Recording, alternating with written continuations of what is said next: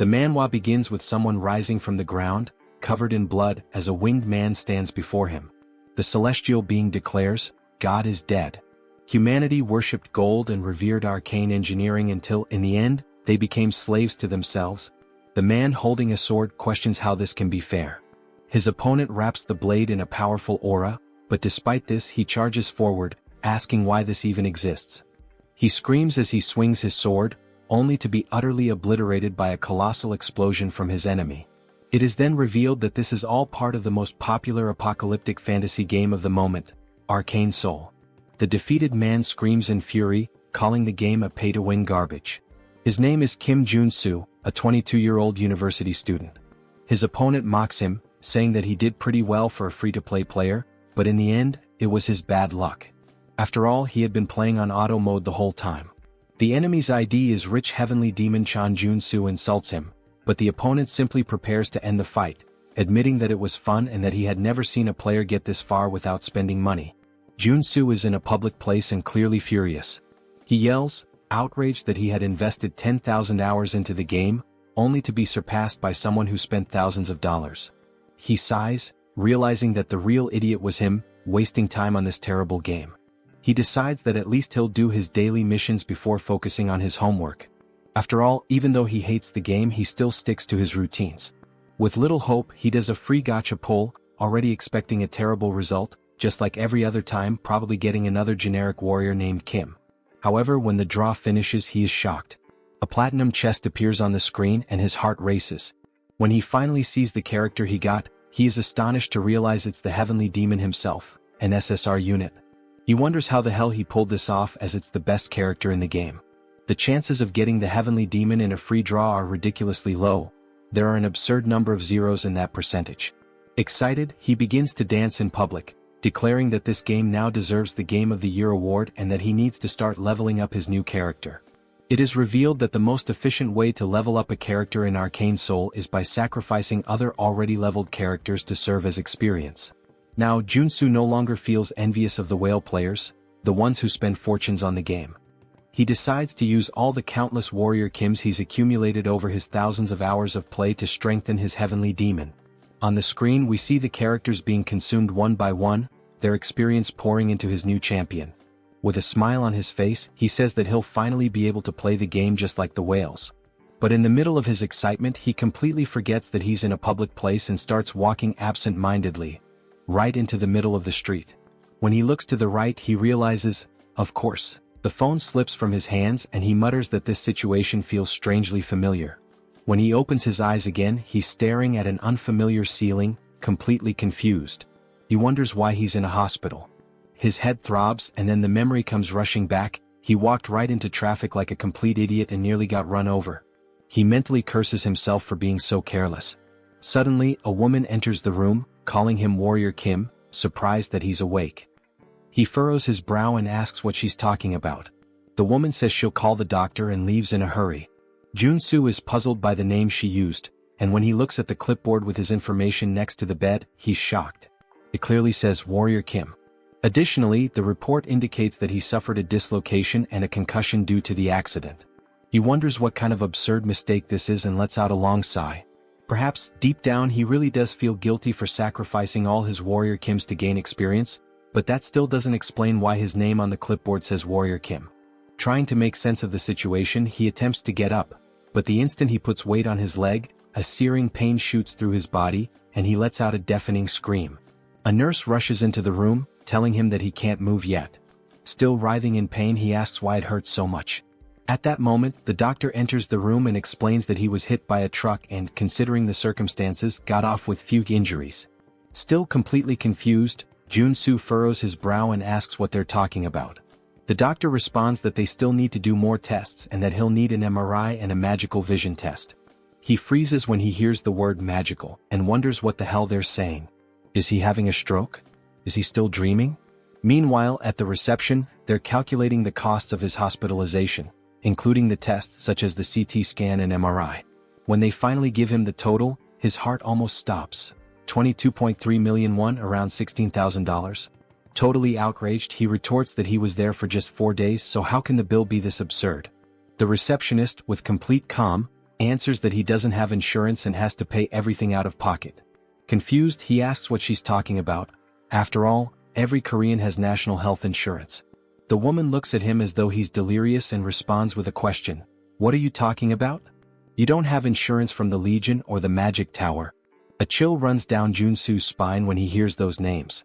He doesn't fully understand what's going on, but those words sound strangely familiar. Legion, Megacorp, Magic Tower, Sacred Order. Then it hits him. These are the 4 factions that dominate Arcane Seoul. The world where God abandoned humanity.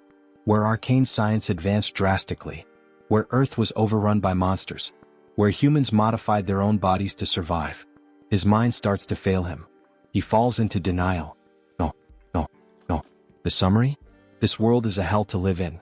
Hours later, he finds himself in a dark alley shouting at the top of his lungs. Why the hell did I end up in this game? He remembers how happy he was when he went to sleep that night, after finally getting the heavenly demon.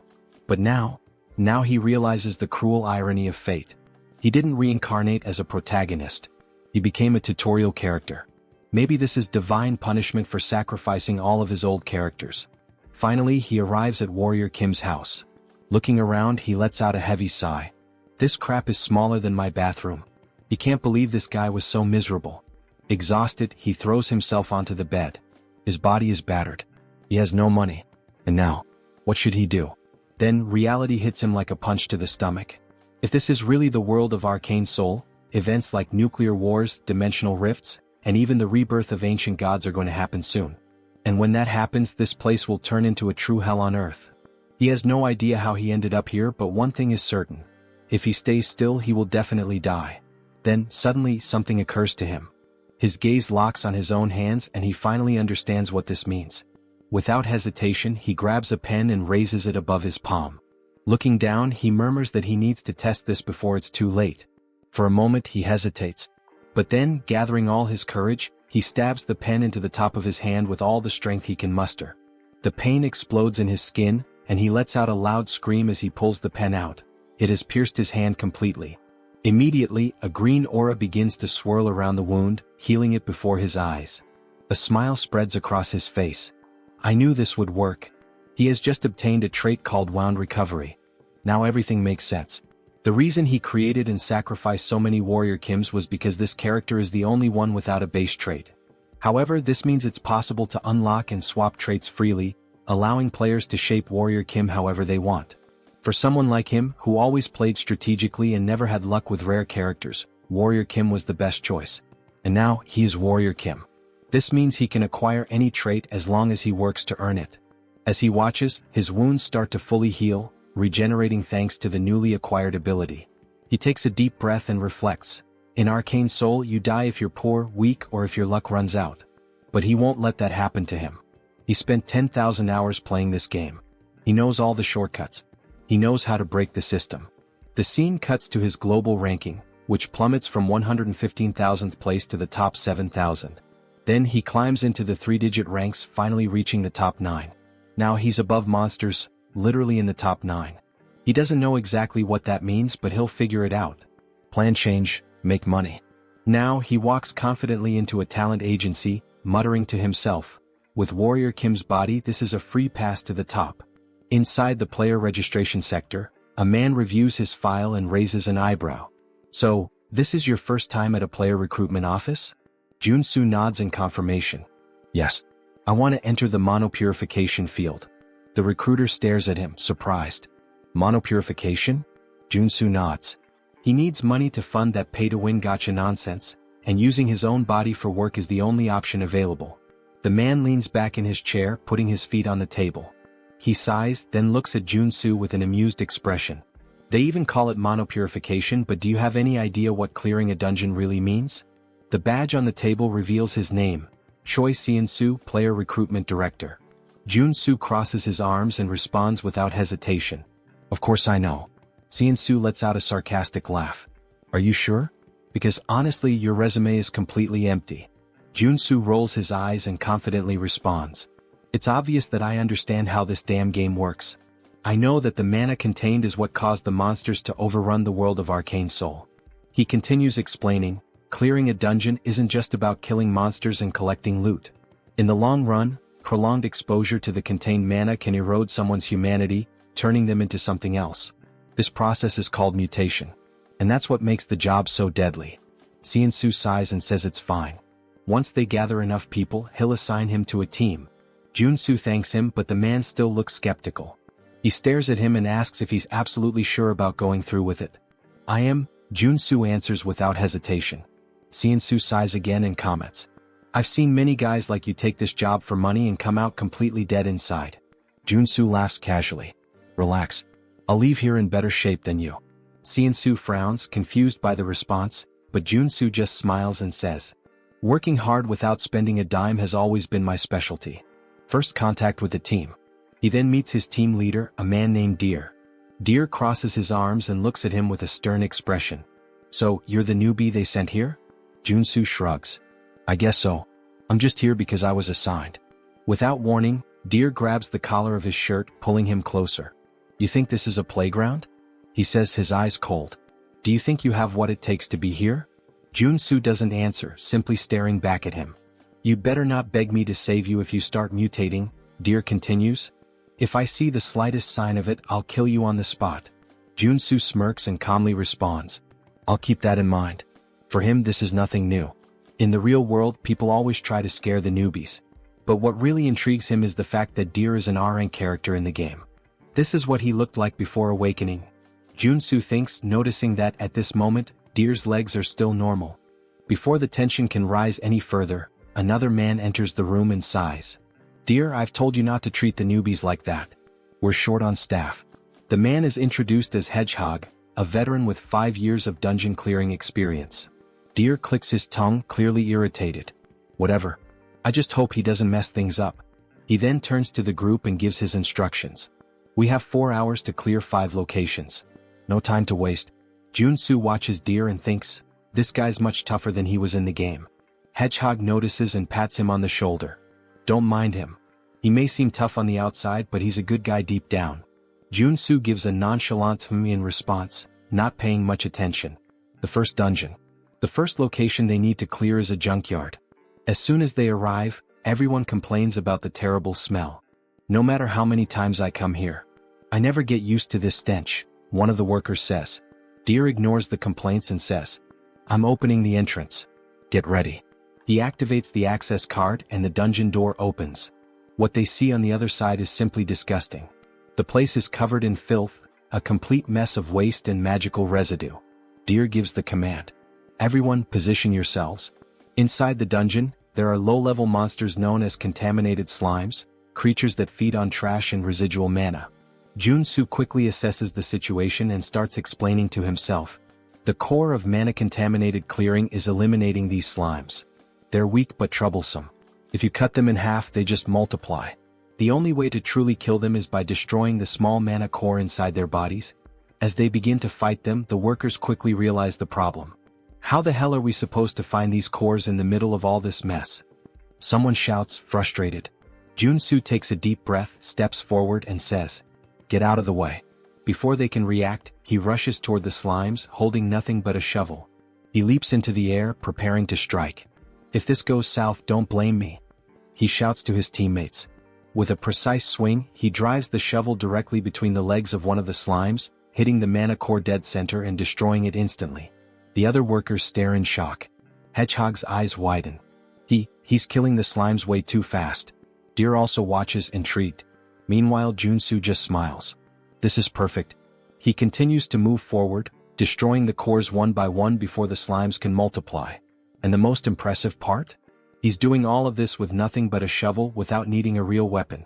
The other workers watch in disbelief as he moves rapidly across the battlefield, crushing slimes as if it's the easiest thing in the world. Is this really possible? One of the workers exclaims. Joonsoo answers with a confident smile. Of course it is. Suddenly the scene cuts to a flashback from 2 days ago. We see Joonsoo crawling on the ground as if searching for something. The curious detail? He's in the middle of a children's playground. Joonsoo looks around and murmurs to himself. It must be around here somewhere. After a few seconds of searching, his eyes finally spot what he's looking for. Found it. He crouches down and picks up a coin from the ground. The moment he holds it in his hand, An invisible notification seems to appear in his mind. Trait acquired, Treasure Hunter. A wide grin spreads across his face. Got it? This is the most important trait for Warrior Kim. Excited, he starts spinning in place, celebrating his achievement while holding the coin like a trophy. Nearby, a mother watching the scene covers her child's eyes and sighs. Just think happy thoughts. Joonsoo doesn't care about the strange looks and continues on his journey to acquire more essential traits. The price of evolution. He learns some fundamental rules while hunting for important traits. Cut to a less glamorous scene. Joonsoo is vomiting into a trash can, his face completely wrecked. That went too far, he groans. The truth is, to acquire a specific trait, he put himself in the middle of Asmongold's room, or at least something as disgusting as it. The notification appears once again. Trait acquired, Contamination Resistance. Joonsoo wipes his mouth, panting. That was the hardest one so far. The logic for acquiring traits in this world works exactly like in the game. If you meet the conditions, it's yours. He opens the mental menu and reviews his abilities, explaining to himself that it's possible to equip up to 6 traits at once, and that he can switch between them at will. Now, thanks to Treasure Hunter, he can see the mana cores inside the slimes, which explains why he's able to eliminate them so easily, even the giant ones. However, another slime is attacking his team, shooting a barrage of sticky slime. Deer gives an urgent warning. Don't let that stuff touch you. But Joonsoo simply walks through the toxic substance without hesitation. Finally, all this work paid off, he comments, satisfied. Thanks to contamination resistance, he feels no side effects from the slime. I personally wouldn't stick my tongue out in this situation. End of shift. The scene cuts to the bus on the way back home. Joonsoo leans against the window, exhausted. Even with all these traits helping me, working all day is still draining. Hedgehog smiles and comments. But thanks to you we finished early today. It was incredible seeing all of that up close. He pauses and asks curiously, are you hoping to awaken like Deer? Joonsoo laughs. No way. I only know how to use a shovel. Military training to blame. Hedgehog whistles. Impressive. As they talk, something strange happens. Small horns begin to grow from Hedgehog's head. Joonsoo furrows his brow. Your mutations are getting worse. You've been exposed to too much contaminated mana. He observes his colleague more closely. You don't look so good. You should rest for a bit. Hedgehog just shrugs and lets out a bitter laugh. I'd rather mutate than face the debt collectors. Joonsoo sighs, understanding his situation better. Now it makes sense why you wanted this job. Not exactly the kind of position people queue up for. 4 days later. A time skip brings us 4 days forward. The work finally comes to an end, but everyone is exhausted. We're done, someone murmurs. The team members are wrecked after days of non-stop dungeon clearing. On the other side, a worker is vomiting uncontrollably, almost doubled over. Joonsoo immediately recognizes him. Hedgehog. I told you not to push yourself so hard. Deer approaches and pats Joonsoo on the shoulder. The only reason you're still in one piece is because you're young. Never thought you'd do your part properly, but good job. Joonsoo gives a faint smile. It was thanks to everyone. But deep down he knows the truth. He only managed to do well because of his traits. He watches Deer, noticing that he's holding up surprisingly well against the exhaustion. For someone at our rank, he's holding strong. Before they can continue talking, a desperate scream echoes through the area. Joonsoo turns to find Hedgehog. Something is terribly wrong. A dark aura begins to form around him. His colleagues look horrified. What's happening to his spine? Deer runs over, his expression turning serious. Hedgehog. Hang in there. Joonsoo understands everything in that instant. Hedgehog is mutating. Deer tries to hold his friend back. Hold on. We need to get out of here. But it's too late. The mutation consumes Hedgehog completely, and his body explodes into pure energy, creating chaos around them. Joonsoo feels the impact and murmurs. Shit. Now this is serious. The battle begins. Hedgehog has lost all trace of his humanity. His silhouette now resembles that of a giant porcupine, and his foaming mouth makes him look like a rabid dog. Joonsoo watches the creature and immediately concludes. He's gone. There's nothing left of Hedgehog in there. If they don't defeat him, no one will walk out of here alive. But there's a problem. All the traits Joonsoo has acquired so far are specialized for monster cleaning. None of them are useful for combat. He struggles to find a way out, but nothing useful comes to mind. The first attack comes directly at him. Joonsoo has no time to react. The strike hits him square in the face, sending him flying like a ragdoll into a wall. He crashes to the ground, spitting blood. The power difference, it's absurd. A new notification appears. Trait acquired, endurance. He smiles faintly, wiping the blood from the corner of his mouth. It's still too early to give up. If he wants to survive, he needs to act now. He quickly opens the menu and starts switching his traits. I need something that will actually help. He selects strength, which will increase his physical power. Mana heart, which will allow him to control his magical energy. And endurance to reduce the damage he takes. Let's see what I can really do. The counterattack begins. Joonsoo finishes selecting his traits. Mana absorption allows him to absorb magical energy directly from the environment. Deep breathing accelerates his mana regeneration, ensuring a steady flow of energy. Finally, the last piece of the puzzle, corruption resistance. Now that his traits are set up, he's much better prepared for combat. Hedgehog charges at him, screaming as Joonsoo activates strength, multiplying his physical power by 10. He swings his shovel back and roars, spinning his body with full force before delivering a crushing blow. The impact hits Hedgehog square on, launching him into the air. Joonsoo feels a flicker of hope. This is working. I can really win this. But then, in midair, Hedgehog starts spinning violently, turning into a deadly ball. Joonsoo's eyes widen. That should be illegal. Hedgehog launches himself at Joonsoo like a projectile, but at the last second he crashes into a rock, losing control and flying back up. Joonsoo yells, completely confused. What am I supposed to do in this situation? He doesn't have time to react. The attack hits him full force, smashing him brutally into the ground. Hedgehog pulls away, laughing, but then his eyes widen as he notices something. From the rubble, Joonsoo leaps out, completely unharmed. Thanks to endurance, his resistance to damage was multiplied tenfold.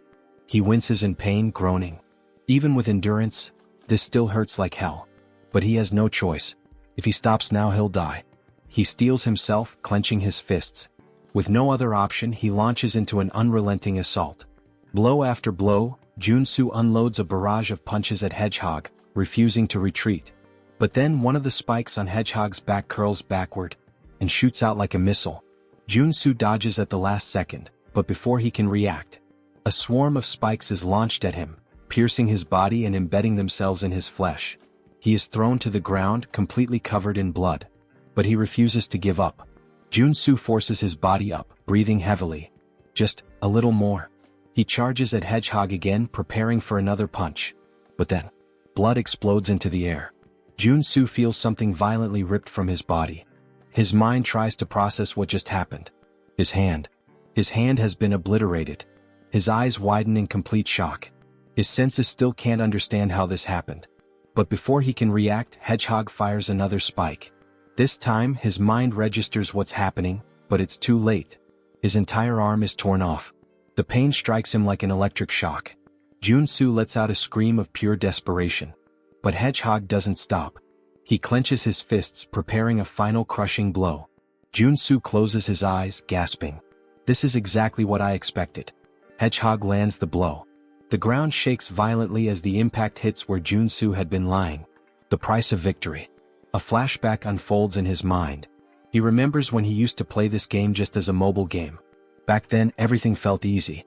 All he had to do was press a single button to defeat monsters. He never stopped to think about what the character felt. He pushed it to the limit over and over under the guise of efficient training. But now he finally understands. He understands the pain. He understands the suffering required to earn even a mediocre trait. And above all, he understands that there is no victory without sacrifice. When Hedgehog looks down, he realizes something is wrong. Joonsoo blocked the attack. His arm regenerated. Before Hedgehog can react, Joonsoo rushes at him with lightning speed.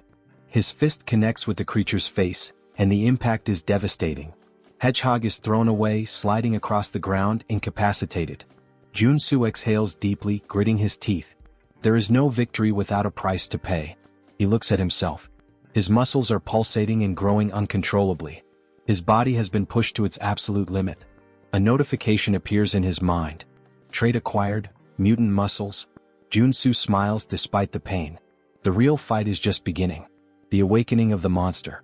Joonsoo's body is still covered in spikes. Hedgehog is thrown against a wall and Joonsoo grins to himself. The reason he had recklessly charged at him with all those attacks was for the trait. By pushing his limits with mana heart and strength, he knew he could gain something greater. And now they merge, activating his new trait, mutant muscles. Hedgehog charges at him again without hesitation. But Joonsoo stands his ground. Everything I've done so far was for this moment. Hedgehog throws a punch. Joonsoo easily blocks it. Then he starts to laugh. This doesn't work anymore. Go ahead, hit me again. Hedgehog snarls and then his fist deforms, sprouting sharp spikes. He lunges forward, slamming the punch directly into Joonsoo's chest. The impact is brutal. Joonsoo is thrown to the ground, his body pierced from all sides. It seems like he won't get up from this. But then, his body begins to regenerate. His organs rebuild. But something feels off. The regeneration is not just healing him, it's transforming him. Hedgehog watches, confused, as Joonsoo unlocks a new trait, mutant body. His arms grow, his structure expands, and his physique now matches Hedgehog's. Joonsoo smiles. Thanks, Hedgehog. I needed this. All of this happened because of you. He moves forward without hesitation. Hedgehog howls and charges straight at him. Neither of them backs down. What follows is a battle of pure brute force. Punch after punch, they exchange blows evenly matched. The monster battle. Nearby, Deer stirs. Dazed, he lifts his head. What the hell is all that noise? His blurry vision clears, and he freezes. A monstrous battle unfolds before him, something straight out of a kaiju movie. His eyes lock on Joonsoo. Wait, that's Warrior Kim? Deer can't believe what he's seeing. A normal human can't fight a mutant on equal terms, can they? Joonsoo and Hedgehog trade powerful punches at the same time, and both are thrown back, crashing to the ground simultaneously. Joonsoo grits his teeth, breathing deeply. This isn't as easy as I thought. Physically, he's now the same size as Hedgehog. But if this keeps going, he'll end up at a disadvantage. The breaking point.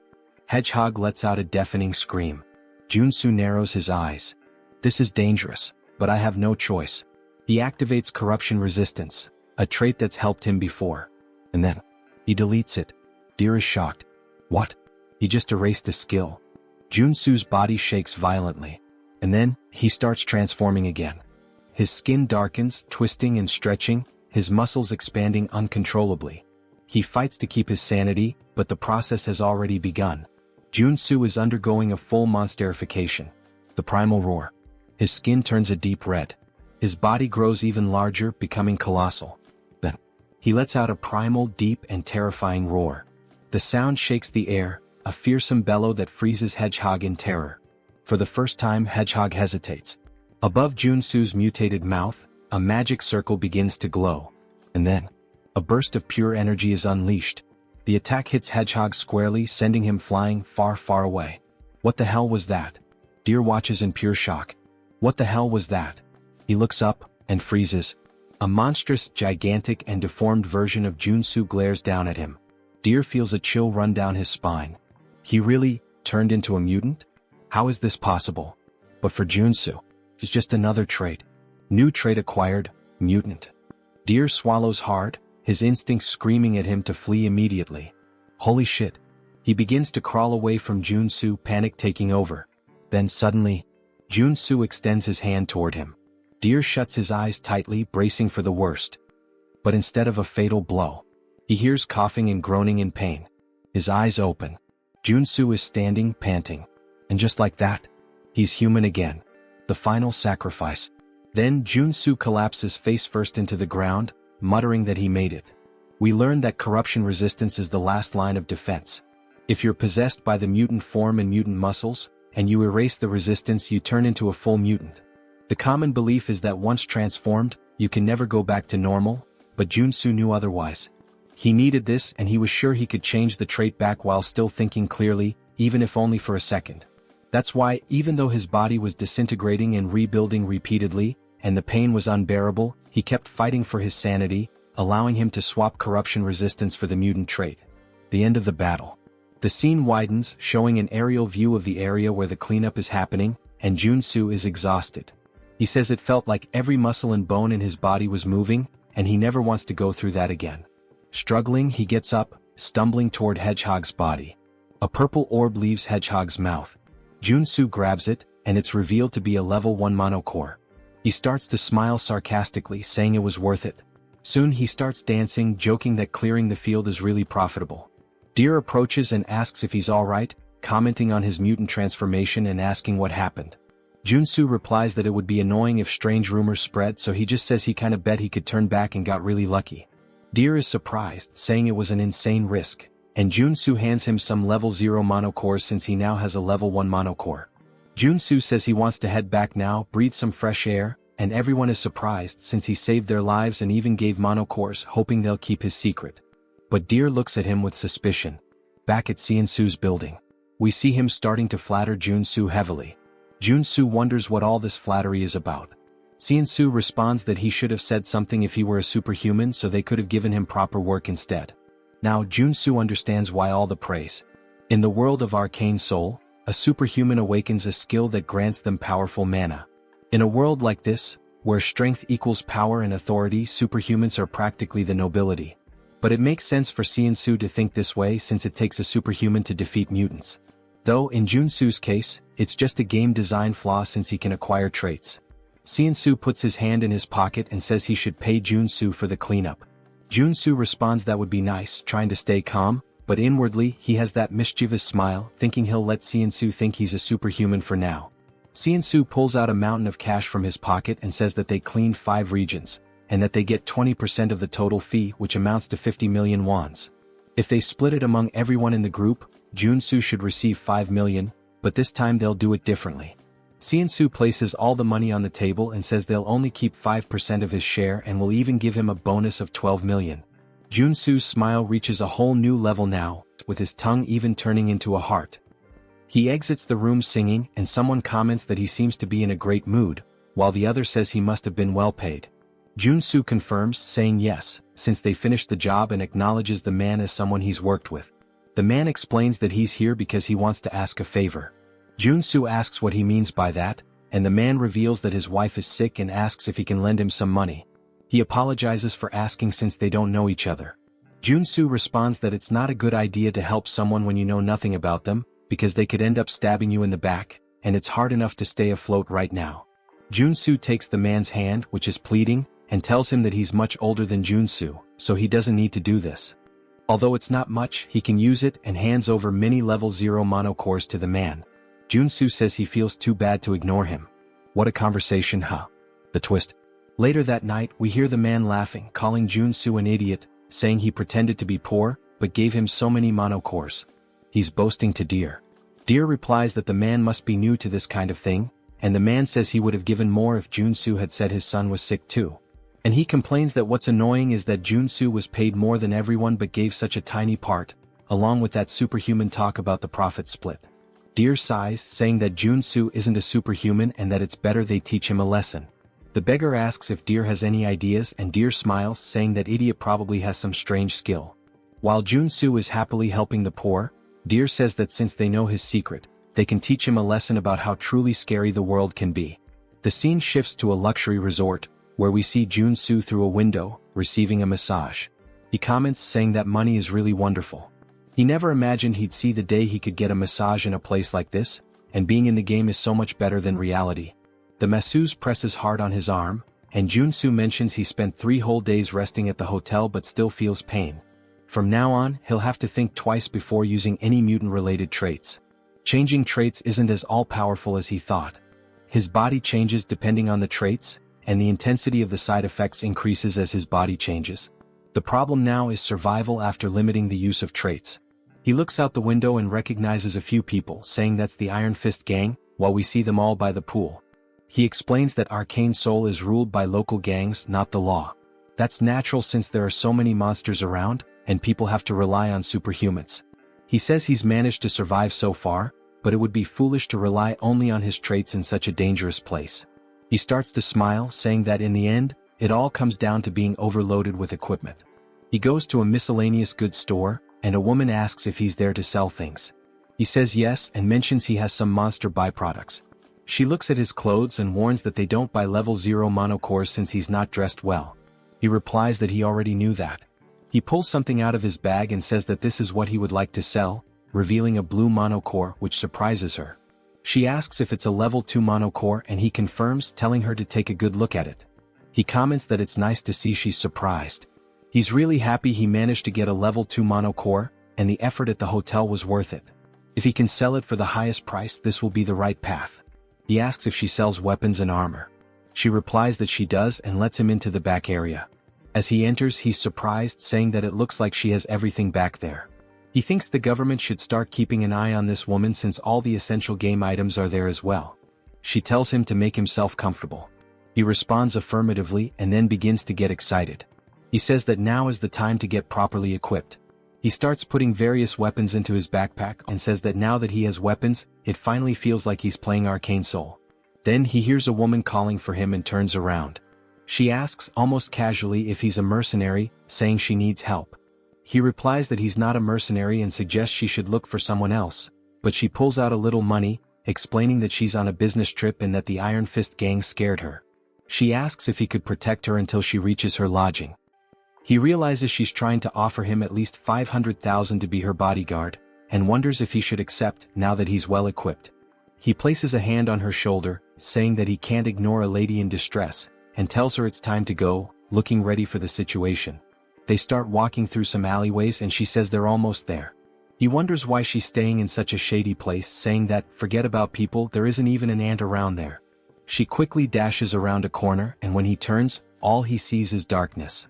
She says they're nearly there and urges him to hurry. He replies that it's too dark and he can't see anything. Then his eyes begin to glow yellow as he acquires the night vision trait, and says that now he can see, but he didn't plan for this. In her hands there's a pistol aimed directly at him, and she remarks that he's a lot more cautious than she expected. He wonders who she is and if all of this was a trap, only for him to turn around and see Deer, who laughs and asks where he thinks he's going. Deer says it's good to see him again like this, asking if he agrees. Joonsoo asks what he did to deserve this and Deer responds that he didn't do anything, he just looks stupid. There's no other reason, calling him naive. Joonsoo lets his weapons drop, immediately rushing to knock the woman down. Deer asks why he would start a conversation just to run away. He tells the woman to shoot him and she fires her gun directly at him, hitting him in the back. He starts falling down the stairs. Then Deer asks, "What the hell?" saying she should have shot him in the leg, not the chest. She responds that it's better than him running away. Deer says, "Damn, I think he's dead. Honestly, I think the guy can just get up, he looks fine." The woman mentions that someone might want to buy his body since he came back from being a mutant. The beggar says it's time to loot his gear now. When Deer looks down again, he says there's no way and they should do this first, only to find that Joonsoo's body has disappeared. They all start wondering where the hell he went, growing uneasy. The street lamp breaks and the beggar is hit in the neck. The rest of them start panicking, wondering what's happening, and Deer says there's no way he's still alive. Joonsoo says that he can't die at the hands of someone who repays kindness with betrayal, and it's a good thing he left the store after putting on the bulletproof vest. Thanks to that, he acquired the trait of playing dead after being shot. Deer looks around in panic, saying he can't see anything since the street lamp broke, wondering where Joonsoo is. Joonsoo suddenly appears behind him, saying he's right there. He says he saved his life, so now he's going to take it, landing a punch directly to Deer's face. Joonsoo punches Deer in the face, sending blood flying everywhere. Deer falls to the ground but instantly gets back up, wiping his mouth. He stands up and kicks Joonsoo, who dodges. Joonsoo says he should be grateful for being saved in the first place, asking if Deer thinks trying to kill the person who saved his life is the right thing to do. As Deer is about to fall to the ground from the attack, Joonsoo tells him to bite the curb and is about to land a kick when the woman shoots her gun at Joonsoo, asking Deer if he's okay.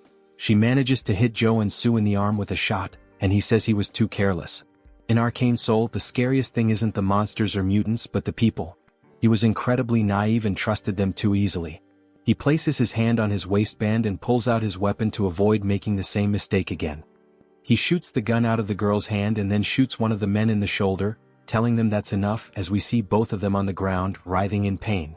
Something bounces off the wall, and Joonsoo turns, thinking he should kill Deer to stay safe, only for Deer to launch a surprise attack.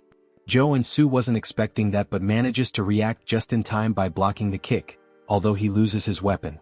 We see that Deer's legs have now transformed, and he's awakened as a level 1 superhuman.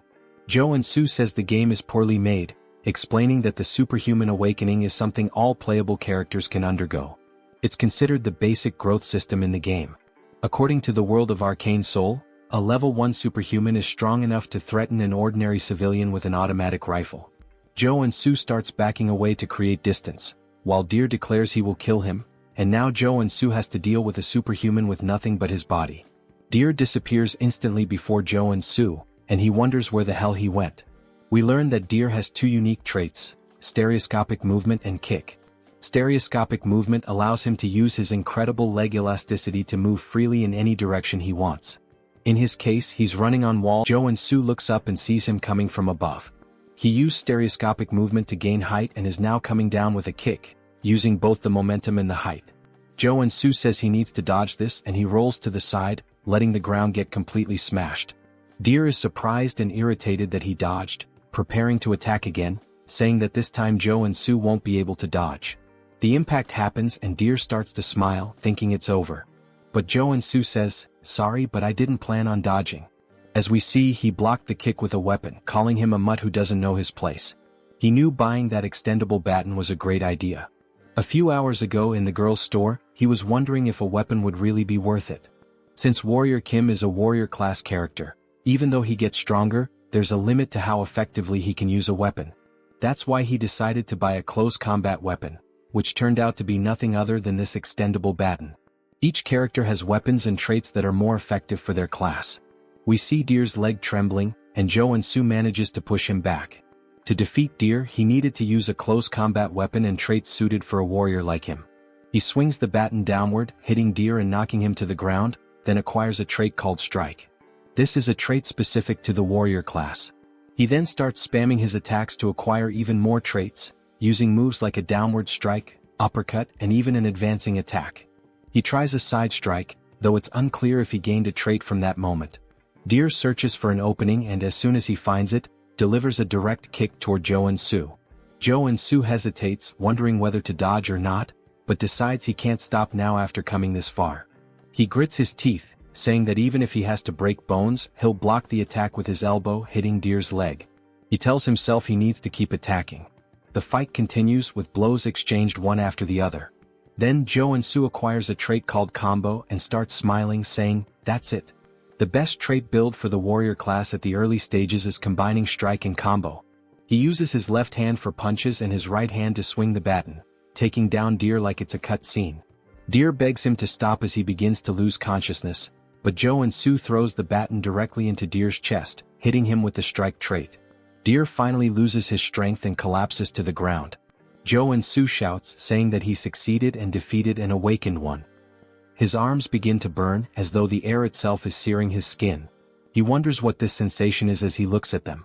His whole body starts to ache as a red aura begins to swirl around him. He says he can feel something about to overflow inside him, thinking he knows what's happening. There's a brilliant explosion from where he stands, and now, with a golden aura surrounding his fingers, he says, "This is the day I learned the cruel truth of the world of Arcane Seoul, and now I am awakened as a level 1 superhuman."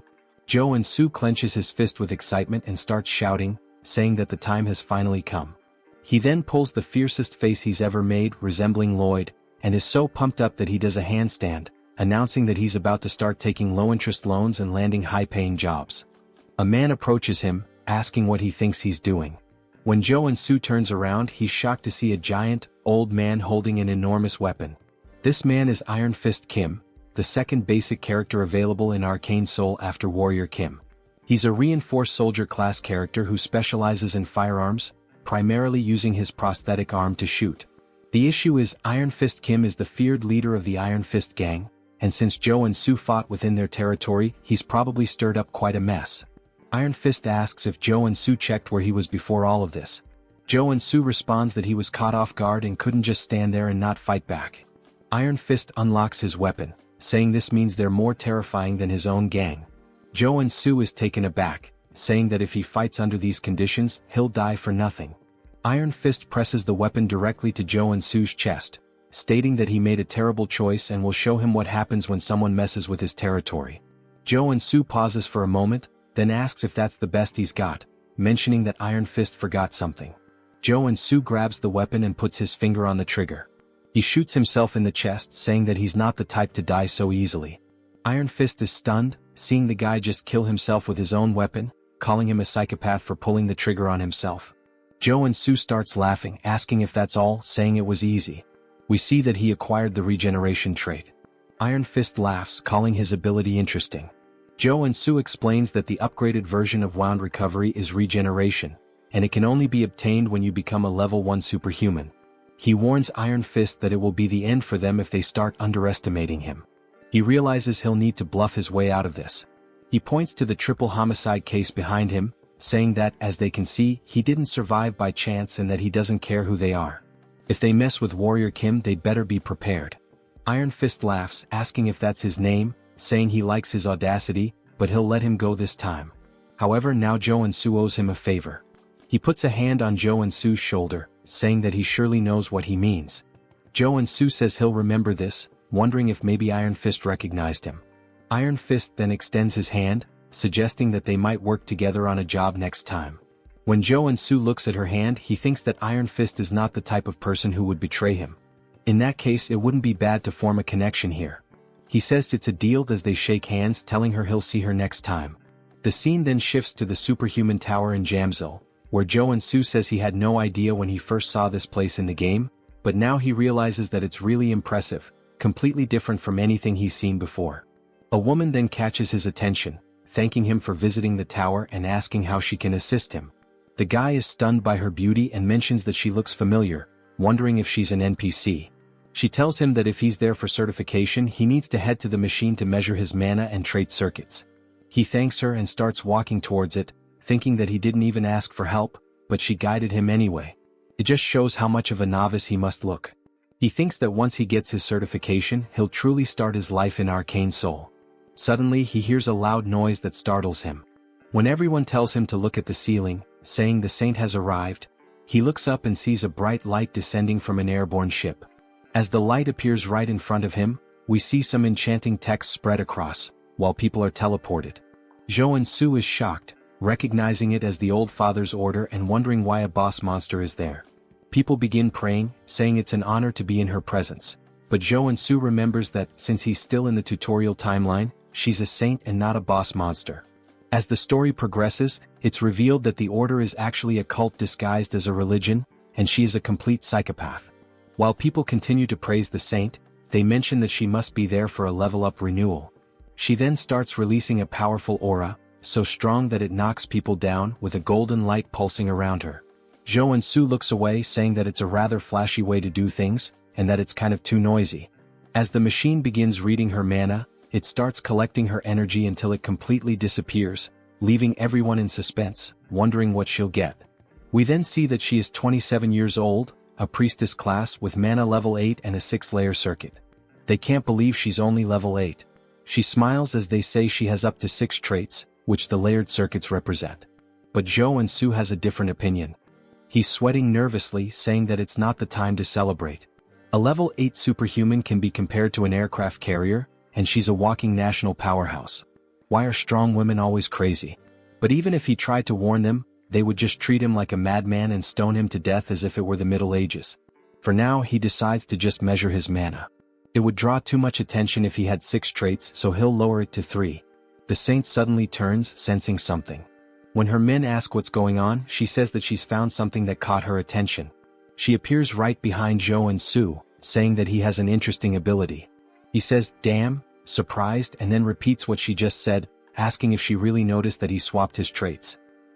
He freezes for a second as the window remains open. Everyone wonders why the saint is talking to him, saying he looks like a normal guy.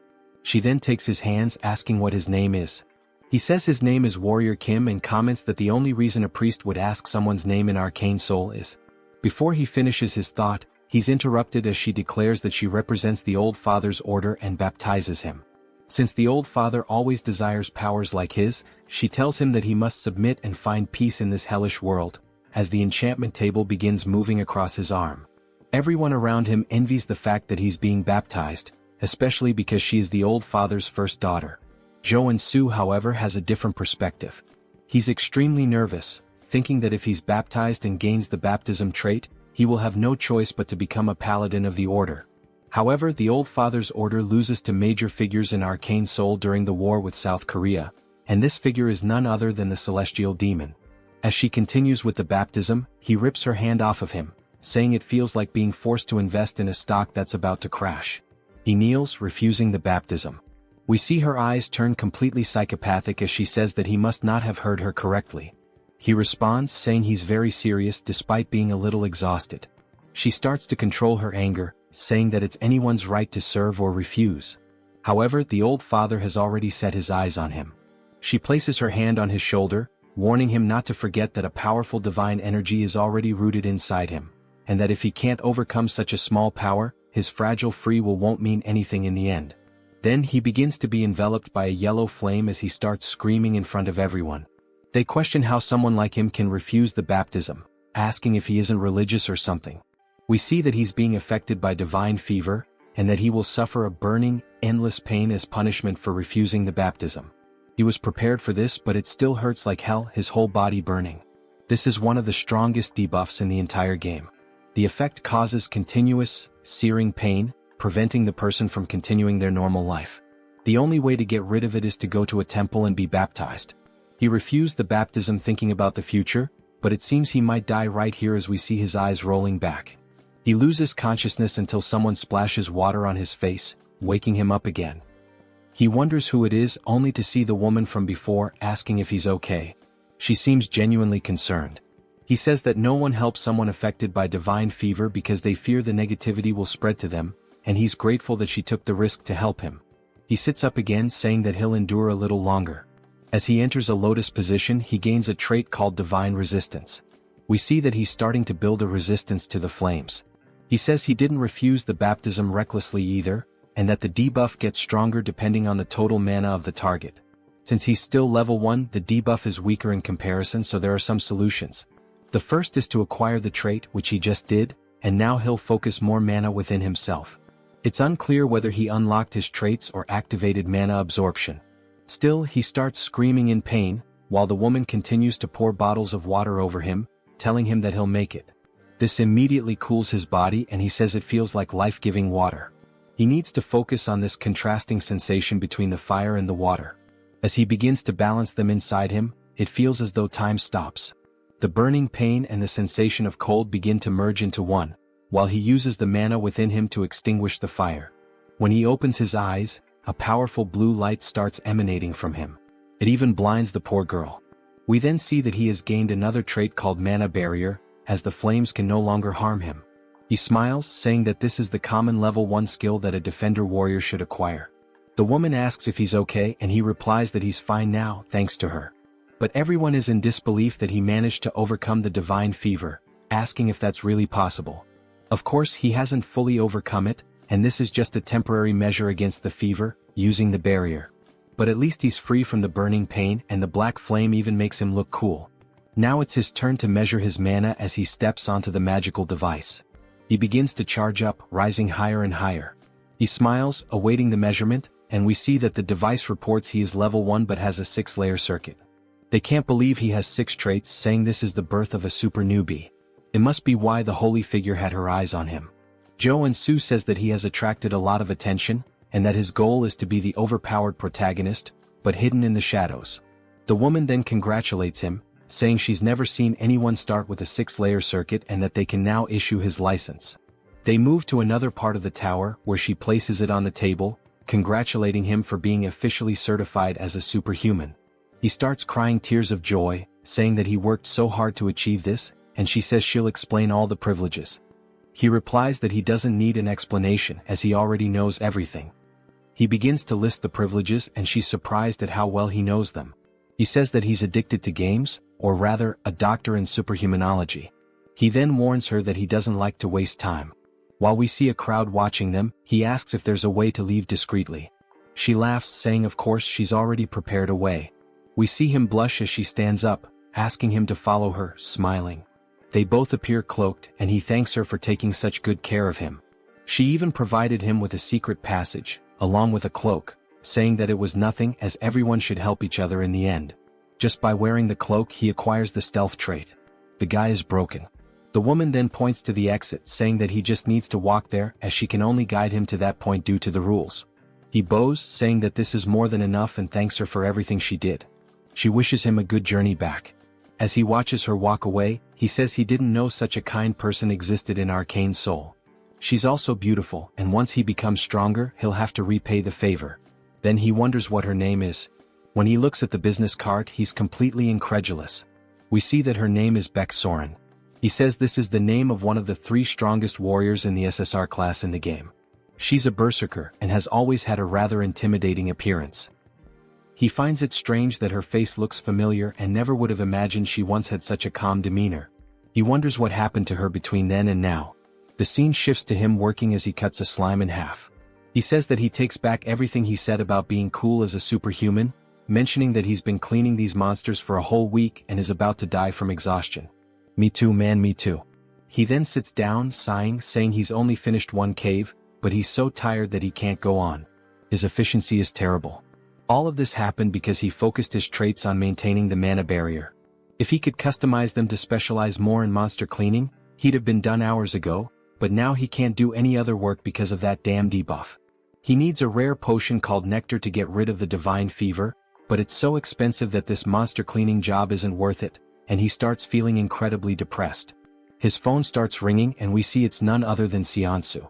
He wonders how many times this guy is going to call him, saying that Seonsu is persistent. Before he can reject the call, thinking he's tired of this guy, an idea pops into his head, and he starts grinning wickedly. At Seonsu's agency, he's thrilled to see him and says he can't believe he managed to overcome the divine fever without being baptized, starting to turn into a big brown noser. Joonsoo says that things have ended like this and asks if Seonsu has found the job he requested. Seonsu tells him not to even mention it, saying it was so difficult because nectar is a medicine that can only be obtained through level 5 or higher requests. Joonsoo says that if he hasn't gotten the nectar, he'll leave, but Seonsu tells him to wait, explaining that it involves their exclusive contract, and he needs to secure it at all costs. And of course he did. Joonsoo starts smiling, saying that since Seonsu is so desperate for a superhuman contract, he knew he would do anything to ensure the request was fulfilled. He then sits back asking what the content of the request is. As Seonsu hands him the paper, he asks if Joonsoo has heard of Security Number 1. Joonsoo says this is the first time he's hearing about it, wondering if it's a security company. Seonsu explains that it's a private military company, one of the top 10 in the sector.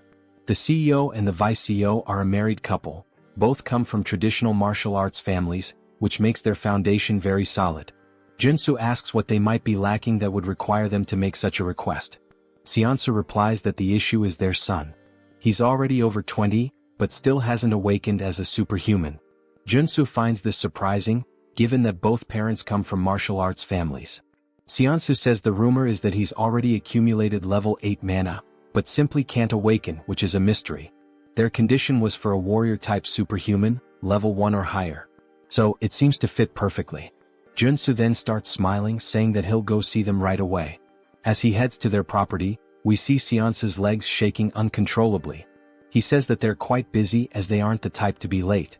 Joonsoo just looks around the house, commenting that it's very expensive. We hear a woman apologizing, saying she's very sorry for making them wait so long. The guy's about to have a heart attack. Finally, we are introduced to them. She says they are the clients. The husband's name is Seo Youngju, and the wife's name is Lee Miria. Seonsu bows, saying it's nothing, thanking them for the time they've spent with them. Joonsoo does the same, saying they must be superhumans of at least level 6, as both have a considerable amount of aura. Youngju sighs and says he can tell this one is weak just by looking at him. Miria tells him not to be like that, and if he's going to act that way he should go back to his room. He sits on the couch, saying he can't do that, and she says he's so stubborn before asking both Joonsoo and Seonsu to take a seat. They thank her, and Miria says that since they've come all the way here, it means they intend to accept their request. Joonsoo says that first he'd like to see the condition of their son, as there might be a special reason preventing his awakening. Youngju bangs his fist on the table, asking if he really thinks he'd share that with a novice like him, and he's absolutely furious. Miria tells him to calm down and apologizes, saying he gets worked up easily about anything concerning their son. She says this isn't something they can tell a stranger, but if he accepts the request, they'll call the son in and explain the situation. They're sure he's also desperately in need of the nectar, as they can tell the divine fever is affecting him. Joonsoo says that if it's a confidential matter, but they know exactly what he needs, it only makes him more certain that he will accept the request. He says he'll accept it and asks them to call the son in. While they do, he opens the door. He introduces himself as a Woojin. Joonsoo says it's a pleasure to meet him and shakes his hand, noting that he doesn't feel any mana coming from him. Then he notices something and tells the guy that his cloak is really cool. The guy responds that it's more than he deserves, but he always wears it with gratitude. Joonsoo says he imagines he needs it to seal his mana. The entire family is surprised and Joonsoo smiles, saying that the moment he saw the gloves he was sure of it. Although it's a matter involving a noble family, he deliberately set the conditions for a level 1 superhuman and used the nectar debuff to summon him. He was baptized under the order of the old father. The reason their son couldn't awaken is because he rejected the baptism and sealed his mana to avoid the divine fever. While they couldn't announce this publicly and were struggling with the situation, they must have heard the recent rumors about him overcoming the baptism. So they decided to seek him out. Woojin is extremely impressed and starts acting exaggeratedly, saying that no further explanation is needed. He almost thought Joonsoo was the protagonist of a detective novel. Joonsoo says that he's watched enough Detective Conan in the past and that there's nothing to fear, since he also knows the future. The moment he saw the photo he understood everything because in the future, Woojin becomes the vanguard paladin of the old father's order. He rejected the baptism and resisted, but when his parents lost their power, he gave in and joined the order to help the family. Yeongju then approaches, calling him sir and asking if there's any way for their son to avoid the baptism. We see everyone looking at him with puppy dog eyes. Joonsoo remarks that he was so arrogant just a moment ago, but now he's acting all polite, saying that of course there's a solution. He says that since he's spent 10,000 hours in Arcane Seoul, it's obvious that he knows how to handle this. He places a hand on Woojin's shoulder, saying that he understands the pain he's feeling because he's been through it too, and that he'll get him out of this situation. Woojin begins to cry and hugs him, while Joonsoo says it doesn't matter whether she's a saint or not. She tried to pull him into some low-level cult, and now his future subordinate is by his side, showing yet another expression of loyalty. He then starts pushing Woojin away, saying that before they proceed, he'd like to add a condition. Yeongju asks what he wants. Joonsoo says that since the difficulty of the request has increased, it means he should be entitled to something more. Miria agrees, saying it makes sense because now it's not just about awakening their son, but about overcoming the divine fever. They'll do whatever it takes if he can cure their son. Joonsoo says that as an additional condition, he'd like them to teach him the sword capable of breaking mountains. Both are surprised by this request. While Joonsoo smiles, Woojin looks scared. Seonsa strikes the "oh, I'm in danger" pose. It's not Yeongju but Miria who steps forward, releasing a strong aura of murderous intent, saying that he surely understands what he just asked for. He looks up, startled, wondering what's up with her murderous aura. It's far more terrifying than her husband's. He realizes she would be furious because the sword capable of breaking mountains. He explains that people might doubt his decision to learn swordsmanship in the 21st century, but in Arcane Seoul, it's a different story, where strength equals authority. As we see a woman slicing through a tank with a sword, he explains that a superhuman swordsman can easily destroy modern weapons, and high-level martial arts are traded for fighter jet squads. If a level 1 superhuman learns and continuously trains in the sword capable of breaking mountains, they can easily reach level 4, which is essentially a cheat code for the early game. He recalls that it was said that only elites could learn this technique, and he wonders if he has crossed the line. He tells her that he would only ask for this as an exchange if he truly completes the request. Woojin then calls her, which snaps her back to reality, and she stops releasing the murderous intent. She says it's fine, and if he succeeds she will give him a memory chip containing the sword, along with the nectar. Joonsoo is surprised that it actually worked, and he thanks her while once again showing his sinister smile. He thought she was going to kill him but now he might be able to get the sword, which is great. She tells him that if he fails, both she and her husband will be genuinely disappointed, even angry. He responds that that won't happen, and that they should start as soon as possible. As we see them heading towards a warehouse, Miria says that a room with a mana focus circle and 200 intermediate grade mana potions have all been prepared, just as he requested. He says that should be more than enough, and that he would prefer to be alone with the patient during the treatment. She apologizes for what happened earlier, explaining that Woojin was forcibly baptized before he even had a chance to start school. He never got the chance to make friends, let alone go out as a family. He had to suffer being forced to stay in his room. It seems that she was being overly sensitive due to the situation, so she will trust him completely now. Joonsoo comments that everyone had to suffer because of the saint's trap, and Woojin tells his mother that it's okay. Joonsoo notes that in the game, Woojin ends up opposing his family, even though they were the reason he joined the order. It makes sense that he became so cold in the future, but he feels sorry for them. He says that he will succeed at any cost, and now that it's just the two of them they can begin. We see Woojin trembling and Joonsoo tells him to take it easy, asking what he's afraid of. Woojin replies that he thought Joonsoo was going to torture him, forcing him to awaken using electric shocks or something like that. Joonsoo asks what the hell they've done to him so far, and explains that the general treatment for curing divine fever is to drink nectar after awakening. However, since he had too much mana in his body, the divine fever was so severe that he couldn't awaken, and he failed. Joonsoo then tells him not to worry but to remember one thing. Everything he sees today is a secret. Joonsoo says he's about to begin. First, he needs to expand the mana barrier to its absolute limit. Then the barrier will weaken. As we see the divine fever starting to consume Woojin once more, he removes the caps from the healing potions, pouring them into his throat, saying that now is the time. Woojin is confused as the cycle repeats relentlessly, and he continues drinking the potions. He comments that it tastes awful. After several bottles fall to the floor, he finally acquires the drug addiction trait. The damage taken and mana consumption increase, but the effects of the drugs are amplified. He says that now, if he focuses on the mana shield with the drugs, he can level it up, transforming it into an area shield. After configuring the shield around him, he wipes his mouth, saying that the divine fever has been completely expelled from the barrier. Woojin says that was amazing, and Joonsoo responds that it's still too early to be impressed, asking him to take off the glove. Woojin is confused, asking if he heard correctly, and Joonsoo explains that he needs to push his hand through the barrier, and then he just needs to grab his hand. Woojin says that the two divine fevers will create a resonant reaction. Joonsoo begins to step out of the barrier while the divine fever starts to burn him again. He says that the pain will be bearable as he stays inside the barrier, and asks him not to question why, just follow the orders. Woojin's heart starts to race because it's the first time he's taking off the glove since he was baptized. He places his hand through the barrier and it starts to burn intensely. It's even more painful than Joonsoo's divine fever, even though it's only his hand. Joonsoo wonders how much mana this guy has in his body, to the point of being terrifying, but he grabs his hand because there's no other choice. Then he experiences one of the most unbearable pains he's ever faced, as if his entire body is burning.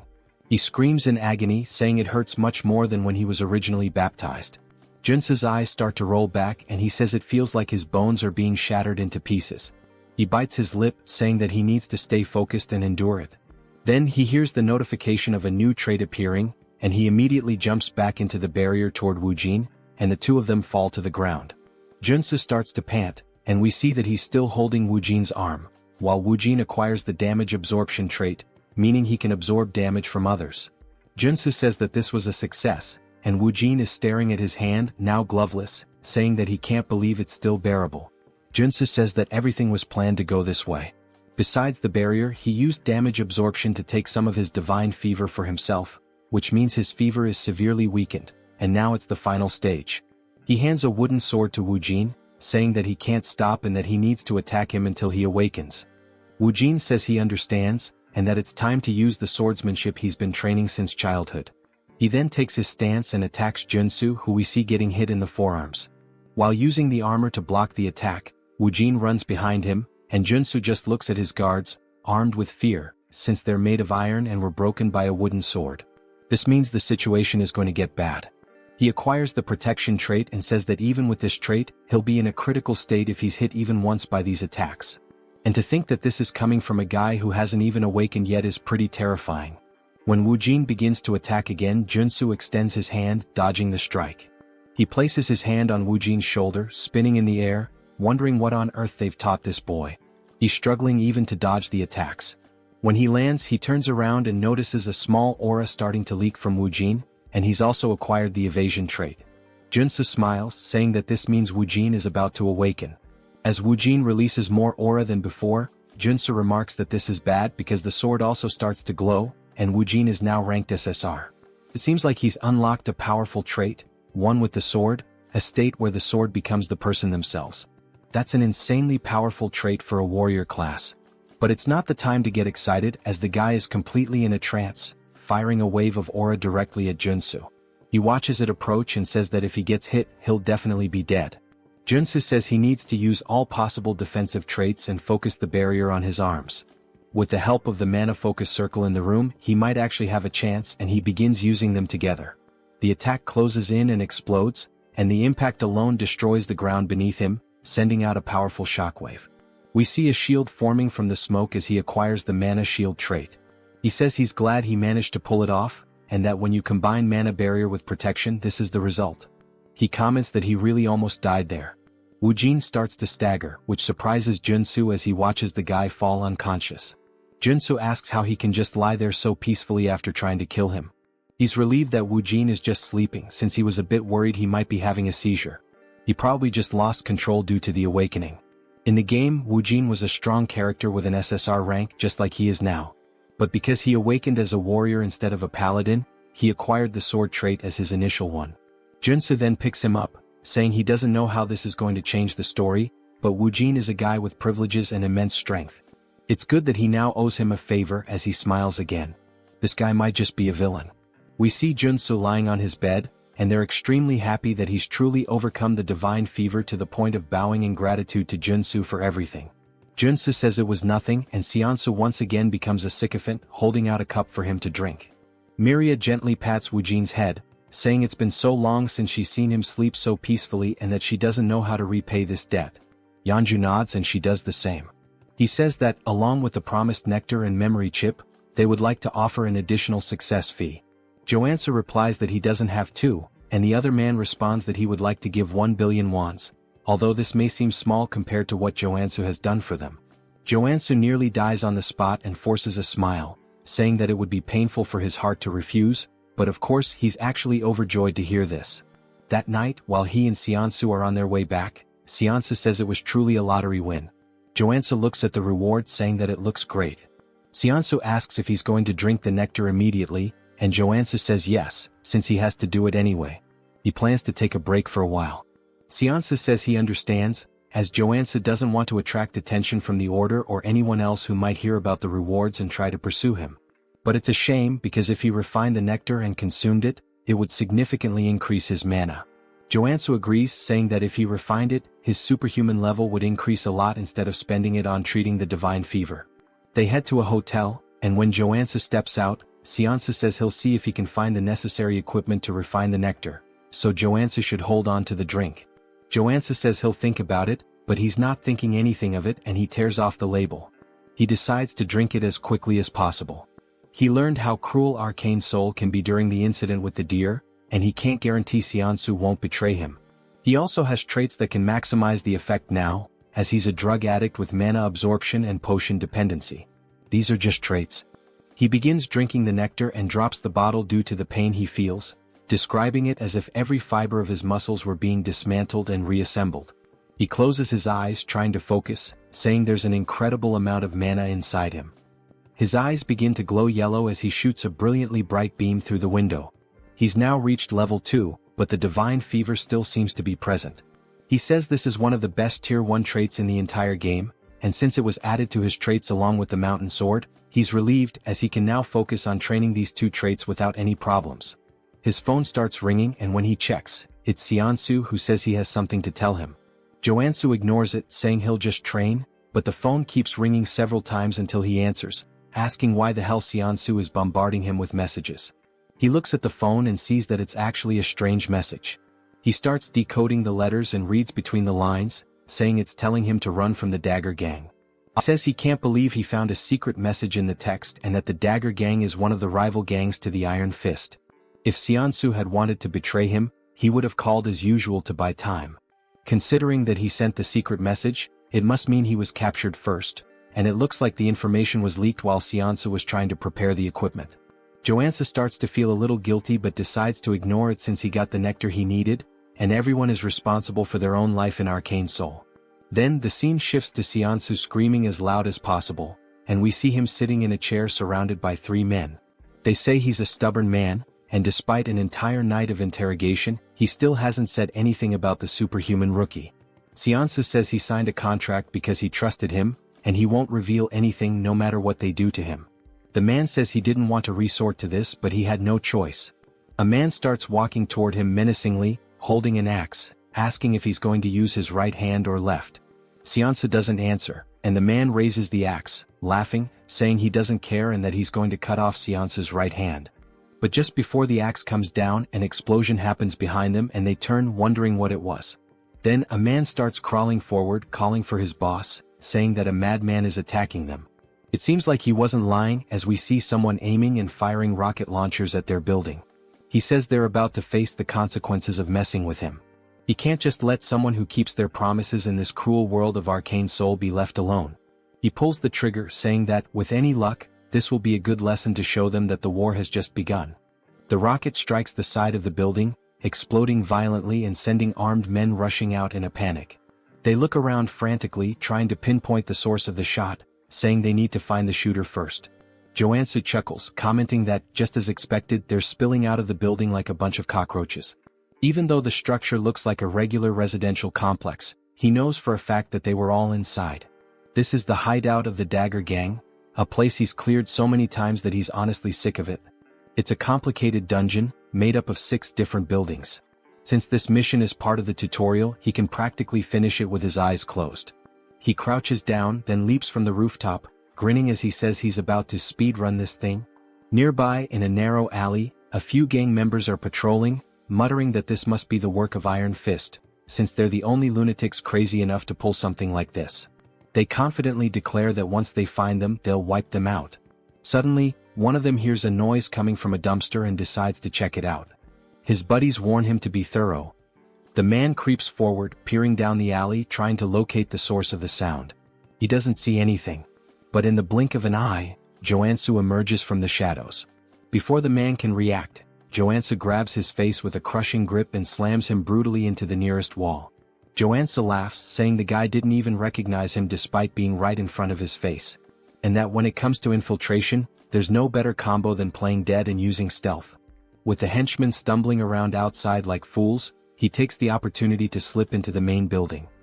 He lifts the lid of a dumpster and begins descending a hidden staircase, commenting that this is one of the gang's secret entrances. Moving swiftly and silently through the corridors, he takes pride in the fact that he's avoided combat so far. Pressing forward, he notes the gang's unusual obsession with hostages. He remembers that the boss's room is on the 5th floor, which means he still has a long way to go. Because of that, he decides to advance as stealthily as possible, making sure no one notices him. Suddenly, the building's loudspeaker crackles to life, blaring an urgent announcement. Enemy infiltrated the building. All members, arm yourselves and assemble at the rendezvous point immediately. Joonsoo stands before a door, murmuring to himself that he needs to make a decision. If he exits through here, he'll be in the lobby, which is the most efficient route. The central staircase leads directly upstairs. However, there's a problem. Now that the gang has detected an intruder, they've barricaded the lobby to create a defensive line. The moment he opens the door, he'll be shredded by gunfire. Even so, he decides to press forward. A wicked grin spreads across his face as he steps directly into the middle of the enemy formation. Without hesitation, he pulls a Gatling gun from his inventory and unleashes hell. Chaos erupts. The enemies panic, scrambling to retaliate, but the front line is obliterated under the relentless storm of bullets. The rear guards manage to recover and open fire on him. Joonsoo decides he's had enough of this game. He pulls the pin on a grenade and tosses it. The gangsters freeze, watching in horror as the grenade arcs through the air, before detonating right in their faces. Laughing, Joonsoo ducks back behind the door, muttering that stealth was never his thing. Then, lowering his gaze, he reveals a fistful of explosives, grinning as he says he knew one grenade wouldn't be enough. Without hesitation, he hurls 8 more into the room and slams the door shut. Screams of terror echo from the other side. Joonsoo simply smirks. "Hope you guys enjoy the show," he muses. Moments later, silence. Stepping back out, he surveys the scene. Bodies litter the ground. He wonders if he managed to wipe out the entire group in one go, but he knows better than to lower his guard. And sure enough, as if on cue, one of the enemies suddenly staggers to his feet, gun raised, screaming that Joonsoo is going to die. Joonsoo watches calmly. Then, at the very last moment, he sidesteps the shot. A notification pops into his mind. New trait unlocked. Sensory awareness. He chuckles. This was exactly the trait he needed from this dungeon. And now, there's not much left to gain here. Joonsoo stares down the enemy, letting out a cold, sharp laugh before stating flatly that the only one dying here is him. The only sound that follows is the man's scream, cut short by dead silence. When the scene is revealed, a bullet hole is cleaned through the unfortunate man's skull. With the henchman out of the way, Joonsoo announces that it's time to move up. He may have reached the 4th floor without much trouble, but he knows the real danger begins now. The fourth floor houses the gang's gambling den, and directly above it on the fifth floor is the boss's room. Moving cautiously, he edges toward a corner and peeks around, expecting enemies. But to his surprise, there's no one there. His brow furrows. Keeping his guard up, he advances to the game room's door and carefully pushes it open. Empty. Something's wrong. He can feel the air itself thick with danger. At that moment, a notification flashes. New trait unlocked. Focus. Suddenly, a sound from above catches his attention. He snaps his gaze upward. It's not an enemy. It's a drone. And worse, it's dropping a grenade. His eyes recognize it instantly, a flashbang. The grenade detonates. For a moment, Joonsoo is left blind, deaf, and completely vulnerable. Taking advantage of the opening, a man bursts from one of the side rooms, sprinting toward Joonsoo from behind, knife raised high. The impact lands. The attacker laughs, convinced he's caught a rat in a trap. And just like that, the boss of the Dagger Gang makes his entrance, a level 2 assassin named Tung. But Joonsoo remains unfazed. He smirks and tells Tung he really shouldn't be so excited. Tung, confused, notices something's wrong. His blade didn't pierce. What? Why the hell didn't it go through? He instinctively steps back, creating distance, still struggling to process what just happened. Joonsoo eyes his stance and scoffs. Who's the real rat here? He mocks. You sure it's not just your own insecurities talking? Joonsoo hadn't expected the gang boss to show up on the fourth floor. That complicates things. This wasn't in the original game. But even so, he had anticipated the attack pattern. The flashbang was part of a chained ambush triggered as soon as the player stepped into the boss room. If he hadn't unlocked sensory awareness and focus before this point, he would have walked straight into the trap. Tung may be a skilled assassin, but Joonsoo knows that the key to defeating him is to predict where the attacks will come from. Tung, in disbelief, asks how Joonsoo managed to block his ambush. Joonsoo simply smiles and replies that it's the bare minimum. Without wasting any time, he draws his blade and warns Tung that he's going to regret picking him as a target. He moves swiftly, launching an attack, but Tung dodges at the last moment. In the blink of an eye, the assassin disappears and reappears behind him. You're acting pretty tough for someone so slow, Tung taunts. Tung throws a dagger directly at Joonsoo. He notices the movement, spins his blade, and deflects the projectile in midair. As expected from an assassin. You're damn fast, Joonsoo acknowledges. He quickly realizes that the dagger was enchanted with poison. One simple touch and it would be lethal. The longer the fight drags on, the worse it'll be for him. Tung grins maliciously.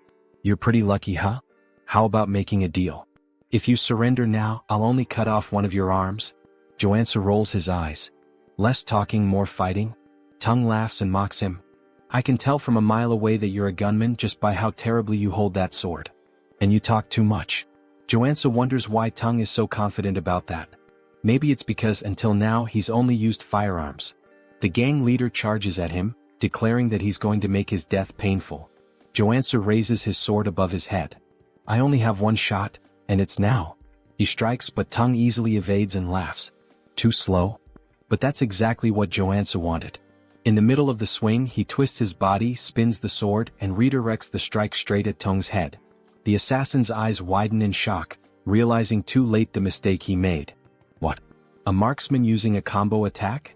Tung falls to the ground but manages to block the blade at the last moment. Joonsoo smiles, shaking his head.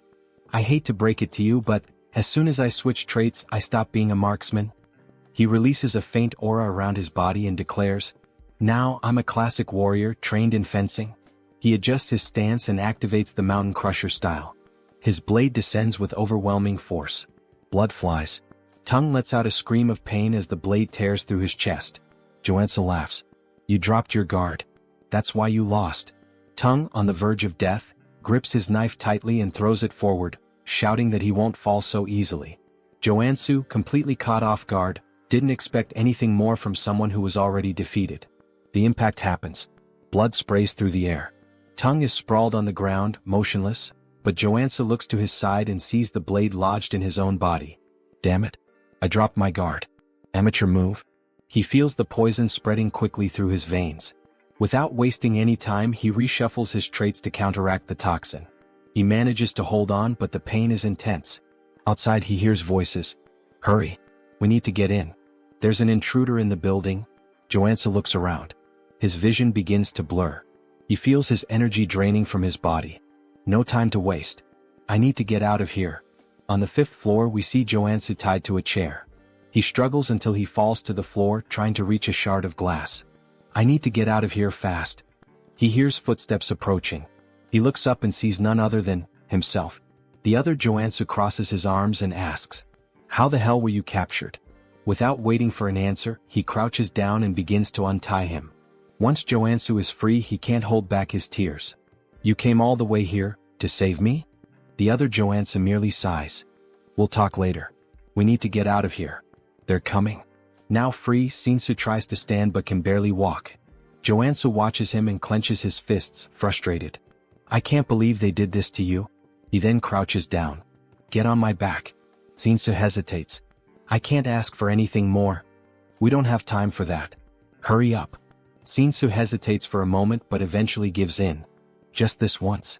He climbs onto Joonsoo's back, apologizing for the inconvenience. Joonsoo, however, is surprised by his loyalty. "I thought this world was a hell where I couldn't trust anyone, but I guess I was wrong." Back in Joonsoo's office, Joonsoo devours healing soda bottles one after the other, trying to purify his body. After a while he finally smiles. "I did it, poison resistance. That took hours." Joonsoo says, bringing even more bottles. "Drink as much as you need." Joonsoo grabs one last bottle and refuses the rest. "That's enough. I got the trade I wanted." Joonsoo lowers his head. I can't apologize enough. It looks like information leaked while I was preparing the nectar. I shouldn't have trusted my employees." Joonsoo just smiles faintly. "Relax. In the end, I drank the nectar anyway." Joonsoo is shocked and asks why he did that. Joonsoo responds casually. "If I hadn't drunk it, I never would have been able to save you." Joonsoo starts to feel incredibly guilty.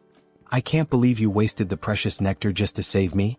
Of course, that wasn't the real reason, but Joonsoo prefers he thinks that way. Suddenly, someone starts banging loudly on the door. Joonsoo panics. Is it the Dagger Gang? What do we do? Joonsoo smiles. Let's welcome them. He opens the door and to Joonsoo's surprise, it's not the Dagger Gang standing there, but the Iron Fist Gang. The leader of the group looks at Joonsoo with a half-smile. "It was about time I got here." He crosses his arms. "I knew you weren't an ordinary guy, but I never imagined you'd wipe out the entire Dagger Gang. What do you want from me?" Joonsoo reflects for a moment. "Well, it's my turn to receive the reward for cleaning up this tough mission." He begins to explain how the two gangs hated each other and were constantly fighting over territory. In the game, the tutorial required the player to annihilate the Dagger Gang by helping the Iron Fist Gang take the building. As a reward, the rival gang offered various advantages. But now Joonsoo is struggling with an internal dilemma. Iron Fist asks, "Do you intend to create your own organization?" Joonsoo shakes his head. "That's not my style. I called you here to tell you that you can have the entire area that used to belong to the Dagger Gang." The gang leader is surprised. "You don't want anything for yourself?" "I prefer to work alone and have no intention of getting into the crime world. This is the best deal I can offer." Iron Fist ponders. "Such a deal has no drawbacks for me. Compared to the debt I had before, this feels like a bonus." Joonsoo laughs. "Looks like we're on the same page." Now that Iron Fist has the territory, Joonsoo finally makes his request.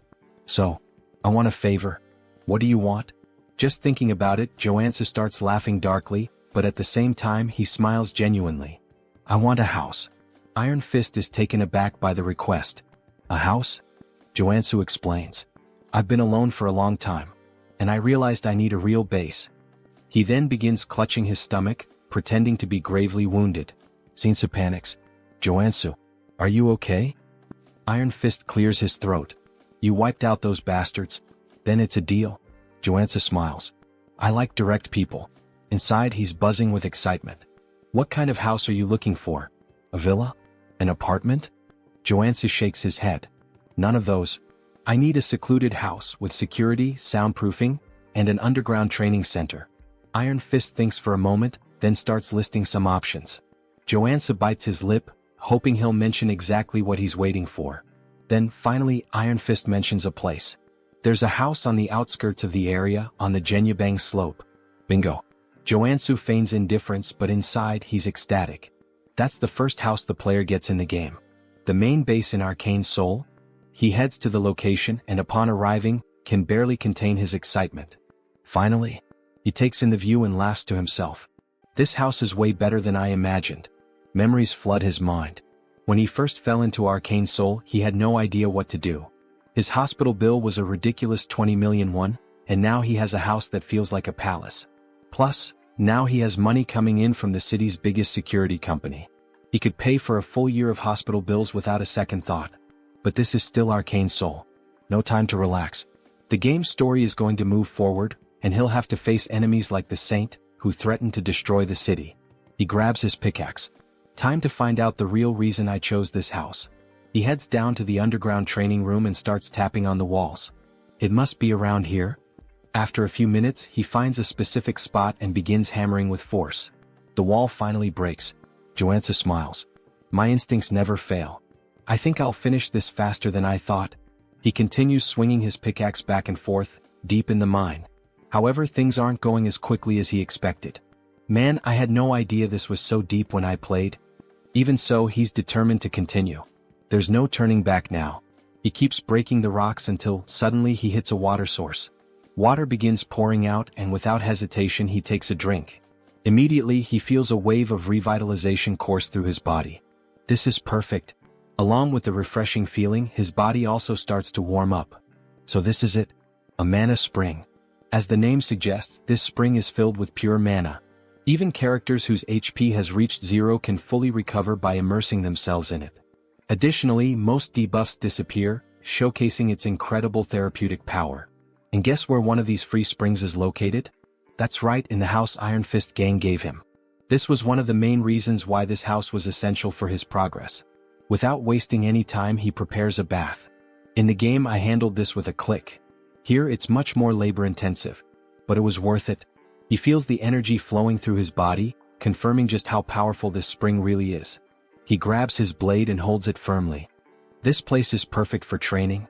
Here he can fully heal whenever he runs out of energy. So there's no excuse not to give his absolute best. 2 weeks pass. Throughout this entire time, he's been locked in the training room. Now he can activate the black flame whenever he wants while wielding the Mountain Breaker sword. He lifts his blade and strikes downward. Mountain Crusher. In a fluid motion, he moves into the second stage. Mountain Divider. Finally, he finishes with the third stage. Mountain Piercer. With a precise strike, he drives his sword forward.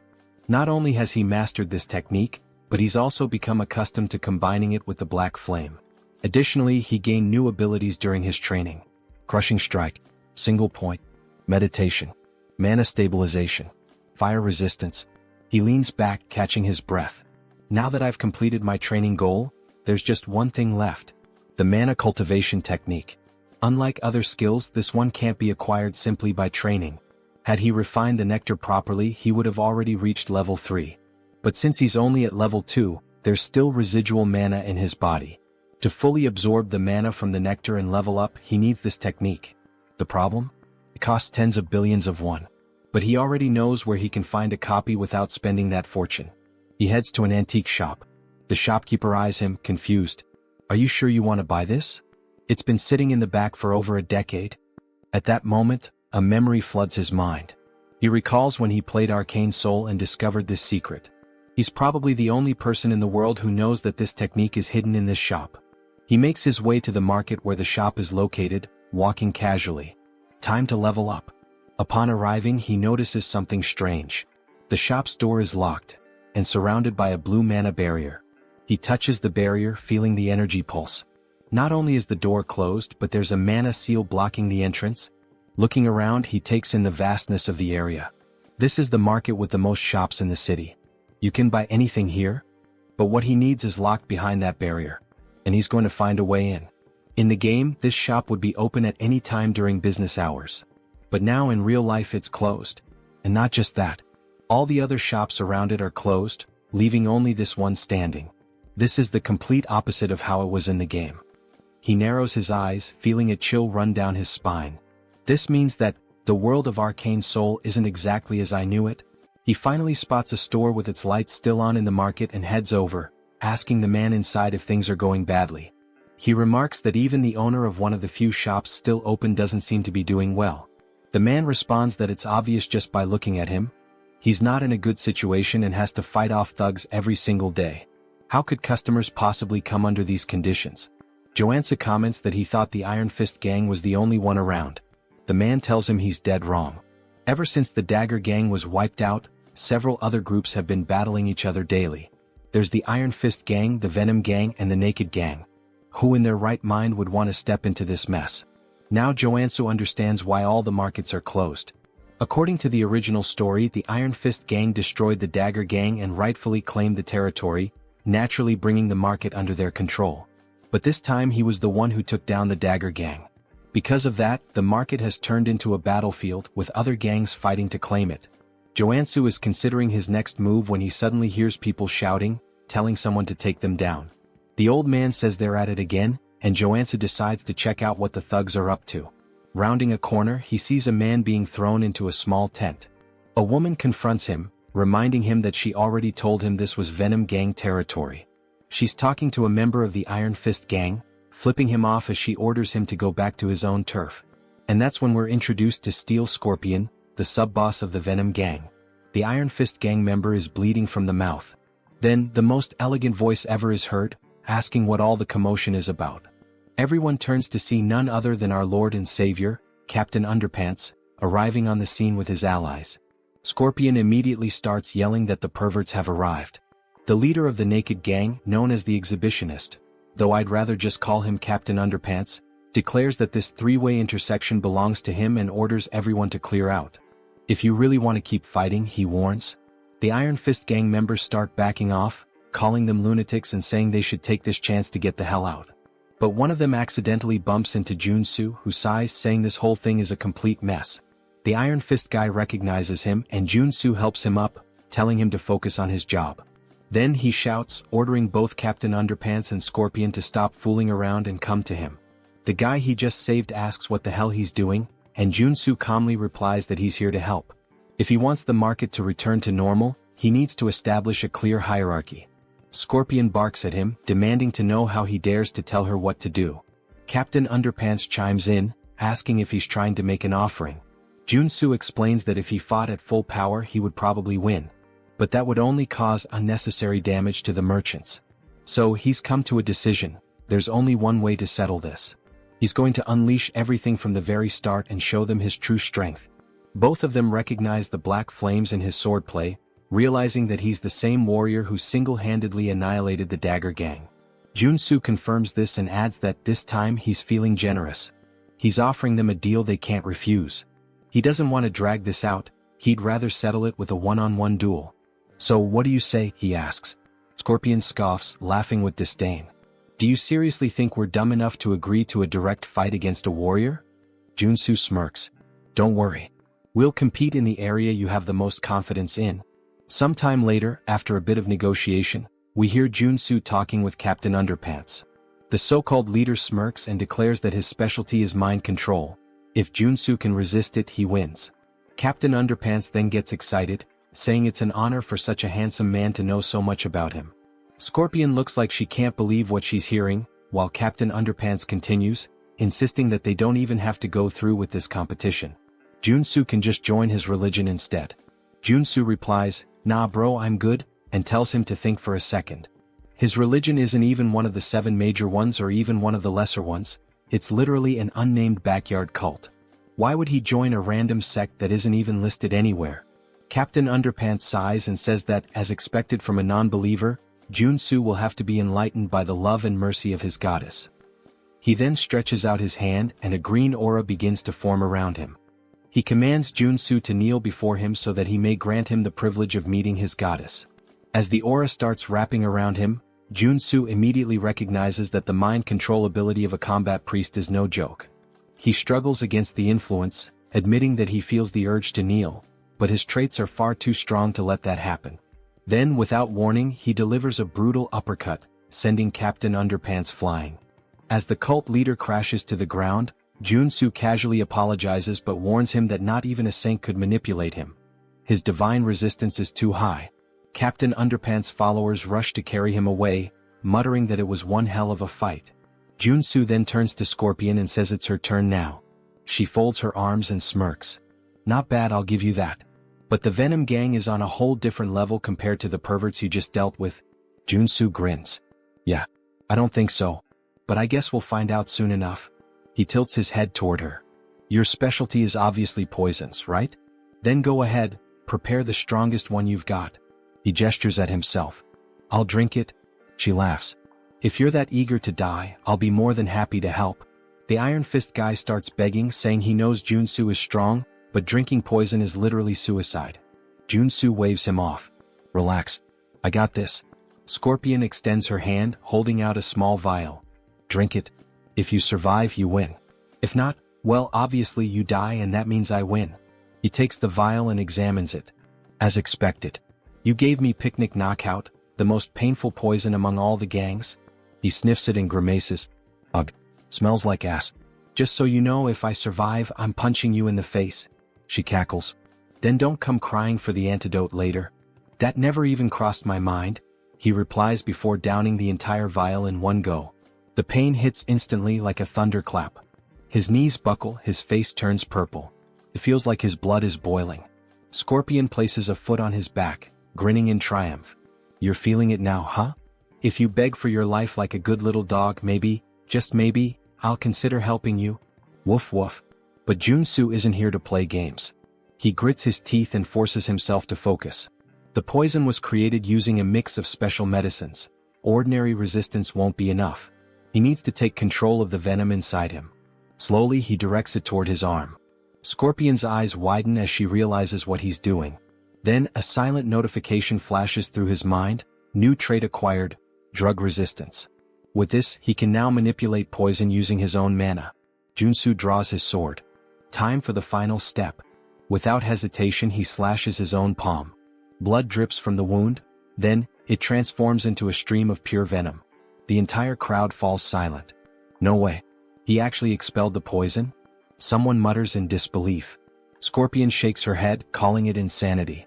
But before she can react, a chill runs down her spine. She realizes too late, he's already on top of her. Joonsoo grabs her finger and, with a sharp twist, rips it off. Her scream echoes through the market as the severed finger hits the ground. She collapses, trembling. Do you really think you can just walk away after doing this to me? Joonsoo rolls his eyes. Quit your third-rate villain monologue and get lost. Staggering to her feet, she backs away, vowing she won't forget this.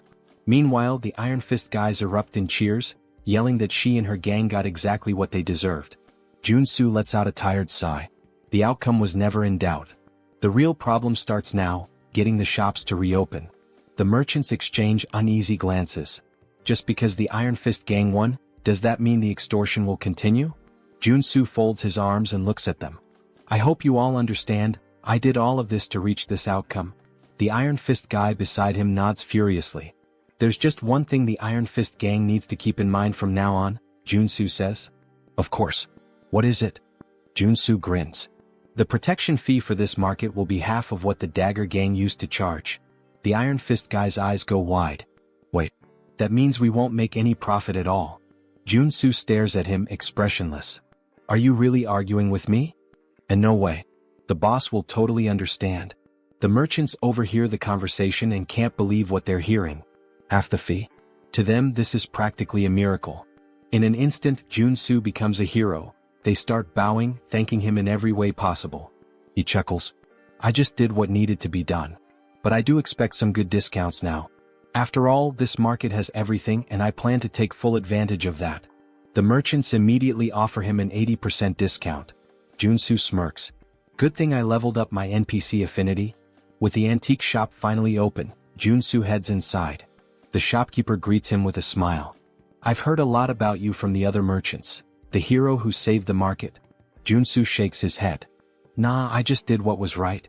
The shopkeeper laughs. Don't be so modest. Those gangsters have been tormenting this place for years.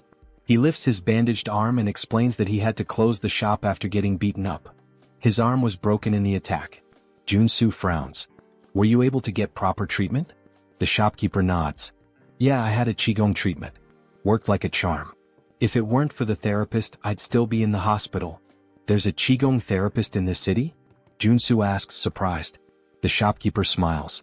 Yeah, and he's damn good at what he does. I can introduce you. Joonsoo thanks him but says he came here to buy something first. The shopkeeper gestures toward the shelves. We have everything, except what we don't. Joonsoo laughs. Now that's how you run a shop. He scans the store, admiring the quality of the goods. Then, tapping his foot against the floor, he says, I want to see what you've got downstairs.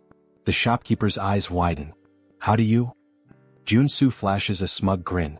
I have my ways. Of course he does. He's a no-lifer. They head downstairs and the shopkeeper explains that he normally never shows this collection to new customers.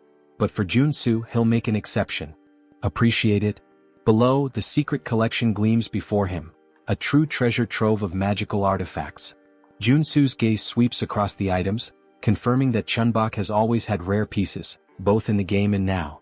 But the real prize is right there. The hornpipe of the ancestral god, which contains a secret mana cultivation technique. This is the jackpot. Now that he's secured the most important item, he might as well grab a few extras. He gathers everything and sets it on the table upstairs. I'll take these. Chunbok eyes the selection sharply. As expected, you've got good taste. He starts listing each item, but Joonsoo only listens until he hears the price. For everything. 2 billion won. Joonsoo stares at him like he misheard. Chunbok bursts into laughter. Relax, relax. That's the price for a stranger. But you? You're the market's guardian angel, so I'll cut you a deal. 500 million. Joonsoo lets out a relieved sigh. Damn, you almost gave me a heart attack. That 80% discount is a lifesaver. Now, all he needs is a superhuman priest capable of removing the sacred seal on the hornpipe. Luckily, he already has a lead on where to find this person. Purely by chance, of course. He asks Chunbok for the Qigong therapist's address and heads deeper into the city. There, he spots someone knocking on the door of room 101. Hey, anyone in there? No response. Joonsoo presses his ear against the door, wondering if the guy stepped out for a bit. Suddenly, the door swings open. A pale man with white hair glares at him, looking more than a little annoyed. What do you want this early in the morning? Joonsoo raises an eyebrow. Dude, it's the afternoon. The man shrugs. Morning for me. Now hurry up and spit it out. Joonsoo studies his appearance and confirms it. This is the guy. I heard your treatments are top tier. The man's expression shifts immediately. His suspicion fades, replaced by interest. Oh, I see. Thought you were one of those gangsters. Come on in. He gestures toward the bed. Lie down. Where's the injury? Joonsoo glances around the room, noticing a statue in the corner. That just confirms his suspicions even more. The therapist frowns. What are you doing? Just get on the bed. But Joonsoo smirks and reaches into his bag. Actually, I'm not here for treatment. He pulls out the hornpipe of the ancestral god and holds it out in front of the man. I came here for you to remove the seal on this item. The man furrows his brows. What do you mean, remove the seal? I'm a therapist, not a priest. If that's what you want, go to a temple. Joonsoo shakes his head. Not a chance. A temple would charge a fortune. Not to mention they might just confiscate the item. He then smirks and continues, but if you do it for me, I'll pay you 100 million won. Priest Kim. The man freezes. How do you know that name? Joonsoo shrugs. Of course I know. You're the third tutorial character in Arcane Seoul. He explains that Kim is a priest of a forgotten religion that worshipped a god who died 3,000 years ago. Among the countless corrupt priests in Arcane Seoul, Kim is one of the rare few who are truly innocent. With so many frauds out there, finding a good-hearted guy like you is practically a miracle, Joonsoo says with a grin. And that means you're going to be very useful to me?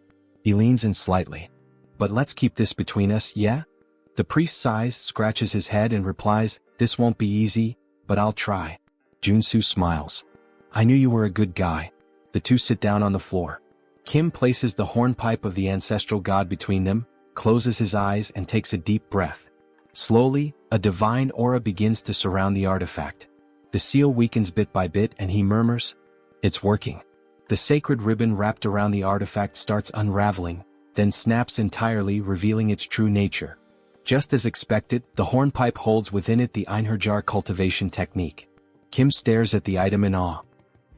I actually did it? Joonsoo nods. As expected, you've got incredible talent. Kim keeps his gaze fixed on the hornpipe. This is a mana cultivation technique? Joonsoo confirms and thanks him. Then, without hesitation, he brings the hornpipe to his lips and blows. A powerful energy field spreads through the room, hitting him like a tidal wave. His mana circuits start purifying.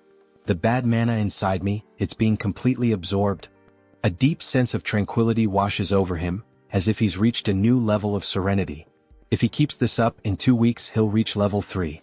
Kim claps his hands impressed. This is the first time I've ever seen a warrior using a mana cultivation technique. It's a rare sight for sure, Joonsoo replies. Kim grins. You must be exhausted. Lie down for a bit.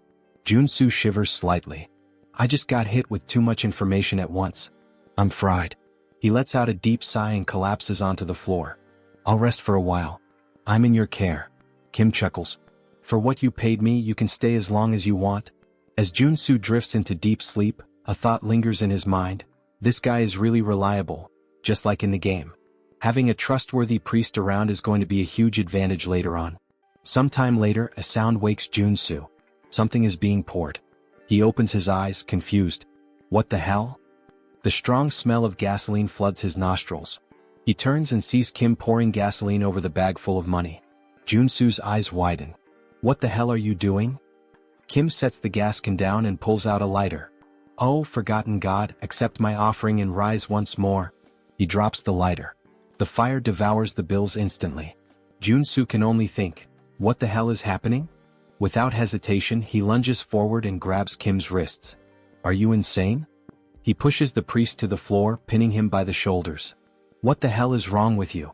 Why are you burning the money I just gave you? Kim, his eyes glowing with devotion, responds, it's an offering to my god. Joonsoo clenches his jaw. And why the hell would a god need money? Kim answers as if it's obvious. Because my god only accepts cash offerings. It's the only way to obtain divine power. Joonsoo sighs. Ah, so this is that phase where you still believed in this nonsense. He crosses his arms and continues, the god you worship has been dead for 3,000 years. Even in the game, your religion was weak and had no influence, until you resurrected him. Which means, you clearly didn't know how to worship him properly. And you know what? Your method is wrong. Kim furrows his brows. Wrong? Yes, Joonsoo states firmly. You're not supposed to burn cash. What you actually need to burn is gold. You have to melt it down and vaporize it. Kim's eyes widen in outrage. Only a heretic would say that. Joonsoo shrugs. Or maybe it's something only someone who actually knows what they're doing would say. I bet you've never even tried it before. Kim scoffs. Don't talk nonsense so confidently. The Order has practiced this method for thousands of years. Oh yeah. Joonsoo smirks. Then why is your god still dead? The argument hits so hard it practically leaves a bruise. Kim is speechless. Joonsoo stands up and dusts himself off. Melting gold is kind of complicated these days. But I have another solution. Kim eyes him suspiciously. What solution? Well, Joonsoo grins. You helped me obtain my cultivation technique, right? So now it's my turn to help you. Cut to a pot filled with a shimmering golden liquid. Kim stares at it, hesitant. I'm pretty sure we shouldn't be doing this here. Joonsoo pushes a bowl toward him. Just drink it? Kim hesitates. If you do, your divine power will increase drastically, Joonsoo insists. But you need to focus and sense whether your god is responding. Kim bites his lip. Diske, since you won't shut up about it? He closes his eyes and downs it all in one go. Joonsoo smiles, satisfied. Suddenly, Kim trembles. His chest burns, his hair stiffens, and divine energy begins to surge through his body. Joonsoo crosses his arms. So, how do you feel? Kim's eyes widen in shock. Holy shit. This is real. This is way better than burning millions in cash. Joonsoo nods. Your growth will skyrocket if you stick to this method from now on. Kim wags his tail excitedly. I have no idea how I can ever repay you for this. Then, as if suddenly remembering something, he pulls a necklace from inside his robes and hands it to Joonsoo. Take this, Kim says. Joonsoo takes the object and examines it. A sacred artifact with the heal ability. Not bad. Kim smiles. I believe my god will be pleased to see you with it. Joonsoo holds the necklace between his fingers. Well, since you're offering, it would be rude to refuse. Then he thinks to himself, this turned out to be even more profitable than I expected. In fact, Kim's order also provided incredible quests in the game. He suddenly grabs Kim's hands, looking him straight in the eyes. Let's pray together. Kim blinks, confused. What? Why? Joonsoo grins. Because I want to repay you. And just like that, in true Pokemon fashion, Joonsoo captured Priest Kim. 1 week later, the room is filled with bottles of shimmering golden liquid. Kim is pleading. Please, no more. If I keep drinking this, I'll turn into gold. Joonsoo crosses his arms. Until you become Midas himself, you have to keep drinking. Kim trembles. I am going to die of mana poisoning. Joonsoo's eyes shine like a shoujo anime protagonist. Do you really think so? He smiles. I guarantee that won't happen. Kim swallows hard. Joonsoo picks up another bottle, grabs Kim's face, and pours the entire contents into his mouth. Now just pray. Kim thrashes in protest, but Joonsoo keeps smiling. Oh, and one more thing, he adds. The 4 tutorial characters each have unique traits. He watches as Kim writhes on the ground. If Warrior Kim had an entirely white body, then Priest Kim? Joonsoo's grin widens. Is completely immune to mana poisoning. This allows his growth rate to skyrocket. The bottle empties and Kim feels like absolute garbage. But then his divine power explodes, forming a glowing circle around him so intense that it blinds Joonsoo. Kim has reached level 3. His eyes widen. At this level, I can even start preparing to become an apostle. Joonsoo laughs. Perfect. At this pace, it won't be long before you're ready. I'd say you've accumulated more than enough divine experience. He then crosses his arms, thoughtful. Besides, now that you're level 3, you need to call a regional assembly and gain official recognition as a bishop. Kim nods. Yes. I have 2 bishops already, and thanks to your help, I've grown so fast that I'll never forget this debt. Joonsoo waves his hand. Oh, relax. I just like helping people. But of course, he's betting everything on the fact that this guy will want to repay the favor for the rest of his life. After all, he wants access to the artifacts in Kim's God's vault. Kim then takes a deep breath. Actually, I'd like to make a request. Joonsoo raises an eyebrow. What is it? Kim hesitates. I need to call a regional assembly, but I'm worried about going alone. Could you be my bodyguard until the meeting? The other bishop will be there too. Joonsoo smiles. Of course. That's easy. Now that Kim has completed his growth, it's time to start the mission line. The next day, the church is still under reconstruction. The faithful surround Kim, congratulating him for reaching level 3. Kim thanks them, but Joonsoo just watches disappointed. What's this? The scale is so small. I can't believe this is all that's considered an assembly. Then a man enters the room. He looks around and scoffs. What a sight, pathetic. The other bishop finally appears. He glares at Kim. Tell me, who gave you permission to organize an assembly? Kim breathes deeply. Every priest in the order has the right to call one. The bishop smiles coldly. That only applies to regular priests? He leans forward. When it comes to an apostate, it's a whole different story. Kim furrows his brow. What do you mean by that? I never renounced my faith. The bishop smirks. Your level increased to 3 in just 3 months. There's no way someone could grow that fast by normal methods. So there's only one explanation. His eyes gleam. You sold out your brothers to gain more powerful divine power?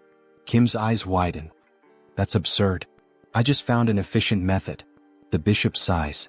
Enough with the excuses. He raises his hand and soldiers enter the room. Capture him. But before they can move, Joonsoo steps forward. Hey, we can't let you scare the kid like that. The soldiers turn to him. And who the hell are you? Joonsoo laughs. I'm his bodyguard. The bishop narrows his eyes. This is an affair of the order. We don't need outsiders interfering. Joonsoo smiles. But I just said I'm his bodyguard. So I'm not an outsider. He crosses his arms. By the way, what kind of boomer logic is that? Kim then speaks up. I just drank gold to level up. This can't be considered a crime. The bishop grows furious. Consuming gold is the act of a heretic. How dare you commit such blasphemy and still expect to escape unscathed? Kim opens his mouth to retort, but the bishop raises his hand.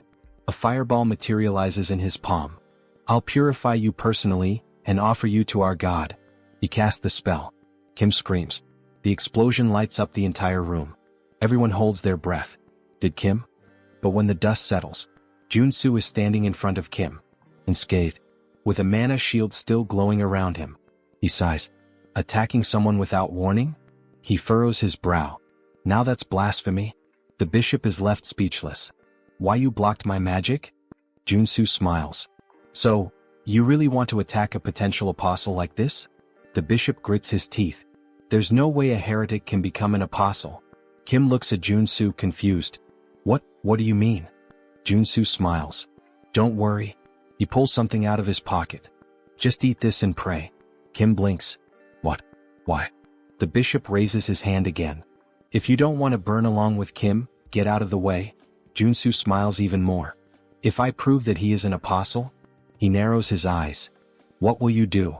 Suddenly, a golden aura fills the room completely. Kim falls to his knees, his eyes shining. He begins to pray. The bishop's eyes widen. It can't be. The arrival of an apostle? Joonsoo crosses his arms. There's a reason I didn't make Kim an apostle yesterday. He glares at the old man. It's because you have a serious mental delay. He then gives a half smile. And also, you're a detestable villain who envies Kim. So I need to eliminate you here. He grips the hilt of his blade tightly. The requirement for Kim to awaken, he points, is to consume a golden relic from another order. The bishop's eyes widen. Joonsoo smiles. And with you being accused of blasphemy, it won't be hard to ensure Kim becomes the true apostle. Suddenly, a golden halo appears above Kim's head. His eyes shine. The bishop takes a step back, terrified. Joonsoo raises his blade. Now that the apostle has arrived, his eyes turn cold and sharp. It's time to teach this blasphemer a lesson. He then looks at Kim. By the way, I want to ask something to your god. He smiles. How should we punish a bastard who murdered a bishop out of envy, and tried to blame his own son as a heretic to kill him? The bishop pales. How do you know this? Then, Kim hears the voice of his god. He lifts his head, and with an unwavering tone he responds. The only answer is to kill him. Joonsoo swings his blade, aiming directly at the bishop's neck. The blade stops a hair's breadth from his skin. He smiles. If this is the divine order, I can't refuse. The bishop trembles, his eyes filled with despair. Please, have mercy. Joonsoo runs the blade across his throat. Blood sprays and the body collapses to the ground. The air in the church grows heavy. Everyone is in shock. Someone has just died in the house of their god. Joonsoo then smiles indifferently. The problem was solved before this worm could cause any more damage. Even Priest Kim seems stunned. Still, he was one of our bishops. Joonsoo shrugs. No reason to feel sorry for him. He deserved this. He then looks at Kim. And now, what is your god commanding you to do? Kim closes his eyes for a moment as if listening to something. Then he breathes deeply. He ordered me to go to the Levant region where our order began, and offer gold there. Joonsoo smiles. I told you gold was the best choice. He crosses his arms.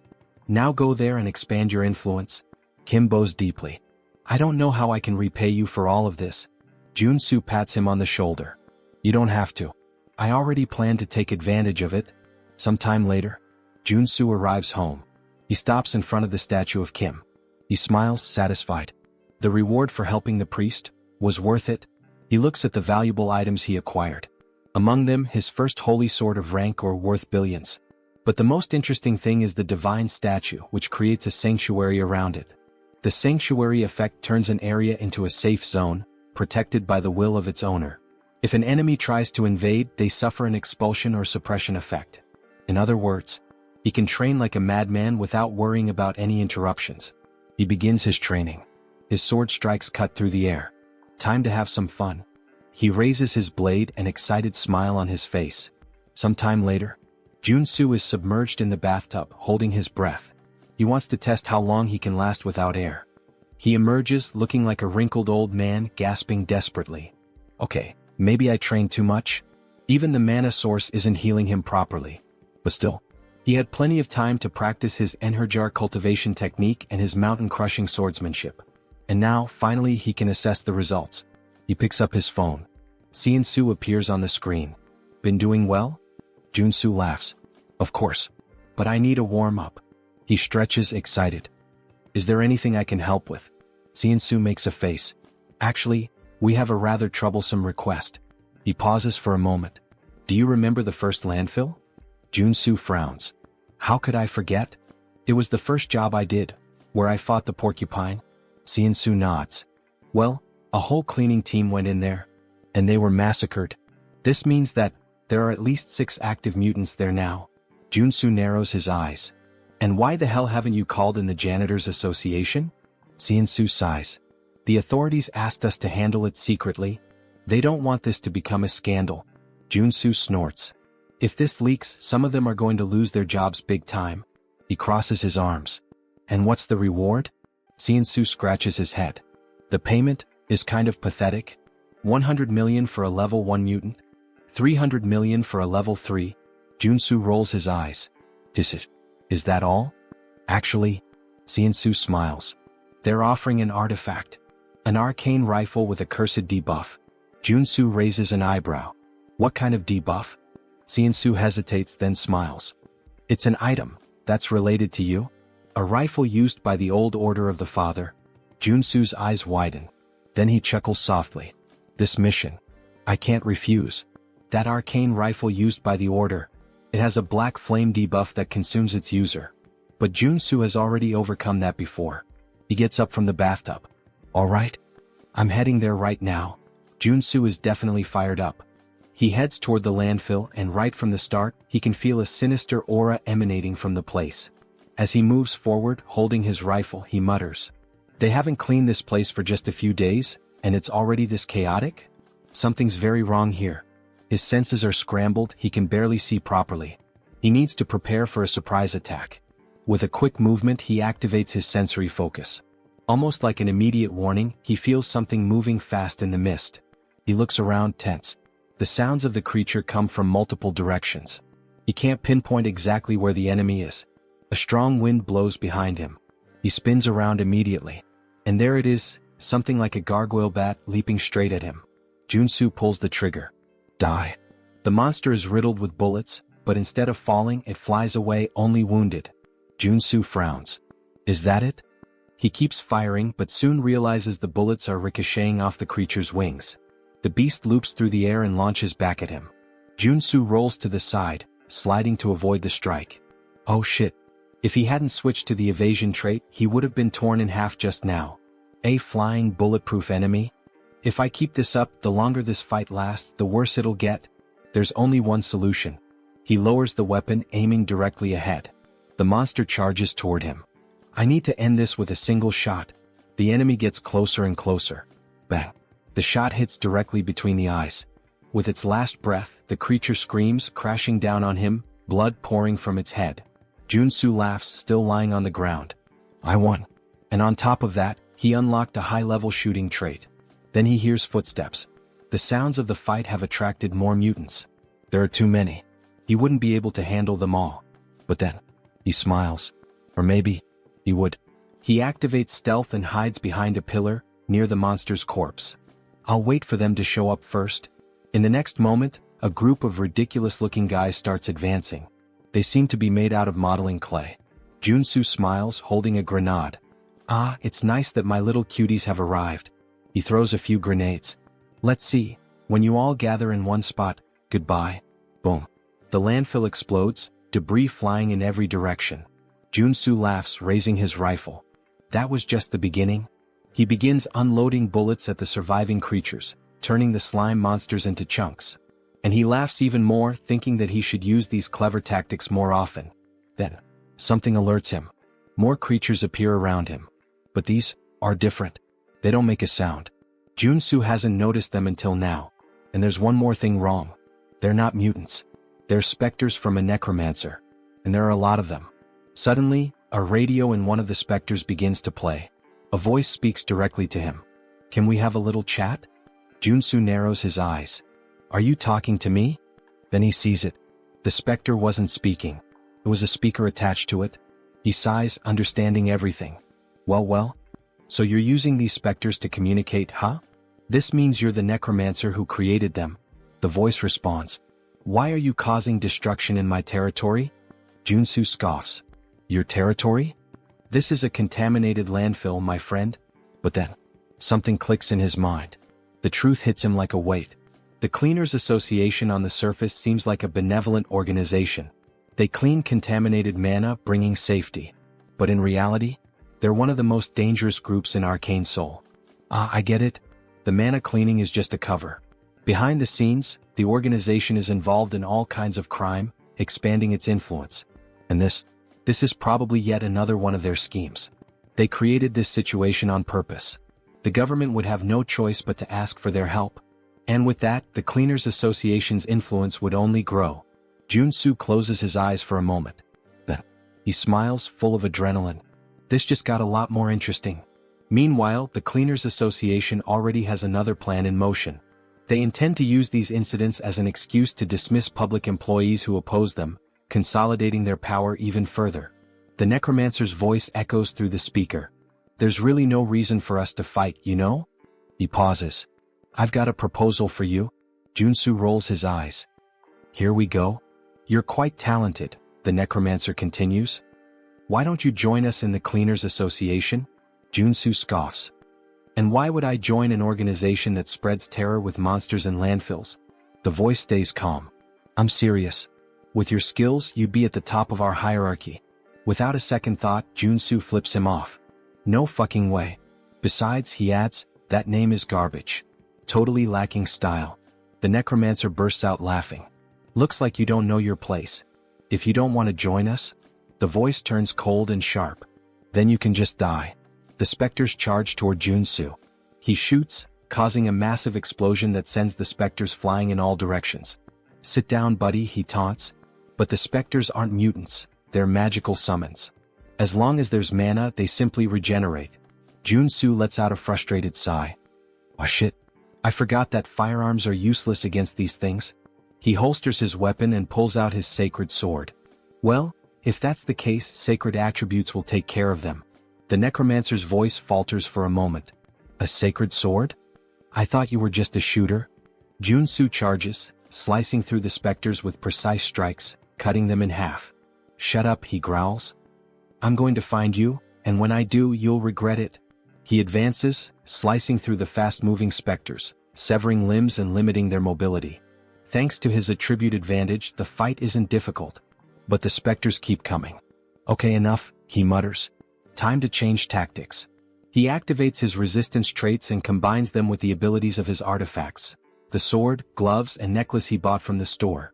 Now, with 9 traits active, he believes this will be more than enough. Let's see how far this takes me. He launches forward, releasing an attack in the form of 4 aura blades, sending the specters flying backward. It works, but it's draining my energy pretty fast. He fires another attack, destroying even more of them. But some simply ignore the damage. The world around him begins to spin.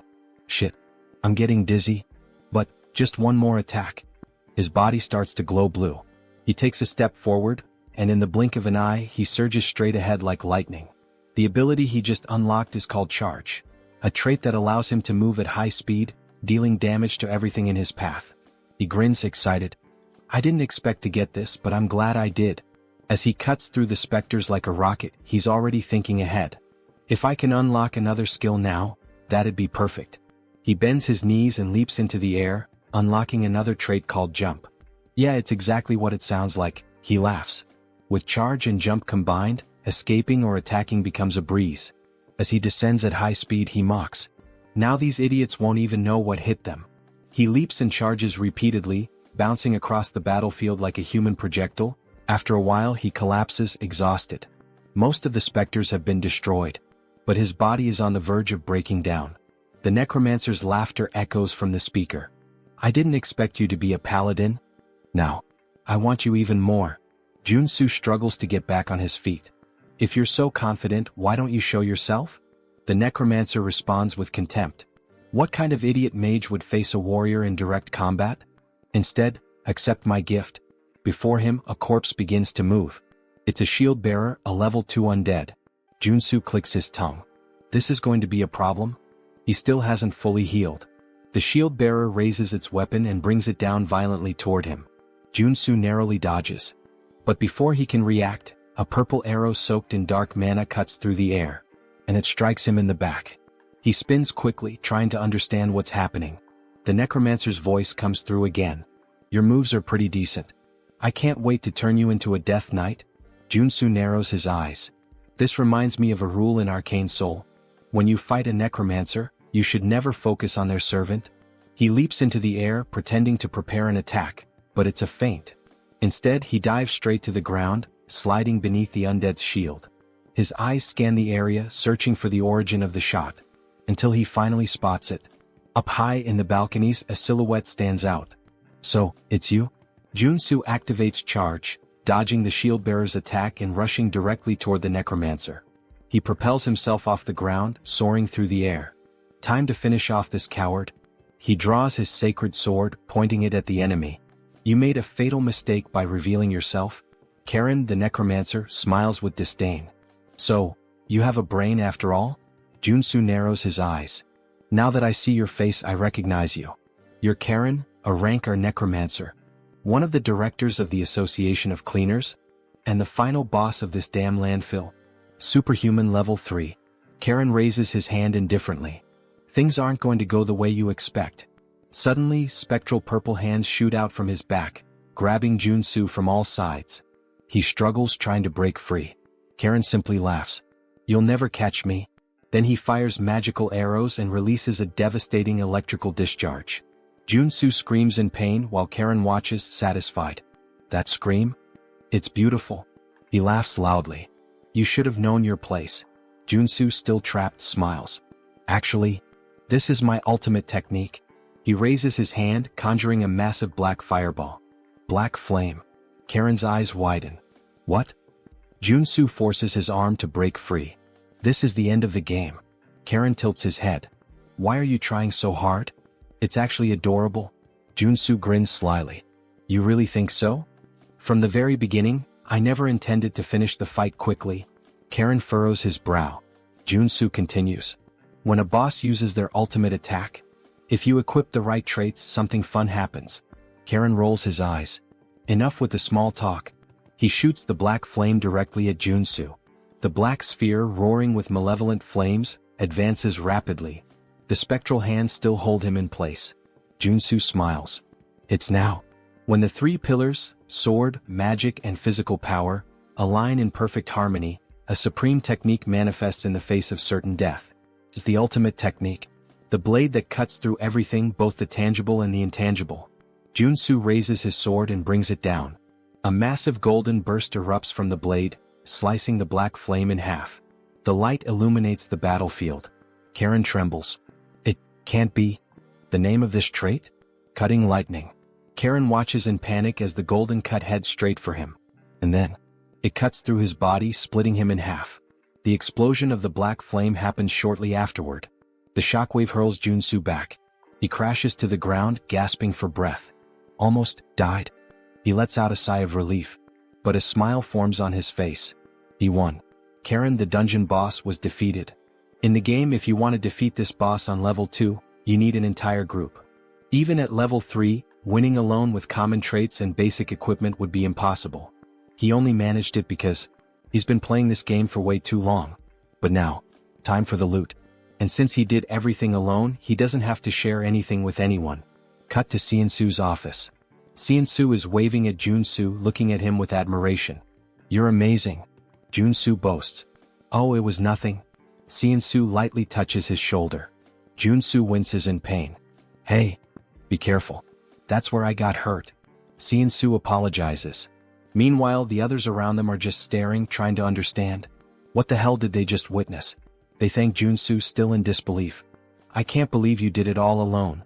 Joonsoo just shrugs. I was just doing my job. He pauses. But there's one problem. He looks around at everyone. When I entered the landfill, something very different from what you asked for happened. Joonsoo slams Karen's equipment onto the table. Do you recognize this? The others look at it, confused. He points to the pieces. They're mana equipment, used to create specters. Equipment that belongs to Karen from the Association of Cleaners.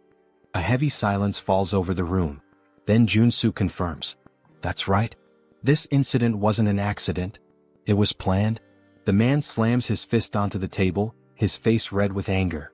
I can't believe those bastards did this. Joonsoo crosses his arms. Looks like they never liked you from the start. The man grinds his teeth. They always charged us ridiculous fees. We've had our own conflicts before, but I never imagined they'd take it this far. Turning innocent people into mutants? Joonsoo observes his reaction. Did he really not know?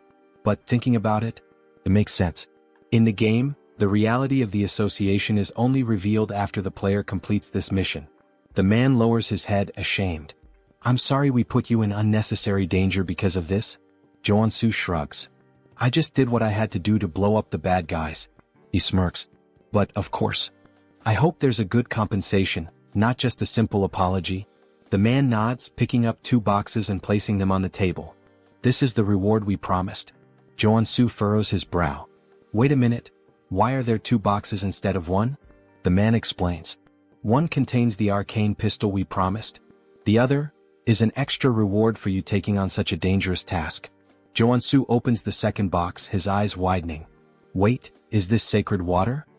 He nearly freaks out but quickly hides his excitement. This is an essential potion and I always have to buy it at the temple. Are they giving it to me for free? The man gives him a final warning. Stay safe. We'll use this evidence to officially accuse the Association of Cleaners. Joonsoo clicks his tongue. So that means they're going to retaliate against me, right? The man confirms with a nod. Exactly. But we can't just let this slide. Joonsoo smiles, confident. Don't worry. I'll find a way to survive. That night, Joonsoo and Siansoo are driving through the city center. Siansoo at the wheel sighs. Maybe it's a good idea for us to stay off the radar for a while. The Association of Cleaners won't let this go. Joonsoo shakes his head. I don't think hiding is the best plan. After completing the landfill mission, the player gets a chain of quests. Eventually we'll end up clashing with them again. It's natural. After all, I just killed one of their directors. He looks out the window, thoughtful. But the most important thing? The association's quest line splits into 2 routes. The worst one is doing nothing and just wasting time. Siansoo raises an eyebrow. And why is that? Joonsoo smiles bitterly. Because in that case, the president of the association attacks your house with dozens of superhumans. Siansoo swallows hard. Joonsoo continues. On the other hand, the easier route is the one I'm considering. He turns to Siansoo. Have you ever heard of Genubong? Siansoo goes serious. Of course. It's that restricted area south of the region. There's a huge poppy plantation there. If you're caught inside, you're screwed. Joonsoo smiles sideways. Exactly. And guess what? That place belongs to the Association of Cleaners. Siansoo's eyes widen. They have dealings with poppies? Joonsoo shakes his head. No. It's not about the poppies. They're conducting body modifications and human trafficking there. They're nothing but a luxury crime syndicate. Siansoo's eyes widen. Are they crazy? Joonsoo nods. Exactly. And that's why I'm going to strike first. Siansoo jerks the steering wheel abruptly, almost crashing the car. What? Say that again? Joonsoo ignores him and instead pulls out his phone, showing a list of supplies. Claymores. EMP bombs. Among other dangerous and expensive things. Siansoo blinks, confused. What the hell do you plan to do with all this? And, do you have any idea how much this is going to cost? Joonsoo smiles wryly. Money is something only amateurs worry about. These items? I got them while cleaning up the monsters at the landfill. Siansoo inspects the materials and nods, impressed. This should cover the costs. But, Joonsoo, even you couldn't take on the association alone. The president is level 4. The executives, level 3. Joonsoo leans back in his seat, looking at him with a confident smile. Who said I'm going to fight alone? For now, just focus on getting the items on the list. 2 days later, Poppy Farm hideout. The night was dark. Guards patrolled the perimeter. But they didn't notice the shadow creeping up from behind. Joonsoo, in stealth mode, holds a cloth and presses it against one of their faces. The guy trembles, his eyes widen until his body goes limp and crumples to the ground. High level, he's done. The other guard turns at the sound. Hey, what? Bang. A direct shot to the chest. The man falls dead immediately. Joonsoo deactivates his stealth and cracks his neck. I never get tired of infiltration. He smiles, satisfied. This should take care of the external security. And, to think I said I didn't like stealth before. Well, sometimes it's worth it. He moves away, grabbing his communicator. But before he could speak, crack. A man flies into the wall, his face deformed by the impact. And then he appears. Iron Fist. Thanks for clearing the way. We've taken control of the underground with no trouble. He spits on the ground, scanning the area. These guys are real monsters. They forced body modifications on both kids and adults. and then traffic them out of the country. Joonsoo nods. That's exactly why we need to put an end to them. He adjusts his earpiece. Did you finish checking the place? Iron Fist walks through the lab examining the machines. Yeah. This place is a legitimate modification workshop. Joonsoo smiles. Great. Once we're done, it's yours. I'll help you strengthen your men. Iron Fist crosses his arms, studying Joonsoo. This sounds good. But are you sure you can take on the association? If they get involved, it's going to be a problem for everyone. I don't want to deal with the fallout. Joonsoo laughs, pulling out his lighter. Have you ever seen me act without a reason? He lights the flame, watching it dance between his fingers. This farm is their main source of income. But the security here is much weaker than the rest. That means it's the perfect place to start bringing down the association. Iron Fist narrows his eyes. Wait, what are you? Joonsoo tosses the lighter. The next morning, Association Tower. A man runs down the corridor panting. He bursts into the presidential office. Mr. President, we have a problem. The man sitting at the desk furrows his brow. What happened? The employee swallows hard. The poppy farm was attacked. The president furrows his brow. By who? The man trembles, his voice caught in his throat. It was the man who killed Karen. He took control of the hideout. The president clenches his fists. Then, boom. His punch destroys the desk, cracking the floor. How dare they? His eyes burn with rage. And then, the screen presents his name. Park Dae-iop, president of the Association of Cleaners. The assistant, trembling, extends the phone to the president. Sir, look at this. On the screen, a ridiculously bold selfie of Joonsoo appears. Behind him, the poppy farm is ablaze. The president grits his teeth, his eyes twisting with fury. Then, with a single grip, he crushes the phone in his hand. I will make sure the warrior Kim is reduced to ashes. Sometime later, farm grounds. The poppy field? Completely destroyed. In its place, an entire battalion from the association. Soldiers scan the area dazed. I can't believe it's all gone. That warrior Kim is a damn psychopath. In the middle of them, a bald man steps forward. It doesn't matter. Our only job is to capture him. The Department of External Affairs will show the president what we're capable of. The troops begin advancing. Baldy, the bald man, eyes the surrounding buildings. He might be sniping from one of these. Stay alert. One of his men grips his weapon tightly. If he shows up, we blow him to hell on the spot. Suddenly, something glints from a window. There. Gunfire rips through the air, striking the barrel of a rifle. Falls and Baldy smirks. My prediction was right. The troops start celebrating, but then the ground trembles. Baldy frowns. What? Boom. A massive explosion sends soldiers flying. The survivors glance around, panic setting in. Are those claymores? Before they can react, a rocket streaks across the sky, heading straight for them. Baldy looks up. Oh shit. Our IP brother didn't even last 5 pages. Meanwhile, in the underground security room, Joonsoo laughs, watching everything through the cameras. Good thing I spent all night setting up these bombs. And of course, thanks to my special talent. Stealth, obviously. They never would have found them in time. The troops start retreating, but it's too late. Every step triggers more mines, throwing them into total chaos. Joonsoo crosses his arms, satisfied. I may be crazy, but I'm not crazy enough to take on hundreds of them head-on. I'll wipe them all out from right here. Explosions consume the battlefield. In the midst of the carnage, something gleams. A mana barrier. The association's president, Dae-iop, narrows his eyes. Looks like he came well prepared, despite the way he taunted us. Beside him, a man steps forward. Leave this to me. I've analyzed all his patterns. His voice is so cold, so precise it almost sounds... Wait. He talks exactly like me. He must be a robot. On the screen, a name appears. Cyborg. Superhuman class R level 3. Vice President of the Association. Dae-iop glares at Cyborg, his voice dripping with hatred. Bring him to me. I'll make sure he dies the most painful death possible. Suddenly, boom. A grenade detonates near them. Cyborg doesn't move. The blast radius doesn't reach here. Well, since they're throwing grenades to test the waters, we can just clear the traps and move forward. Another rocket fires straight at them. Sometime later, Cyborg raises his hand and simply swats the rocket aside, sending it exploding behind him. His men stare, slack-jawed. He turns to them. Did you track the shot? Yes, sir.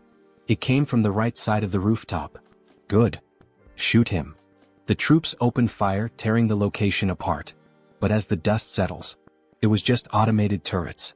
Cyborg grins, satisfied. We're almost at his hideout. Time to show that bastard what hell looks like. Or maybe, he's already getting a taste of it. Inside the bunker, Joonsoo clenches his teeth. As expected of cyborgs? Not even remotely human. Suddenly, a red alarm flashes on the control panel. Joonsoo leans forward, surprised. They're here already? Faster than I thought. This newbie hunting event really lives up to its name. Then, crash. The doorknob explodes. The door creaks open. And in the entrance, two women appear, smiling. Why are you hiding down here, little rat? Come play with us. God, I wish I were him right now. The moment that thought crosses our minds, we're introduced to Ebony and Viper. Both are level 3 superhumans and executives of the association. They step into the room and... The chairs? Empty. The screens? Just images of Joonsoo flipping them off. Viper frowns. How did he know we were coming? The answer? Joonsoo, invisible, grinning in the corner. Of course I saw this coming. As Ebony and Viper scour the room, Joonsoo observes. The Custodian Association wants to put on a big show, pretending this is a straightforward conflict. Meanwhile, their assassin executives attack from behind. He chuckles softly. Too obvious. I know all your tricks. Click. He pulls the pin on a flash grenade and tosses it to the floor. Ebony narrows his eyes. What is? Flash. Both are blinded instantly. They realize too late. It was a trap.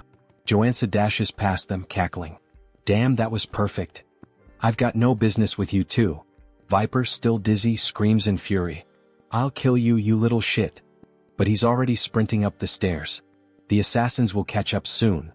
I need to move fast. Gunfire. Bullets zip past his head. He twists, gritting his teeth. Shit, they're already on me. I need to focus on defense. He activates his mana barrier, forming a shield in the hallway. Bullets slam into it, but don't break through. And yet, crack.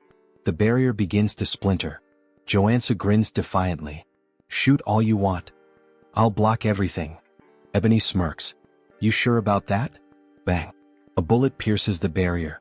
Joonsoo's eyes widen. Shit. The shield shatters. Shards fly across the corridor. He stumbles back, trying to recover. Ebony steps forward, gun still smoking. How'd that taste? These bullets are laced with explosive magic. Joonsoo mutters a curse under his breath, but then, his eyes land on a clock. Important enough to catch my attention now? Viper pulls out a crossbow, loading a shot. Oh, and don't forget. The sweets come from the sides. Twang. The bolt whistles through the air, and buries itself in his side. Tisk. Pain flares through his body. Viper smirks cruelly. That's nothing. Compared to the pain you're about to feel. Joonsoo grits his teeth. You guys are just dime store villains, in ridiculous latex suits. Viper's smile vanishes instantly. What? She lunges forward, and kicks him square in the face. Bow. Joonsoo is sent flying. Straight into the clock he had just noticed. Viper laughs, enjoying herself. Bet that hurt like hell. By the way, that poison's pretty strong. It's already in your arteries. Good luck surviving. Ebony steps up, grabbing Joonsoo by the collar. It's over. Time to bring you to the president. But then, Joonsoo smiles. A confident smile. Now you're in my domain. He exhales slowly as if relaxing. Acting was harder than I thought. Ebony narrows his eyes. What do you mean? Joonsoo gestures with his chin. You hear that ticking? Tick, tock, tick, tock. Viper frowns. And? He chuckles. Surely it reminds you of something? Joonsoo grins wickedly.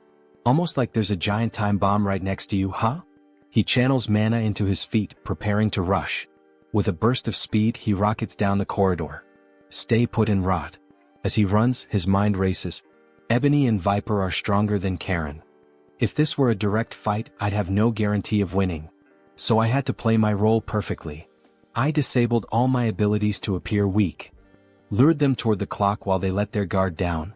Because, inside the clock, he had planted white phosphorus munitions worth over $1 billion. Pretty sure that's illegal under the Geneva Convention. Now he shifts into a dramatic tone, like a character from a novel. Sleep tight, ladies. And dream of me. With a smug grin, he presses the button. Boom. The explosion engulfs the corridor.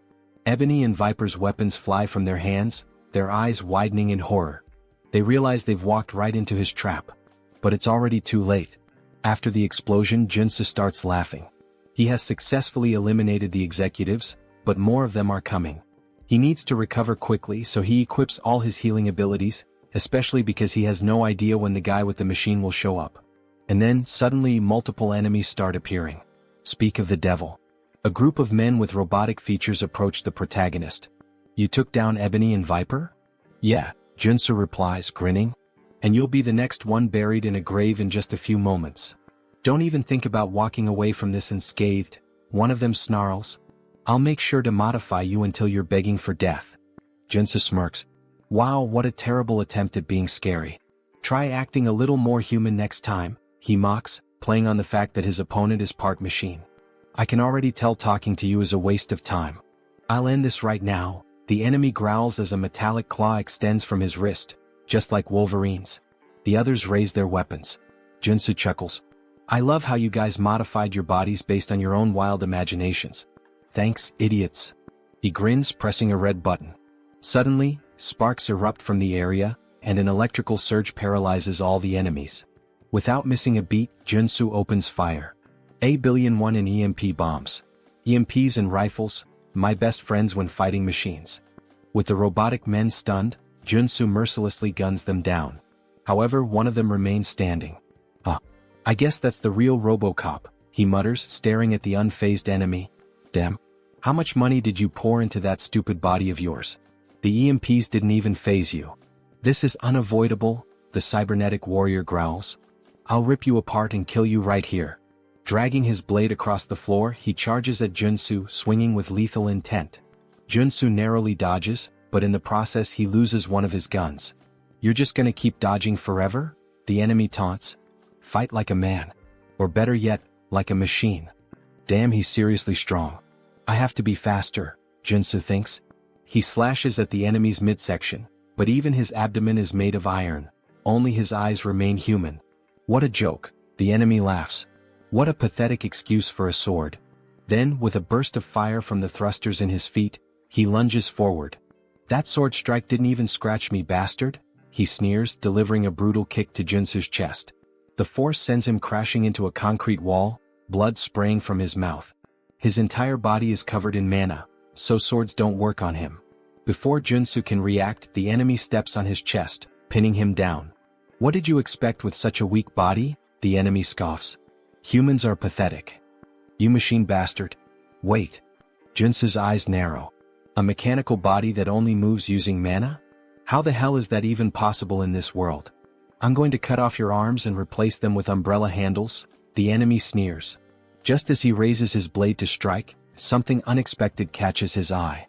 What the hell is that tiny pistol? He scoffs. Joonsoo smirks. Looking at your body, I had an idea. Are you seriously trying to shoot me? Haven't you realized yet? Ordinary bullets can't hurt me. Who said these are just ordinary bullets? Joonsoo says darkly. Black flame. He pulls the trigger. The bullet lodges itself into the enemy's body, and instantly, black flames erupt, consuming him entirely. You run on mana, Joonsoo explains. And black flame burns mana. In other words, once it touches your body, there's no way to extinguish it. The enemy's mechanical body is engulfed in unrelenting black fire, his movements growing sluggish. You really should have stopped modifying yourself at some point, Joonsoo taunts, laughing wickedly as he watches his opponent burn. RoboCop continues to burn. As he falls to his knees, Johnson bids him farewell and drives his sword straight into his eyes, leaving his lifeless body sprawled on the ground. Now there's only one step left in his plan. It's time to wipe out the entire association, he declares, laughing as he guns down every enemy in sight. Explosions erupt throughout the garden. They're just headless chickens without their executives. Run, run, there's no hope for you. The screams of his enemies are music to his ears. Suddenly, a deafening sound rings out, sending a sharp pain through his head. What the hell is this? And then he finally arrives. Eyes glowing red like a tiger's.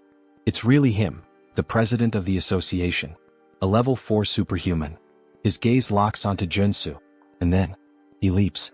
A massive jump, like something out of a superhero movie, soaring straight up and landing right in front of Joonsoo. What the? Did he just jump from the ground to the rooftop of a 5-story building? I have never experienced such humiliation before, the president says coldly. I will take great pleasure in punishing you for interfering with the Custodians Association. He moves fast. Shit. Joonsoo tries to unsheath his sword, but before he can react, boom, he's sent flying. Had he not swapped his abilities to defensive traits in time, that single attack would have killed him. But I can't beat him if I only defend myself. Without hesitation, Joonsoo switches back to offensive traits and launches a piercing attack. The president dodges effortlessly.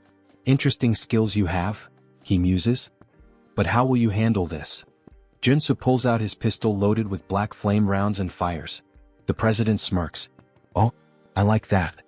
With a flick of his hand, a barrier materializes, blocking the attack with ease. He nullified my 2 best abilities like they were nothing. Before Joonsoo can react, the president charges in and lands a rapid barrage of punches, knocking him to the ground. He's unbelievably strong. Is that all? The president sneers. As expected. It was impossible from the start. Park Daop was born with an SR rank, his stats overwhelmingly powerful from the beginning. Meanwhile, Warrior Kim was just an NPC. A weak, low-level character. The gap between them was absurd. Is this your final battle? The president taunts. You know how I took down your subordinates? Joonsoo asks, wiping blood from his mouth. What? I took out Ebony and Viper with white phosphorus rounds. The cyborg? EMP bombs. Now tell me, what do you think I've got prepared for you? You? Prepared for me? Impossible, you idiot. No, it's not. Joonsoo's body begins to change. For a level 2 superhuman to defeat a level 4 superhuman, there's only one way. Trait activated, body mutation. Muscle mutation. His body shifts and twists into something monstrous. Warrior Kim has become a mutant once again. What? He chose to become a mutant. Joonsoo's breathing grows heavy. I won't be able to control myself for long. But he's prepared for this. Flashback. In the shop he bought a specific item, Berserk Glasses. This item grants the frenzy trait for a limited time. And that's exactly what he needs right now. Joonsoo crushes the glasses. A new sensation floods his mind. All distractions disappear. His thoughts fade. Only bloodshed, death, and combat remain. Here we go. Joonsoo launches a furious barrage of punches. The president blocks them, eyes narrowing. He doesn't know what ability Joonsoo just activated, but one thing is clear. This is about to get fun. Let's begin again, the president says, activating his own ability, Rage. His base stats skyrocket. Now let's have some real fun. Both fighters charge at each other. Fist meets fist. Neither backs down. This won't be enough to take me down, Joonsoo grins. Same to you, the president replies. Their battle turns into a brutal exchange of punches, fists flying like a high-speed boxing match. A real Japan versus USA boxing showdown. Who got the reference? Leave a comment on the video. Joonsoo lands a solid jab straight to the president's face, sending blood spraying through the air as the impact forces him back. New traits acquired, super strength and iron armor. A primal roar erupts from Joonsoo's throat, his excitement for battle overwhelming all reason. I can do this all day. Alright, the president chuckles. I'll admit you're strong. It's been a while since I had a fight this good, but I'm done analyzing you. This is my victory. Quit bluffing and fight. Joonsoo growls, throwing another punch. But the president effortlessly dodges. All you do is throw mindless punches, he scoffs, sidestepping each blow with ease. Then, in one swift motion, he counters, driving a devastating punch into Joonsoo's gut. Blood spurts from his mouth. Bastard. The president smirks, dodging again. Go on, keep swinging those sloppy, untrained fists, he taunts. And then, boom, he delivers a brutal uppercut, sending Joonsoo flying. Damn it. In close combat he has a massive advantage. The frenzy trait's effect is starting to wear off. There's no other way. I have to go all in on this next attack. Joonsoo knows he can't win a hand-to-hand fight. He begins channeling his energy, preparing to swap his traits. What kind of cheap trick are you planning now? The president sneers. You're done. He charges forward to end it, but Joonsoo grabs his wrist. Fine. I'll admit it, you're better than me in hand-to-hand combat, Joonsoo says, locking eyes with him. But as you can see, I'm not a brawler. A dangerous grin spreads across his face. I'm a swordsman, you bastard. Joonsoo channels power into his hand. And in an instant, a massive sword materializes. Before the president can react, a blinding light erupts point blank, piercing straight through his heart. You can use that ability barehanded? The president gasps. This was a good fight. His body trembles, and then collapses lifeless. Joonsoo exhales heavily. Shit. I really pushed my body too far this time. A system notification appears. Status effect, disease. Suddenly, a wave of unbearable pain surges through him, like his body is tearing itself apart. Arg? But then, a golden beam of light bursts from his body. His monstrous form begins to fade, his body slowly reverting back to normal. Warrior Kim has ascended to level 3. Oh god. Thank you, I leveled up just in time. A weak chuckle escapes his lips. I really am one lucky bastard. Then, his body gives out. He collapses unconscious. When Joonsoo finally regains consciousness, he finds himself submerged in the bathtub of his own home. Home? Mr. Superhuman, are you alright? Joonsoo blinks, looking up at the concerned face of Director Choi. What happened? Choi. I thought you were dead. Choi says, tears welling in his eyes. You were lying there, surrounded by all the members of the association. So, you brought me back home? Joonsoo asks, piecing it together. Yeah, Choi nods. I noticed you were still breathing, so I threw you into a mana spring. You've been unconscious for a week. A whole week. Now that Choi mentions it, he does feel a lot better. You're seriously amazing, Choi says, shaking his head. You single-handedly wiped out the president of the Plumbers Association. Yeah. I know, Joonsoo smirks. I guess I'm kind of a big deal now. Not just kind of, you're insanely incredible. Stop flattering me, Joonsoo laughs. Oh, and by the way, Choi adds, I took the liberty of collecting all the loot from the fight. Take a look later and let me know if you need anything. Got it? But first, I need to fully recover. Joonsoo's expression darkens slightly. Now that I'm level 3, there's somewhere I need to visit. A malicious smile crosses his lips. 1 week later, Joonsoo arrives at the Mana Measurement Center. Now that he's level 3, he will officially be promoted, receive a certificate, and gain access to countless benefits. This is insane, Mr. Superhuman, Choi exclaims. I've never seen anyone level up as fast as you. You're gonna start your own country soon at this rate. Joonsoo scratches his head, looking embarrassed. I wouldn't go that far. Maybe I should get my certification now? He asks, flashing a JoJo fan grin. The examiner chuckles. Of course. Please come this way. After a while, the girl officially hands over the certification paper. Thank you. I'm so jealous of you. Ha. Me? Why? Joonsoo asks, puzzled. For so many reasons. I wish I were as strong as you. Baek Soren showing this kind of emotion? Feels so strange. Unimaginable even. In the game, she's a berserker warrior, a ruthless killing machine, more like a psychotic girl drenched in blood than someone who'd ever say something like this.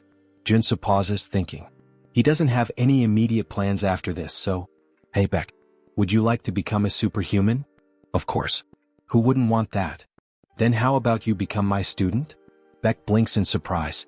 If you agree, I promise, I'll turn you into a superhuman. And a strong one at that. And how exactly do you plan on doing that?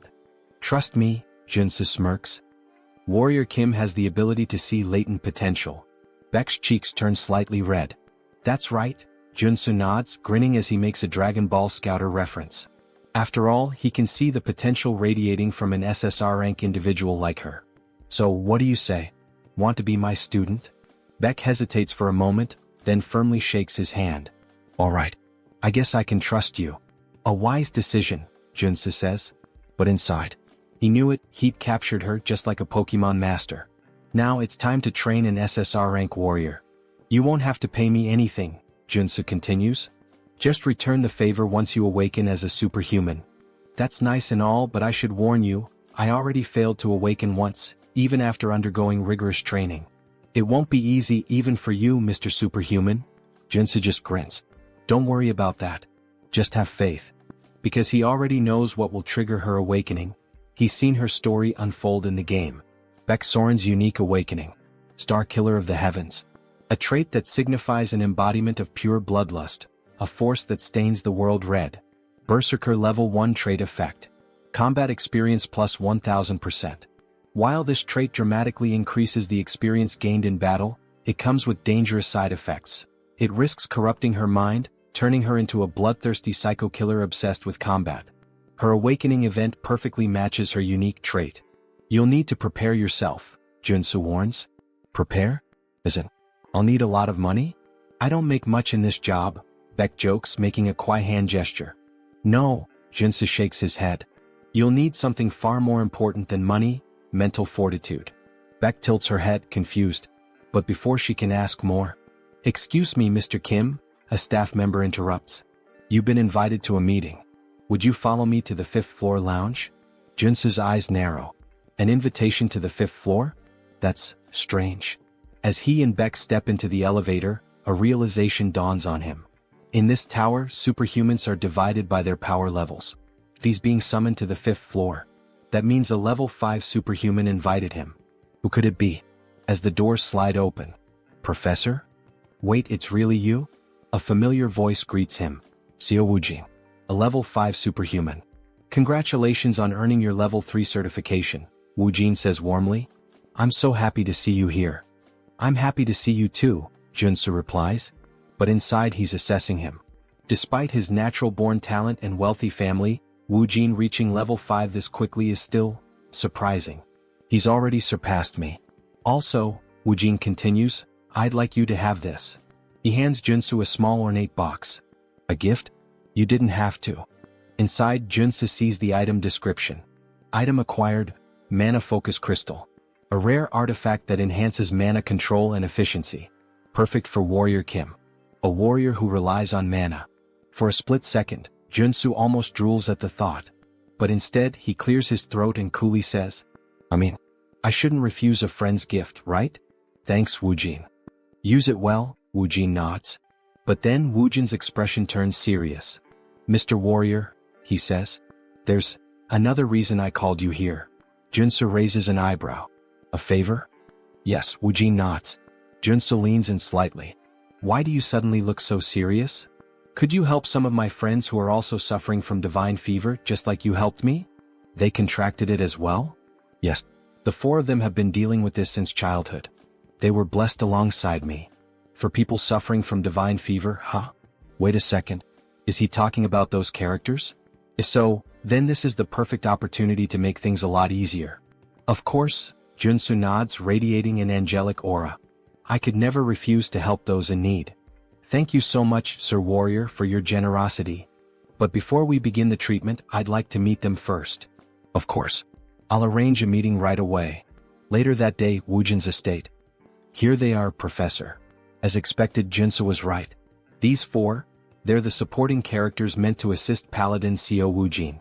They're all children from wealthy families, essentially kidnapped and forcibly baptized under the orders of the Old Father.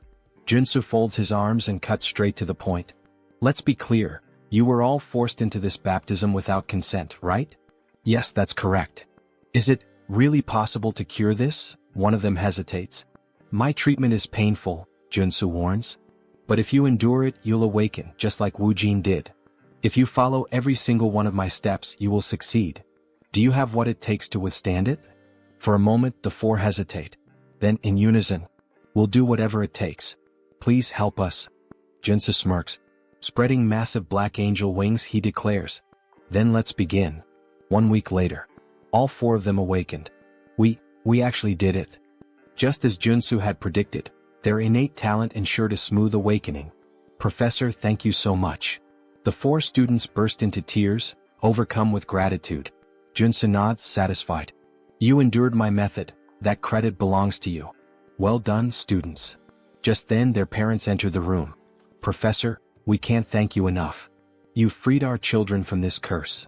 As a token of our appreciation, though it's not much, we hope you'll accept these gifts." A mountain of presents is placed before him. Joonsoo waves his hands modestly. "You didn't need to do this. Their success was thanks to their natural talent." But inside, he's grinning ear to ear. "This order only favors rich families.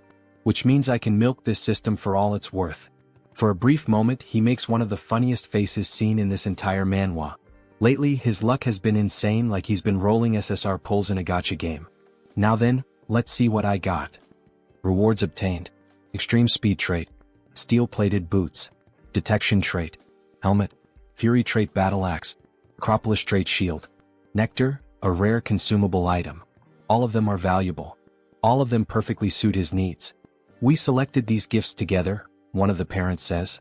We hope you like them. Joonsoo smiles. You have my sincerest gratitude for these rewards. But now, it's time for his real reward. You mentioned you wanted to talk to me for a moment, right? Yes, one of the parents nods. I have a favor to ask of you. A favor? Joonsoo tilts his head. Yes. I represent the Galaxy Shopping Mall. Joonsoo raises an eyebrow. All right. How can I help the savior of my son? The man hesitates before answering. I'd like permission to enter the underground gold mine beneath the Harem branch of Galaxy Mall. A gold mine? We don't have anything like that under our shopping mall. Joonsoo smirks. I'm talking about the one hidden between areas A1 and A2 on the 8th floor of the underground parking lot. Are you sure it's not there? The man stiffens. Got him. I don't know how you obtained that confidential information, he says carefully. But even coming from you, I can't grant this request. Joonsoo leans in slightly. I promise you this, I won't speak a single word about what I see down there. Just for one day. That's all I ask. The man stays silent. Joonsoo smiles knowingly. All I'm asking is to keep your little secret, a secret. The next day, Joonsoo walks alongside the girl he promised to help. After smashing through the wall, she stares in disbelief. I can't believe there was actually a hidden space inside this shopping mall. See? Told you, Joonsoo grins. This is the place where you'll awaken. You have no idea how hard I worked to get us here. But, are we really going to train in a dirty place like this? She asks, wrinkling her nose. Of course, Joonsoo assures her, stretching out a hand. I promise, it'll be fun. Characters with the trait star that kills the sky can't be awakened through traditional methods. They have to be pushed to the absolute limit, forced into a life-or-death situation. This dungeon hasn't been discovered by the world yet, but this is the exact place where Baek Soren awakens in the future. Sir Warrior, this place is so dark, and it smells weird. Her voice trembles and she grips her arms tightly. Joonsoo can tell she's afraid. Then, a zombie suddenly lunges at her. She barely dodges in time, but the impact sends her glasses flying to the ground. Warrior. Please help, she cries out. Joonsoo tosses a sword to the ground. The training has begun. Excuse me, what? Kill that zombie yourself. What? Fight for your life. That's what I'm telling you. This is the only way for Miss Soren to awaken. What kind of nonsense is that? The zombie lunges again. Get away from me, you monster. Soren swings instinctively, and in a single devastating slash, she cleaves the zombie in half. Joonsoo's eyes widen. What the fuck? How is that even possible? That was just a single strike, and it had that much power? Baek Soren. Maybe she has even more talent than I expected. As she stands there, sword trembling in her grip, a red aura begins to radiate from her body. Wow, very well, you started off strong. You're so cruel. You can't just tell me to fight without any warning. Soren shouts. But you went all out, didn't you? Yeah, but... Soren hesitates, a sad look in her eyes. As expected from one of the top 3 warriors in the game, even without awakening, she fought like a character with the sky-destroying star trait. The moment she entered battle, it was as if she became a completely different person. You really think I have to fight for myself? Yes, but don't worry, I won't let you die. At least not yet. That doesn't sound reassuring at all, haha. Let's just keep going. She continues cutting down zombies. You mentioned taking a few superhuman classes before. Did you learn any sword techniques? Nope. I've never even held a sword before, nor learned any techniques. But you said I had a certain talent, right? She says proudly. Then there was that instructor who had to use every possible method just to acquire a single trait. Isn't that way too overpowered? This place is way deeper than she expected. She can't even see the end. How much longer will they have to keep moving forward? Maybe there's an exit just around the next corner. As things stand now, we're not getting out of here until she awakens. Suddenly, a zombie attacks them. Wait, is that a drill? Drill-wielding undead. The drill zombies were tough enemies back in the game. Maybe he should help her, but with a devastating strike, she slices the zombie's arm clean off. If you're a zombie, fight fair. Don't you dare use a weapon. Then, with brutal efficiency she cuts the zombie in half. Joonsoo watches in surprise. Well, that was a clean victory. She felt her body moving on its own. But just then the still-living zombie sinks its teeth into her foot. You bastard. What do I do now, master? Well, common sense says if you get bitten by a zombie, you'll turn into one too. Please kill me before I become one of those things, she cries. Miss Soren, of course I came prepared for this. Wait, is that holy water? Yes. In this game they actually developed a cure for the zombie virus. After the chaos they decide to rest for a bit.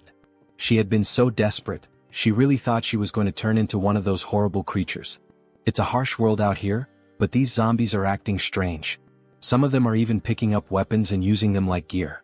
It's almost like this place was artificially designed. Well, you're not wrong. The Galaxy Mall was built much faster than any other location of this size. It was thanks to the efforts of a massive workforce. But because of the extreme labor conditions, many were injured and some even died. But the official reports claimed there were 0 incidents during construction. The corrupt executives of that wicked corporation just dumped their bodies here. Later, the representative of Galaxy Mall learned about the situation. However, since it would critically damage the company's public image, he decided to cover it up and keep the area a secret. Such corruption was only possible because of how rotten this world had become. Soren never imagined there would be such a tragic story behind this place. But how did you find out about their secret? Because when the Order of the Old Father unleashed zombies to overrun Seoul, the dungeon that opened up was none other than Galaxy Mall's forbidden area. Well, let's just say the professor has a special ability. Wow, and you already have so many abilities. Since this was the place where Beck Soren was first attacked by zombies, he figured it would be the perfect location for her to train and awaken. But up until now there had been no sign of her awakening. These victims are still suffering even after death. I just hope we can at least put them to rest. Oh, so it looks like you've finally found some determination. At the same time, she couldn't shake the strange feeling that she had to keep fighting. Alright, let's go. It's finally starting. All of a sudden, the temperature in the area plummets. This place, it's eerie. Let's be careful. Then they spot an open warehouse, almost like a giant freezer. What is this place? Upon entering, they see a radio. There are 3 bears in the house. Papa Bear, Mama Bear, Baby Bear. A children's song. This is creepy. 3 bears in a house. The song starts to glitch, distorting into an ear-piercing screech. What the hell is this? Then, an ice spear shoots straight at Soren. Watch out. Joonsoo throws himself in front of her, blocking the attack with his own body. Sir Warrior, are you alright? He hadn't expected an ambush like this. Then a grotesque monster emerges. Conjoined Phantoms. Boss of Galaxy Mall's forbidden area. Level 3 mutant. A level 3 mutant? Soren, you need to get out of here, now. This thing is way beyond your abilities. But the creature launches another barrage of ice spears. I don't want to hear any complaints, get out. And I don't want a popsicle either. He deflects the attack, but suddenly the enemy starts channeling another ability. A massive ice lance forms in midair. He can't block this one. Professor. Soren, run. I'll buy you some time. How can I just leave you here? She cries. One of us has to make it out alive. She can't do it. Miss Soren, the reason I was so sure about your talent is because you possess the ability, Sky-Slaying Star. The Sky-Slaying Star? This can't be true. Believe in yourself. If you do, you'll awaken. And with that, my final lesson is complete, my apprentice. The monster fires a storm of ice arrows, obliterating everything in the area. Believe in herself? Oh. As the icy onslaught subsides, Soren stands frozen in place. Then, alright. I will. I will trust in my own abilities, Professor. A golden light surges around her. Her eyes burn red. What was this power she was wielding? Ha ha ha. Then please, don't give up. Joonsoo watches in awe. In an instant, she shatters the thick layer of ice encasing her. She has finally awakened. Beck Soren, SSR rank superhuman, level 1 warrior. What is this power? It's real. I've truly awakened. Before a spear can pierce her, Joonsoo moves, cutting it to pieces. Now that you've awakened, it's time to drop the act. The Sky-Slaying Star has a condition for awakening. You must face a life-threatening situation and possess the mental strength to overcome it. You put yourself in danger just to make me awaken? You did an excellent job. But now, it's time to fight. Baek Soren, the sky-slaying star. The mutant lets out a furious roar, then begins channeling a new attack. He looks pretty pissed off, Professor. Don't worry. You'll be fine as long as you deflect his attacks before they touch your body. To prove his point, he demonstrates, effortlessly knocking aside an incoming strike. See? It's not that hard. But when he glances back, he sees Soren trapped in ice. Are you alright? Right. Even though she's awakened, she's still just level 1. It's unrealistic to expect her to master everything perfectly right away. She had been caught by multiple ice barrages, yet she wasn't seriously injured. Looks like you're fine. Upon awakening, every warrior receives their initial trait. Hers was Indomitable, a trait that grants strong resistance against all abnormal status effects. Before awakening, she constantly felt like she was about to die. Now she barely feels a thing. Fascinating. As expected from an overpowered character, she got Indomitable, the best defensive trait. As for him, since he had overseen multiple awakenings from his previous apprentices, he had gained the Perception trait, allowing him to see all of his enemies' traits. A ridiculously powerful PvP ability. Oh yeah, that's broken. I don't think that'll be of much help right now. Well, don't worry about it. For now, let's train with your new awakening. Both of them start running. She acquires the haste trait. Good, you've already picked it up. Her combat growth is incredible. Her body feels like it could take off at any moment. She wants to keep fighting. Watching the professor leap to dodge 2 ice blocks, she instantly learns the same technique. Wait, I'll cut it for you. But before he can react, she's already next to him. What the? How did you get here? Well done. You can already use that ability. It felt like I was flying. Will she surpass Joonsoo in just a few days? Just like Seo Woojin did? Alright, Professor. What's the next move? Use the traits you just learned to pull the mutant's attention. While you keep him occupied, I'll finish him off. I've already taught you everything I could, so it's best to end this quickly. Understood. Soren starts dodging every attack with ease, gliding across the ice as if she were skating. Come on, hit me, you dumb mutant. She suddenly gains 2 more traits. She keeps accumulating traits. Her talent is truly something beyond normal. Alright. Now that I've helped Baek Soren awaken, it's time to wrap this up. Joonsoo channels a golden aura into his sword. With the skill flash, he unleashes a devastating light-infused slash, instantly obliterating the mutant. Well, congratulations, Professor. That was amazing. Nah, that was nothing. Then a phone appears on the ground. So this was the monster's mana core? How does a phone work as a monster's mana core? Well, this happens a lot with ghost-type monsters. A worker who ended up here valued his daughter more than his own life. Before he died, his resentment possessed this phone, turning it into a monster's core. I hope he can rest in peace now, Soren says, tears welling up in her eyes. I'm sure he will. Suddenly, the phone transforms into 2 mana cores. These are called crystals. If you hand them over to someone who knows how to use them, you can get some pretty good equipment. This is an incredible reward, something only obtainable by defeating this area's boss. Suddenly, the ground starts shaking. What's happening now? We already defeated the boss. This area is collapsing. Then what should we do? Have you managed to fully adapt to the traits you just acquired? What? There's no time. Start running if you don't want to die. Now. Both of them take off at full speed. Run as fast as you can, Soren. If you keep going this slow, it'll be the end for you. This is as fast as I can go, Professor. There's still a long way to go before they reach the teleportation portal. If she doesn't push past her limits, she won't make it. Suddenly, large chunks of debris start falling in her path, blocking her way. No, not like this. She just awakened. There's no way she's going to die so easily. There. The teleportation portal. Hurry. Joonsoo can't help her. There's still one last trait she needs to obtain. The reason she became one of the game's best characters was because of 3 defining abilities. The Sky Hunting Star trait allowed her to grow rapidly in battle. Indomitable nullified the deadly side effects of Heaven Slaying Star. And the last trait, Soren keeps running, desperate to survive. A massive rock crashes down, slamming into her arm, injuring her. Damn it. I won't give up that easily. I will survive, no matter what it takes. She pushes forward. Here I go again. Trait unlocked, Runaway Train. Ignoring the pain, she dashes forward, barreling past the obstacles in her path. Joonsoo loses sight of her. Did she fail? Then out of nowhere she burst through the rubble, grabbing onto him. Let's get the hell out of here, now? Whoa, damn, something big is pressing up against me, haha. Just as they leap through, the portal shuts behind them. Trait unlocked, narrow escape. Grants a second chance at life when facing certain death. The next moment, they reappear in the middle of the city, still clinging to each other. A crowd immediately starts murmuring. Where did they come from?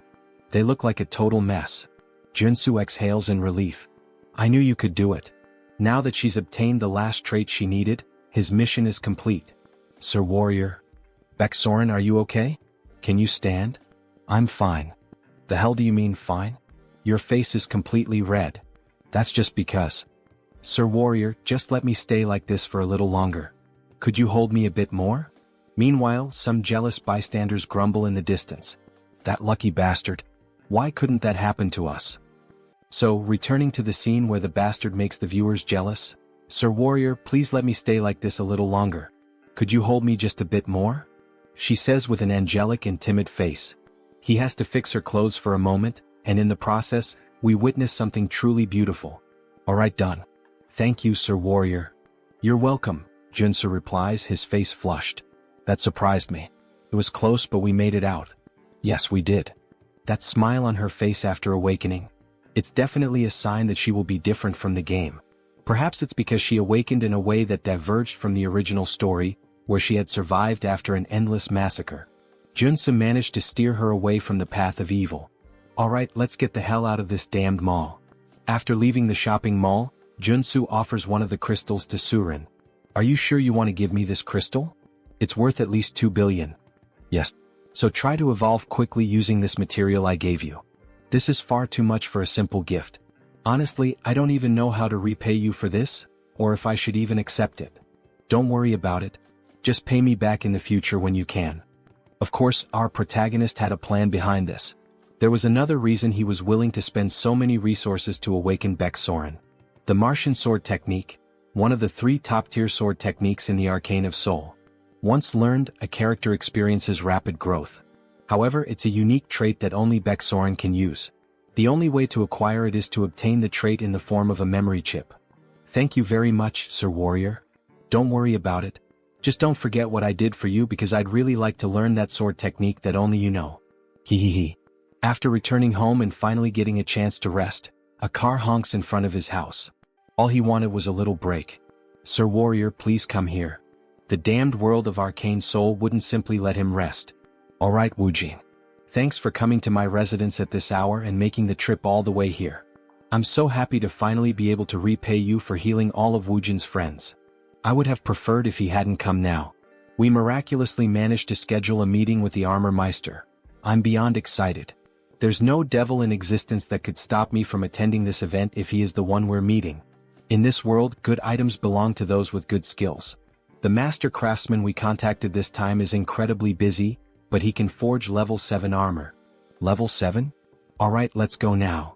Moments later, they arrive at the entrance of a grand house, with several guards stationed outside. Are you serious? What a fine house for such a fine craftsman. Woojin, do you have any idea what religion this artisan follows? Religion? Why are you asking something like that all of a sudden? I see, so you don't know. Of course he wouldn't. Considering all the suffering he endured because of the Order of the Ancient Fathers, it made sense. This is the home of an artisan devoted to the Order of the Old Father, Joonsoo. Joonsoo is a devout believer firmly committed to his faith. In the future, he will stand at the forefront of the war artisans of the Order. Joonsoo, the Artisan of Death, mid-boss of Episode 3. I already refused to be baptized, yet he's still willing to craft armor for me? What does he want from me? Stop. Extend your hand for identification. Identification. Show me your black flame. Grabbing the protagonist's hand roughly, what the hell is with this guy? Here it is. He then releases a powerful surge of black flames. Are you satisfied now? Yet the guard doesn't seem pleased. What is the meaning of this? Let go of his hand.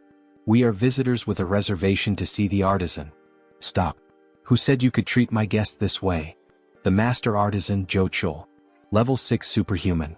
Sir. My apologies for the intrusion. Refusing baptism and awakening the black flame. You are indeed an honored guest. And this is how you treat me? Please forgive me. The light and the savior recognized by the saint. What? The light and the savior recognized by the saint. What the hell does that nonsense even mean? Alright, now come inside. Let's start discussing what kind of equipment you're looking for. Alright. A plate armor of this style is my specialty. Since it's a request from the saint, I can craft it in this design if you'd like. Before them stands a medieval suit of armor, reminiscent of the Templars. Joonsoo scans the area, searching carefully, until he finally finds something that catches his interest. Alright, I've decided. I'd like this outfit. Its appearance resembles a military uniform. Seriously? You want that kind of clothing? Yeah, I love its style. This is ridiculous. Infusing magic into that type of armor is incredibly difficult. We won't be able to create a holy armor with it. He doesn't need holy armor, the artisan remarks. I just need to infuse it with the magic of giant and extreme. Judging by his reaction, Joonsoo can already tell what the order is trying to do, push him toward holy armor. Also known as Paladin's armor, it grants an absurd amount of attributes to tank-type users. However, in order to wield it properly, the user needs immense divine power. To increase his divine power, he would have to join a religion. The artisan sighs in frustration. So he's choosing the worst option instead of the best one. But fine. The customer makes the final decision. They're pretending to offer me something good while trying to trap me in their religion. Then I'll be expecting great work from you, Master Artisan Joonsoo, Joonsoo says with a grin, shaking the artisan's hand. After a long discussion, they finally leave the house. Woojin hesitates, then asks, "Are you sure that was the right decision? Not choosing the holy armor?" Joonsoo shrugs. "No. I just like the other one more." Meanwhile, the guard from earlier continues watching Joonsoo strangely. "I can only imbue a few traits into this type of armor," the warrior comments.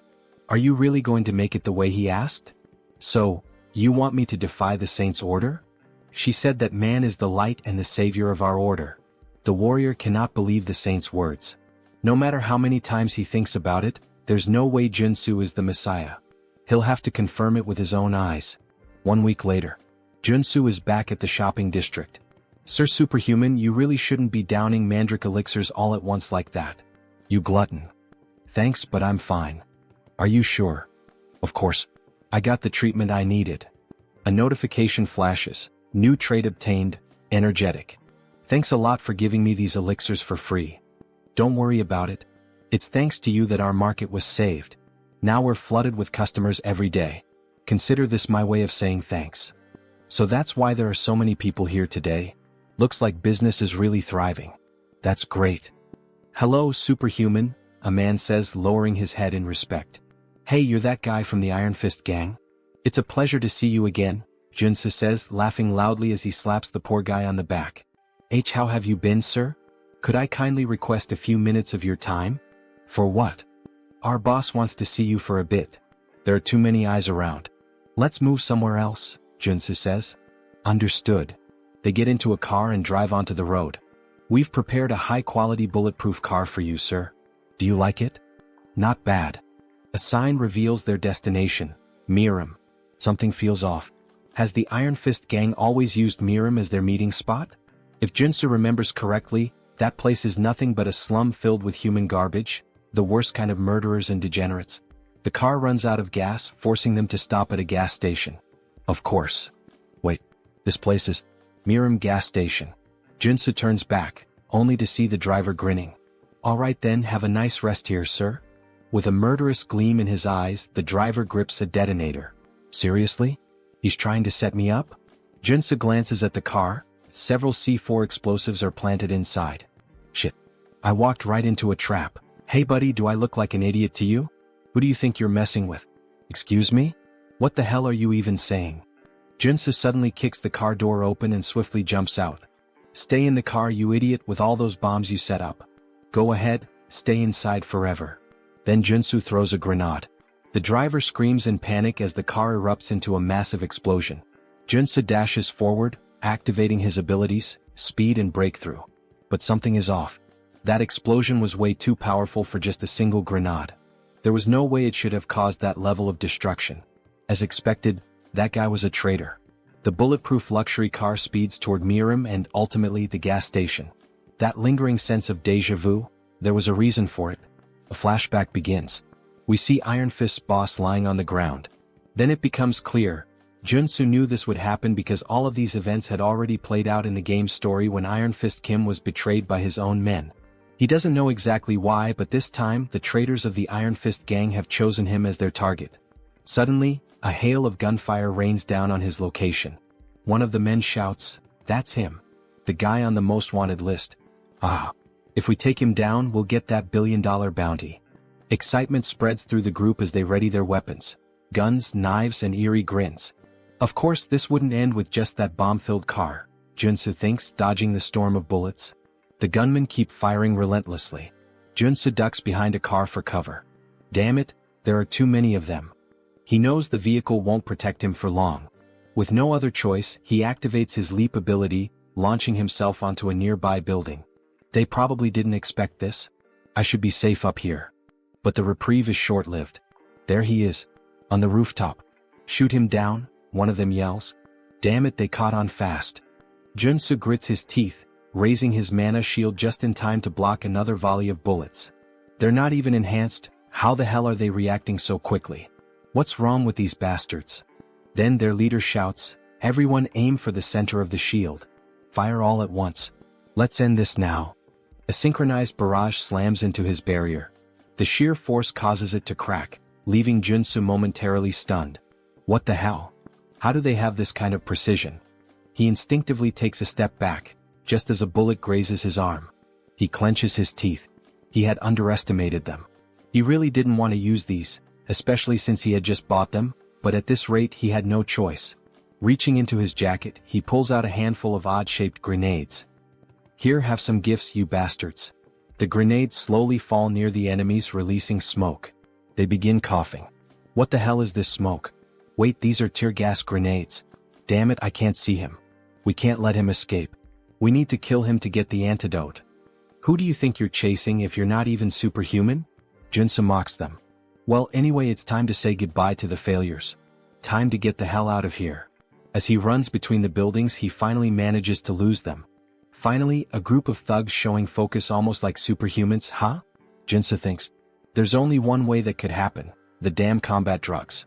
They have serious, harmful side effects, but they can temporarily enhance combat abilities. That's probably how they almost trapped me for a while. Considering they mentioned something about an antidote, Joonsoo is sure that's what they're after. The only problem is, the only person who could lead that gang in Harem is the human hunter. He's the first person that comes to the protagonist's mind. He's a superhuman with excellent abilities, a sharpshooter with deadly aim, focus, and precision.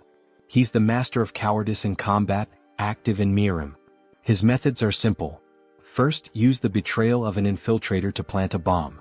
Second, send in a gang of criminals under the influence of combat drugs. And third, his specialty being a sniper. Knowing this, Joonsoo activates his abilities to see beyond normal vision on the battlefield. With great effort, he spots a distant light coming from a building. Just in time, he narrowly avoids a shot from the building, but despite his speed, the bullet grazes his face. If he had reacted even a fraction slower, he would have definitely been dead. But the risk paid off. He now knows the enemy's location, where they're hiding. Looking out over the city, part of it is on fire, and an idea forms in his mind. Got you, you bastard. He leaps down, sprinting toward the flames to confront the cowardly human hunter, the sniper. He has no choice but to go straight for him. However, the fire is intense, so he'll need to use his defensive abilities. Fire resistance, perseverance, black flame, leap, dash, and the Einhejar cultivation technique. He pushes through the fire, running as fast as he can, even though the flames are burning him. He ensures that the sniper can't see him through the smoke, making it harder for the shots to land. To fight such a skilled sharpshooter, he has to get close. Finally, as he looks up at the building, he sees a red light. So that's where you're hiding, you bastard. I found you. Locating the sniper's position is the top priority when facing these kinds of players. Damn, I can't see him, the sniper grumbles. Maybe I'll need to change positions. As the sniper scans the city, looking for Joonsoo and aiming at every possible spot, he catches sight of a blue trail in his scope. He realizes he has to get closer and create an unexpected variable. Wait, did he jump from that height? The sniper is taken aback by Joonsoo's move. And how dare he challenge a sharpshooter to a shooting duel? With that, the sniper activates all his abilities: sniper, focus, deep breathing, insight, gun shooting, ein. He fires his pistol, the black flame, at the same time that Joonsoo shoots. What will happen next? Who will win this cowboy-style shoot? Then both fire at the same time. They take a deep breath in this moment of tension. It's all or nothing. The sniper's shot hits Joonsoo's arm. Shit. He really is a damn sniper. And to think that even in this surprise situation he was still able to shoot. But we know our protagonist never does anything for no reason. With a smile on his face, he declares that it's over. He also managed to land a shot on the sniper's shoulder. The sniper is shocked. After all, it was just a shot from a regular pistol. But then, flames start spreading rapidly over his body. Black fire engulfs him as he screams in agony. Joonsoo barely manages to land on the ground, struggling due to his injured arm. Their bullets are deadly even if they only graze the enemy because they consume their target's mana. As he writhes in pain, Joonsoo declares his victory, only to realize he has fallen into a trap. A pool of sand appears beneath his feet. It's a magical snare. Meanwhile, Human Hunter starts taunting the protagonist, calling him a brat and a fool. Don't think this is over, you bastard. He pours holy water over himself to extinguish the black flames. Shit, this is bad. If Joonsoo doesn't get out of this trap now, he's dead. The moment I put out this damn fire, I'll fill your body with bullets. You'll look like a damn sieve. Damn it, I need to think fast or I'm a dead man. He hadn't expected this to turn into a race against time. For now, he needs to slow down the infiltration of magic and minimize the damage. He equips the traits: Mana Barrier, Perseverance, and Resolute. Then he adds the traits of Brute Strength, Strength and Super Strength. Pressing both hands against the ground, he yells that survival comes first, pouring all his strength into escaping the trap. He activates his last available trait, Purification. With Purification, he will destroy as much mana in the trap's magic as possible. But before he can react, his enemy is already in front of him, fully recovered. The enemy acknowledges the protagonist's resilience against the magical trap, but it's too late. Has he already extinguished the black fire? This victory is mine. If he kills the protagonist now, he'll spend the rest of his life relaxing on beaches. He raises his gun to shoot, but the protagonist vanishes. Before he can grasp what's happening, a fist slams into his cheek, making him spit blood. This is what a comeback feels like, you bastard. Thank God he managed to obtain the trait at the last second. Earth Resistance. It worked. Since you're a sniper, don't even think about fighting back at this distance. Now tell me who ordered this assassination. Alright, he admits defeat. He'll tell everything he knows, he just wants to light a cigarette first. Fine, you're free to talk, start now. As he lights a cigar, the protagonist already finds it suspicious. His expression shifts as if he knows exactly what's happening. So, do you enjoy the taste of that cigar? Of course he does, without a doubt he loves it. His mouth changes shape. Because it tastes like my sweet victory. He looks like a zombie now. Just as he is about to attack Joonsoo, a sudden gunshot rings out, and a hole appears in the Human Hunter's chest. So, you knew what was going on. Of course he did. Did he really think that a player with 10,000 hours of experience wouldn't recognize the cigar that turns the smoker into a mutant? What a mess. In the end he had to put him down. That was unexpected and bizarre. The hunter was always a cunning bastard, but in the game he usually surrendered after admitting defeat. This time though he chose to fight to the very end, transforming into a mutant? Maybe he had a hidden motive. Not that it really matters. What's important is making it out of this alive. As he searches through the hunter's clothes, he finally finds a flash drive. Alright, let's see who's behind this plan and trying to kill me. The next day the news is all over TV, reporting on the chaos from the previous night. Last night, a large-scale shootout between gangs erupted in Harem. The explosion of a gas station triggered a massive fire, and it is estimated that the death toll is in the dozens. The president doesn't believe Joonsoo was involved in the massacre. How did you even survive that? That's why he's in such a complicated situation. It was truly dangerous. Who the hell tried to kill you? Tell me now. That's a long story. Where should he even begin? Suddenly the door is kicked open. The president of the Iron Fist gang steps in and throws a body onto the floor. Both the president and Joonsoo are taken aback by his sudden arrival. The gang leader immediately starts apologizing. He failed to keep his subordinates in check. At least now he knows what happened. Hey you bastard, stop breaking the damn door every time you come in, the president complains. So, was it the Iron Fist gang that attacked you? The president asks, his expression somber. The gang leader responds that it was one of the lower-ranking members of his group. Still, after interrogating the culprit, he managed to obtain some useful information. The guy who set up the trap was desperate for money? Something like that? How did you know? Turns out he had lost everything in illegal gambling and was drowning in debt to loan sharks. Well, the reason for his betrayal is pretty obvious, isn't it? Whatever the reason, it's his fault. Once again, I apologize. Apology accepted. Even as a gang leader, keeping every low-level member under control isn't easy. Iron Fist Kim truly had no knowledge of what was going to happen, because if it hadn't been Joonsoo, he would have been the target of the betrayal himself. He'll take responsibility and track down whoever was behind this malicious plan to have Joonsoo killed. Oh, for that, he already has a piece of evidence that might lead to the culprit. He then shows the flash drive. The president looks at it. Is this a USB? The superhuman who tried to kill Joonsoo had it on him. Do you know how to use a computer? I even have a license for it. Has my time to shine finally come? Aside from my bald head, obviously. After plugging the USB into the computer and searching through its contents, he finally finds something. Alright, this guy was a big deal. He killed at least 20 superhumans. He's a psychopath. Well, his name was Human Hunter, so that makes sense. Forget all that, let's get to what really matters. Let's check his most recent job requests. Alright. His latest request. Let's see. This was the last one he received about 5 days ago. The bounty was 20 billion? The president is shocked. 20 billion? Even the protagonist is stunned by the absurd amount. Maybe it would be worth turning himself in just to collect the reward. Who the hell could afford to offer that kind of money? The client was someone from the Ascendant Group? Someone from a major corporation? This person right here was the one who made the request. As soon as the name appears on the screen, Joonsoo recognizes it. Son of a bitch. So it was that bastard. The paladin who had gripped his hand tightly and questioned him. Things just got complicated. So it was that bastard. He's the paladin Joonsoo saw at Juchul's house. Why the hell is that rich kid trying to kill him? Maybe he has a suspicion. Can you pull up the Ascendant Security family tree? Sure, just a minute. Here it is. Just as he suspected. Now he can finally piece together what's going on. Ascendant Security, a private military company under the Ascendant Group, one of the top 5 corporations in Arcane Seoul.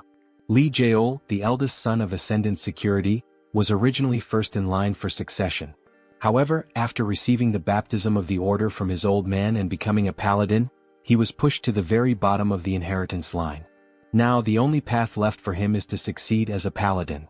But the Saintess has been obsessed with Joonsoo, calling him the light, the savior. Maybe it's just jealousy. Maybe he's furious that he lost the Saintess' attention and is taking revenge. Watching Joonsoo surpass the baptism and rise to prominence must have driven him mad. Mad enough to order an assassination.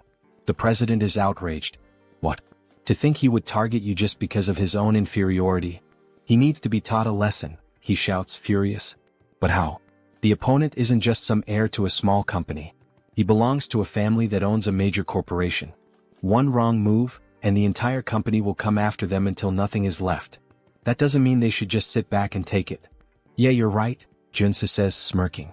I have an idea. The president was already expecting that answer. With an almost theatrical reaction, he exclaims, I knew you were plotting something. If we have to take down a big name, let's start by focusing on our expansion. Hours later, Seo Woojin is shouting. That damn bastard. How dare he try to assassinate the Lord Warrior? He slams his fist on the table, shattering it. Joonsoo sighs. Relax. I'm still alive. Woojin looks at him with concern. You're not hurt, are you? Dear viewers, I'm starting to think he has something different about our protagonist, haha. Back to the Manhwa. The other two stare at the destroyed table, stunned. Nothing could be better than having Woojin on their side. He's not just insanely rich, he's also a level 5 superhuman. He won't let this slide. An eye for an eye, as they say. We should hire an assassin to do the same to him. I can't even begin to imagine how much it would cost to put a hit on the eldest son of Ascendant Security, but...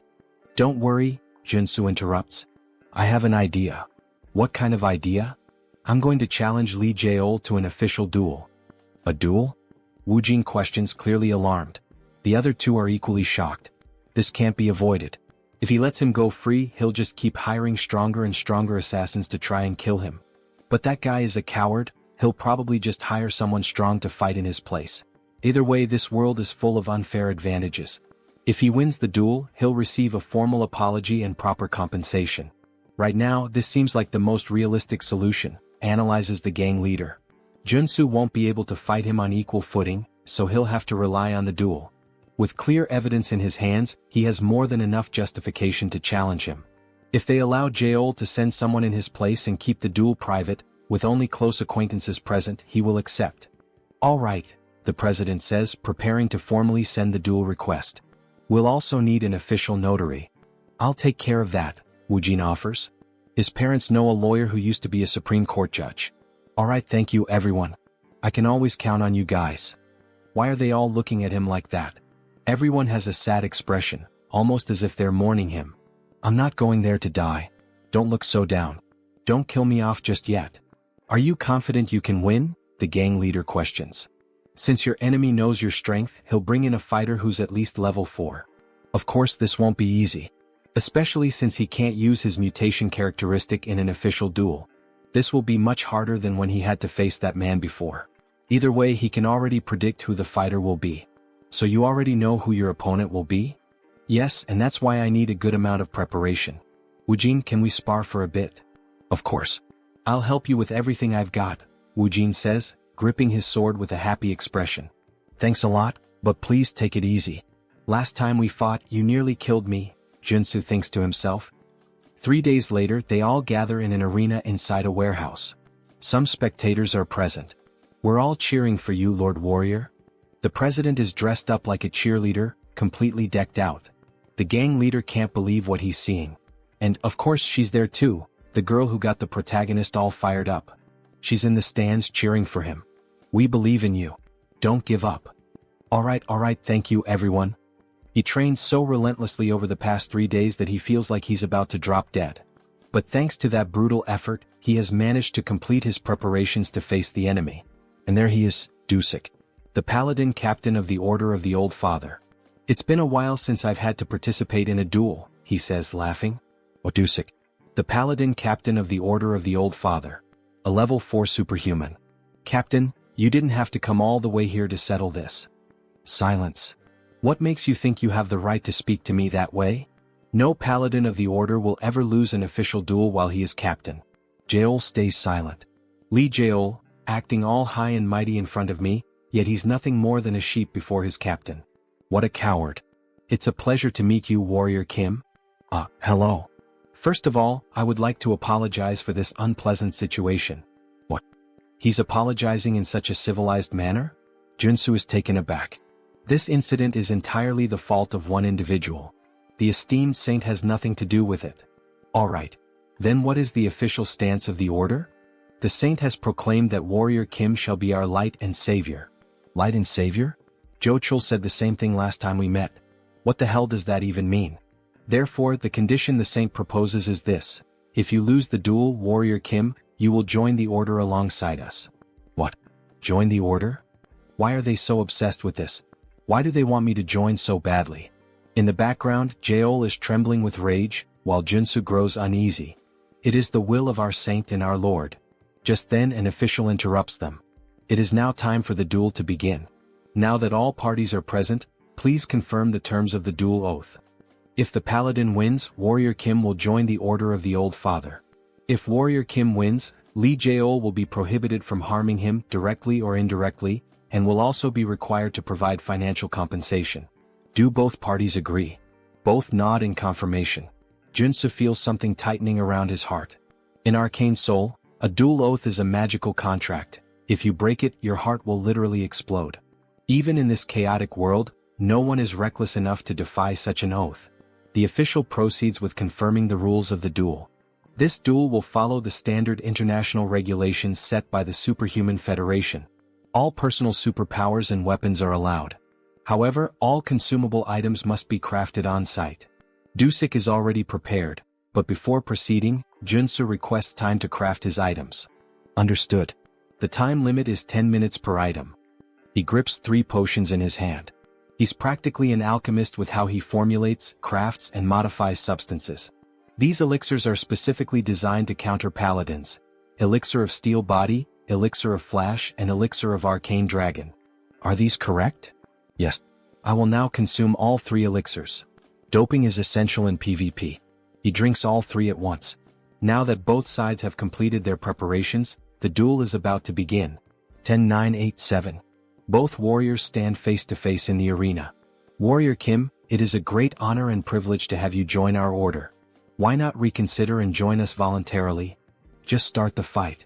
Alright, we tried. If you refuse salvation, then so be it. Dusik raises his hammer. It's like watching Thor himself. But there's no need to worry too much. After all, he can't kill Joonsoo. He needs him to join the order. Then suddenly his entire body radiates an overwhelming aura, filling the arena. He looks like a Greek god, just like Thor. Meanwhile, our protagonist remains still, gripping his sword, a mere blade in the face of such power. The mana surrounding Dusik is incredible. He is clearly on an entirely different level. No matter how much Joonsoo has prepared, he cannot win unless he is willing to risk his life. 3-2-1-0. The paladin charges forward like a berserker. Then he vanishes. The only thing left in the arena is a trail of destruction carved into the ground. Joonsoo frantically searches for him. Where did he go? Wait, no. He didn't just disappear. He activated his haste ability. A moment later, Dusik reappears, right behind Joonsoo, hammer in hand. Warrior Kim, you shall ascend and become a god. As he prepares to bring the hammer down. Wait, say that again. I will become a god. Then Dusik strikes Joonsoo, causing a massive explosion of aura that lights up the battlefield as if two nuclear forces were clashing. Kim's friends watch from a distance. What the hell is that? He's insanely strong, comments the president. Did it really end in just one hit? Woojin questions with a worried look, while the gang leader stands there, speechless at such a display of power. However, our girl manages to see what really happened. Look right there. As the smoke clears, the two warriors stand face to face. Kim with his mana barrier raised and Dusik holding a hammer and shield. Becoming a god. Is that what he said? What kind of nonsense is that? Dusik is intrigued. So this kid actually managed to avoid his attack. As expected, he used his sprinting ability right from the start. It's a high-level trait for surprise attacks, but if the opponent is already aware of it, there's no reason not to block it. Then he quickly equipped all his defensive traits: Area Shield, Mana Defense, Protect, Interior Cultivation Technique, and Mana Heart. Yet, even using all of them together, that ability of his was still enough to shatter his triple-layered shield. Congratulations, Warrior Kim. For a level 3 warrior to block his surprise attack. Now he understands why the saint values him so much. Stop talking nonsense and explain. First he calls me light and savior and now a god? Explain it better. It's exactly as it sounds. You, Sir Warrior Kim, are the hope of our order and the one who will save us from the coming judgment day. Joonsoo can't understand what he's saying. The hope of the old father's order? Now that he thinks about it, the god they serve is dead. In the game's story, a few years later as the plot progresses, the saint performs a revival ritual for her god, triggering a boss battle in the middle of Seoul. A massive octopus appears, wreaking havoc on the city, and it must be stopped. So wait, if they keep mentioning this over and over, does that mean that by savior, they're actually referring to the vessel of God? Yes, exactly, Dusik confirms with a malicious look. A noble sacrifice and sacred devotion. These insane bastards. So in the end, they've just been planning to sacrifice Warrior Kim this entire time? He had actually thought there might be some genuine purpose behind all of this. Your body and soul will become part of the old father and his avatar. Because you will lose this duel, and join our order. Dusik shouts, radiating pure hostility and arrogance. Yeah, go to hell, you bastard. He then charges forward, quickly activating his sprinting trait and striking at Dusik with his sword. However, he isn't fast enough. Dusik easily blocks the attack with his shield. But even so, he is sent flying backward from the sheer force of the blow, eyes wide with shock. What kind of power is this? Then we see the new traits of our protagonist: strike, rush, endurance, strength, super strength, perseverance. Confusing, isn't it? Of course it is. He has swapped out all his traits for those suited to an offensive warrior. Right now he is fully optimized for battle. He lunges at Dusik again, this time fully engaging in the fight. He unleashes a series of swordsman strikes, attacking relentlessly with every warrior trait at his disposal to keep Dusik on the defensive. Then, in an instant he switches traits again: mountain-breaking swordsmanship, smashing strike. With this, he delivers a relentless barrage of consecutive attacks, putting Dusik under immense pressure. Haha! Your swordsmanship is quite the challenge, isn't it? Alright, this is the chance. Now that Dusik is completely focused on defense, Kim grabs the axe he had equipped and quickly switches his traits once again. Strength, super strength, endurance, strike. Dusik is distracted. Taking advantage of the opening, Kim swings the axe and lands a solid hit on Dusik's left rib, cutting through his skin and drawing blood, forcing him to step back. Finally, things are starting to get interesting, aren't they? He says with a laugh. It's working.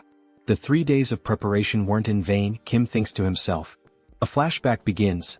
The reason he trained with Siu Woojin wasn't just to acquire the right traits for this duel, but also to learn how to switch them instinctively in a fraction of a second. We see him training, shifting his traits while attacking Woojin, and when Woojin counterattacks, Kim immediately switches to defensive traits to absorb the hit. Back to the fight. When facing superhumans far stronger than him, he must use defensive traits at the right moment. Just like now, as he swiftly switches to defense to block Dusik's hammer strike. However, the strike is too powerful, shattering the shield and forcing Kim to step back slightly. But within a second he switches his traits once again. Use offensive warrior traits when executing a surprise attack. He dashes forward, aiming another strike at Dusik, who manages to block it. Use other warrior traits when unleashing multiple attacks to keep up the pressure. Dusik struggles to keep up, forced entirely onto the defensive. This is the perfect opportunity. Wielding both his axe and sword, Kim activates his berserker traits, taking full advantage of the opening to push forward. For a level 3 superhuman to fight a level 4, the only thing he can do is continuously switch traits mid-battle. And so, he keeps the pressure on Dusik, driving him further and further back. It feels as if he's fighting 4 different warriors at once. How the hell is this possible? Then, in a brief moment of distraction, Joonsoo seizes the opportunity. With a swift move, he disarms Dusik, knocking the hammer from his hand and sending it flying across the battlefield. All the paladins watching are stunned. Impossible. How could this happen? Even Dusik himself is shocked. He quickly turns to Joonsoo. This kid is actually going to win this duel. But there's no way he will let that happen. He has no intention of becoming a sacrifice for their rotten order. Alright, he admits it. He can't hold back against Kim anymore. He'll fight seriously now. Gripping his shield tightly, his aura begins to surge. He has given up on being Thor. Now he's Captain America. Dusik channels power into his shield and warns Kim. This next attack could kill him, so he'd better be ready. Then with a sudden motion he hurls the shield like a spinning blade. Kim quickly raises his own shield to defend. A direct attack like this won't work, or so he thinks. But in an instant, his shield shatters, and the sheer force sends him flying to the far end of the arena. Shit. The power output just skyrocketed. Was Dusik really holding back this whole time? Before he can recover, Dusik appears right in front of him and lands a devastating punch straight into his stomach, striking in a stance straight out of JoJo. How dare you mock our order? Kim is sent crashing into the wall, spitting blood as his body collides with the thick stone. If he begs for forgiveness now, Dusik will accept his surrender. But as Warrior Kim stumbles back to his feet, rolling onto his side, he simply smirks. No. The only way I lose is if you kill me. So be it. Now both warriors engage in an all-out frontal clash, neither backing down. Kim charges at Dusik, who manages to block his attack. Then, in a calculated move, Dusik allows himself to take a few hits just to land a clean strike on Kim. With all his strength, he slams his shield into Kim's shoulder, cutting deep. The pain is so intense that Kim nearly loses consciousness, but he refuses to give in. In an instant, he counterattacks, driving his axe once again into Dusik's ribcage. Dusik grits his teeth and retaliates with a powerful kick to Kim's chest, sending him flying across the arena once more. Both fighters lock eyes, exhaustion weighing on them. Their bodies are battered, barely holding together, they are at their absolute limit. Dusik declares that it's time to end this meaningless battle. Oh, great Father! Lord, hear my prayer and fulfill my wish. From heaven bring down the hammer of your wrath. Raising his shield to the sky, he calls upon a massive storm. Dark clouds swirl, and the arena trembles as if about to be swallowed by a raging sea. Kim instantly recognizes the ability, Dusik's ultimate move. Darkness Tsunami. Now that he's seeing it with his own eyes, there's no doubt, this is a catastrophe. If that attack lands, he will lose. 100%. But there is no way to dodge it. If he wants to win this fight, he has to go through it. He stares directly at the approaching tsunami as his sword begins to glow. Suddenly, everything shifts. The colors around him fade to gray, as if time itself is slowing to a stop. He is afraid. But he has to trust in the traits he has built as Warrior Kim. He takes a deep breath, shutting out everything around him as if he exists in another world entirely. Mountain-breaking swordsmanship, the technique he has never stopped training. The swordsmanship, sharpened through battles and sparring against Seo Woojin. The Einherjar cultivation technique, honed through years of dedicated practice. Mana heart, which has grown alongside him. Rush, earned through sheer desperate willpower. And finally, the ultimate trait, one that can cut through any material in the universe, flash. Then, as if a divine force is descending upon him, a surge of power crashes down over his body. He will trust in his abilities. He will trust in the time and dedication he has poured into them. A brilliant four-pointed star flashes for an instant. Kim launches himself forward, dashing headfirst toward the oncoming tsunami. And above all else, he will trust in himself. He charges straight into the massive wave that gave birth to the tsunami. The entire arena is consumed in blinding light. No one understands what is happening. What the hell is that light? What's going on? Kim's friends question in shock. Then finally the light fades. Kim is on his knees, gasping for air, while in the background, Dusik remains standing. Suddenly, Kim starts coughing up blood violently. His body is battered, barely holding on. Dusik speaks, his voice steady. That was a magnificent duel, Warrior Kim. But then the truth becomes clear. A massive hole gapes in Dusik's chest. Kim's power had been so overwhelming that it pierced straight through Dusik's ultimate ability, shattering his shield and tearing through his body. All that remains is an empty husk, standing lifeless. Then the announcement is made. The judge raises Kim Warrior's arm, declaring him the winner of this duel. His friends start running toward him, and in that moment we get a glimpse of the arena, now scarred by the destruction. Joonsoo is happy he did it. He managed to defeat a superior-level superhuman without using the mutation trait. Professor, he really is the best. That was unreal, almost inhuman, our girl remarks, her face lit with joy. He knew he was capable of defeating that paladin, the president says, tears streaming down his face. He couldn't help it, he was simply amazed by what he had just done against that superhuman, adds the gang leader. But suddenly someone shouts, "Son of a bitch." It's Jeol, gripping his axe, ready to strike Joonsoo. Die now, cheater. However, Seo Woojin was prepared. He reacts instantly, protecting his master as we see a punch followed by a blue explosion, sending Jeol flying. He crashes to the ground, landing near other paladins after being thrown several meters. How dare you refuse to accept the outcome? That chief paladin Dusik lost in a fair and honest battle, and yet you still try to attack his teacher? Do you truly wish to meet death now? At last we see Woojin in a fighting stance, his expression filled with rage. Sir Lee Jeol, do not forget the magical pact both fighters agreed to. If he acts recklessly, his heart will explode. Kim Warrior, because of him, the captain of the paladins is dead. We see his heart being crushed by magic, making it impossible for him to even breathe properly. They will have their revenge. The Order of the Old Father will not forget this, the other paladins shout. So they're saying that Kim was the one who killed Dusik in this duel? Is that really what that worm is trying to claim? Yes, everyone saw it, he was killed by Kim Warrior's hands. Stop talking nonsense, Joonsoo says in a serious voice. The one truly responsible for Dusik's death was none other than Jeol himself. Though he was an enemy, Dusik was an outstanding example of a warrior.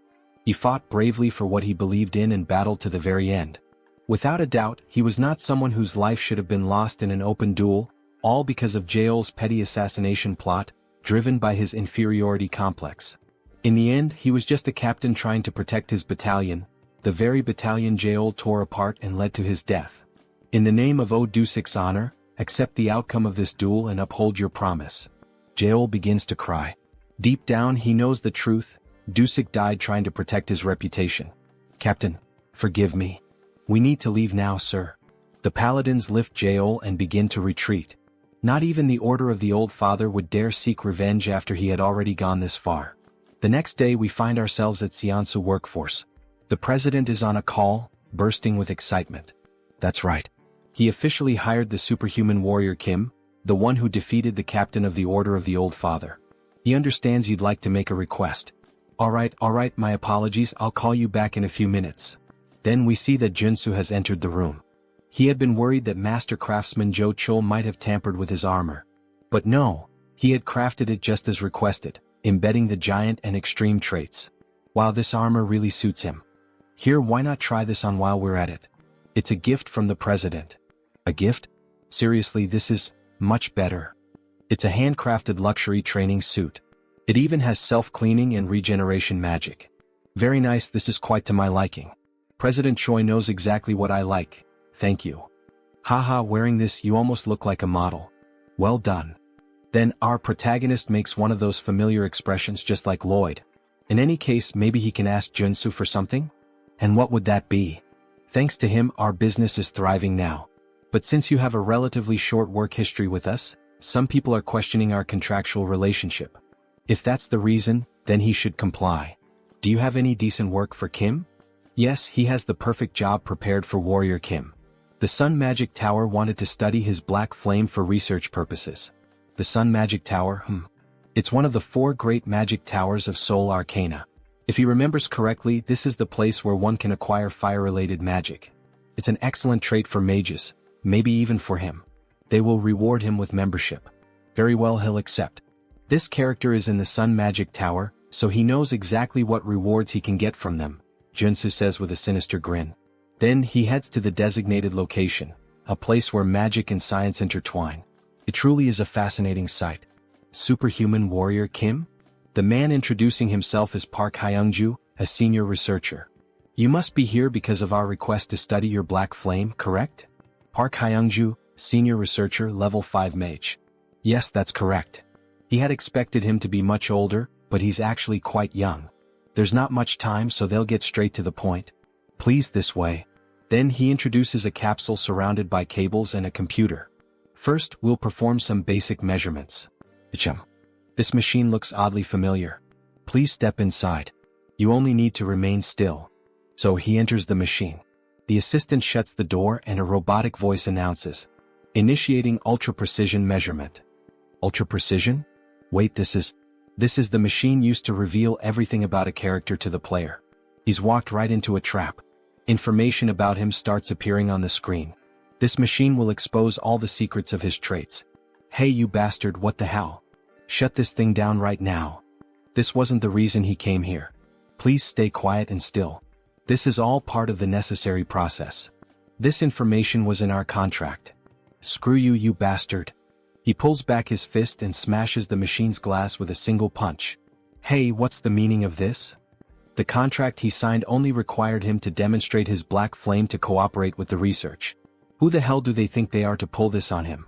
Then the assistant gets slapped across the face by an old man. Park Hyungju, you idiot. Are you doing this again? Boss. Now we're introduced to the old man, Yoon Myung-seok, chief researcher, level 6 mage. How dare you try to ruin my project? This is a misunderstanding, chief. A misunderstanding, my ass. He had planned to sell Mr. Warrior's information, the sole possessor of the black flame trait. There's surveillance footage proving it. My apologies.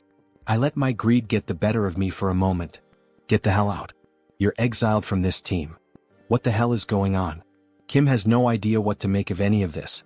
1,000 apologies, Warrior Kim. I am Yoon Myung-seok, the head of this research division. This was an unfortunate incident. What he means to say is, well, it wasn't his fault, you know. He thinks this kind of thing must happen often. So, that idiot sold our confidential information because of his gambling addiction. If it weren't for his mentor Elder Joe, he would have been kicked out of this place a long time ago. I see. In any case, I came here to fulfill your request and nearly had my personal information stolen. As an apology, we'll upgrade your membership status. Alright, I'm listening. What exactly are the benefits of this so-called upgrade? You'll have access to our commercial facilities as well as our training grounds. I assure you he'll make excellent use of them. The training facilities of the Magic Tower can only be used by its mages. What an unexpected stroke of luck. Yes, this doesn't seem too bad. Please, take some time to rest while we prepare for the research. Alright then. He'll take a look around the Magic Tower. As he enters a room, a floating golden orb appears. He almost fell for it, just as expected from Arcane Seoul. But in the end, everything worked out. This is a chance to acquire many excellent traits from the Magic Tower's training grounds. Initiating electric magic training. The golden orbs suddenly begin releasing fierce lightning bolts that strike the protagonist. The pain is unbearable, he complains that it feels like it's shocking him down to his very bones. But if he can endure it for a while using his traits, perseverance, determination, revitalization, After withstanding the pain for some time, he gains a new trait, electric resistance. Nice. He has finally obtained the ultimate resistance trait for all 6 attributes. Okay. Even with resistance, this still hurts. You can turn it off now. At this point, he's going to get fried alive. However, something happens. The lights turn red and the robotic voice announces, "Training system has been switched to manual. Warning, warning. The intensity of the electric magic has been adjusted." Wait, what? It said the training was already over. Who the hell switched it to manual? Wait, that bastard, what is he doing there? He tampered with the settings, that son of a bitch. So he pulls on the machine. Maximum output. Electric magic beginning. All the golden orbs begin to gather massive amounts of energy simultaneously, and then they release it all at once, like a huge Kamehameha of electricity aimed straight at Joonsoo. Hey, calm down, what the hell is this? Die, you bastard. Then Joonsoo receives an enormous, concentrated surge of energy. Hyungja laughs a lot. This is what happens when someone messes with his business. Now die. However, after a moment he's surprised. What the hell is going on? Is he actually withstanding this massive electric discharge? There's no way he would go down from a simple low-level lightning strike like this garbage.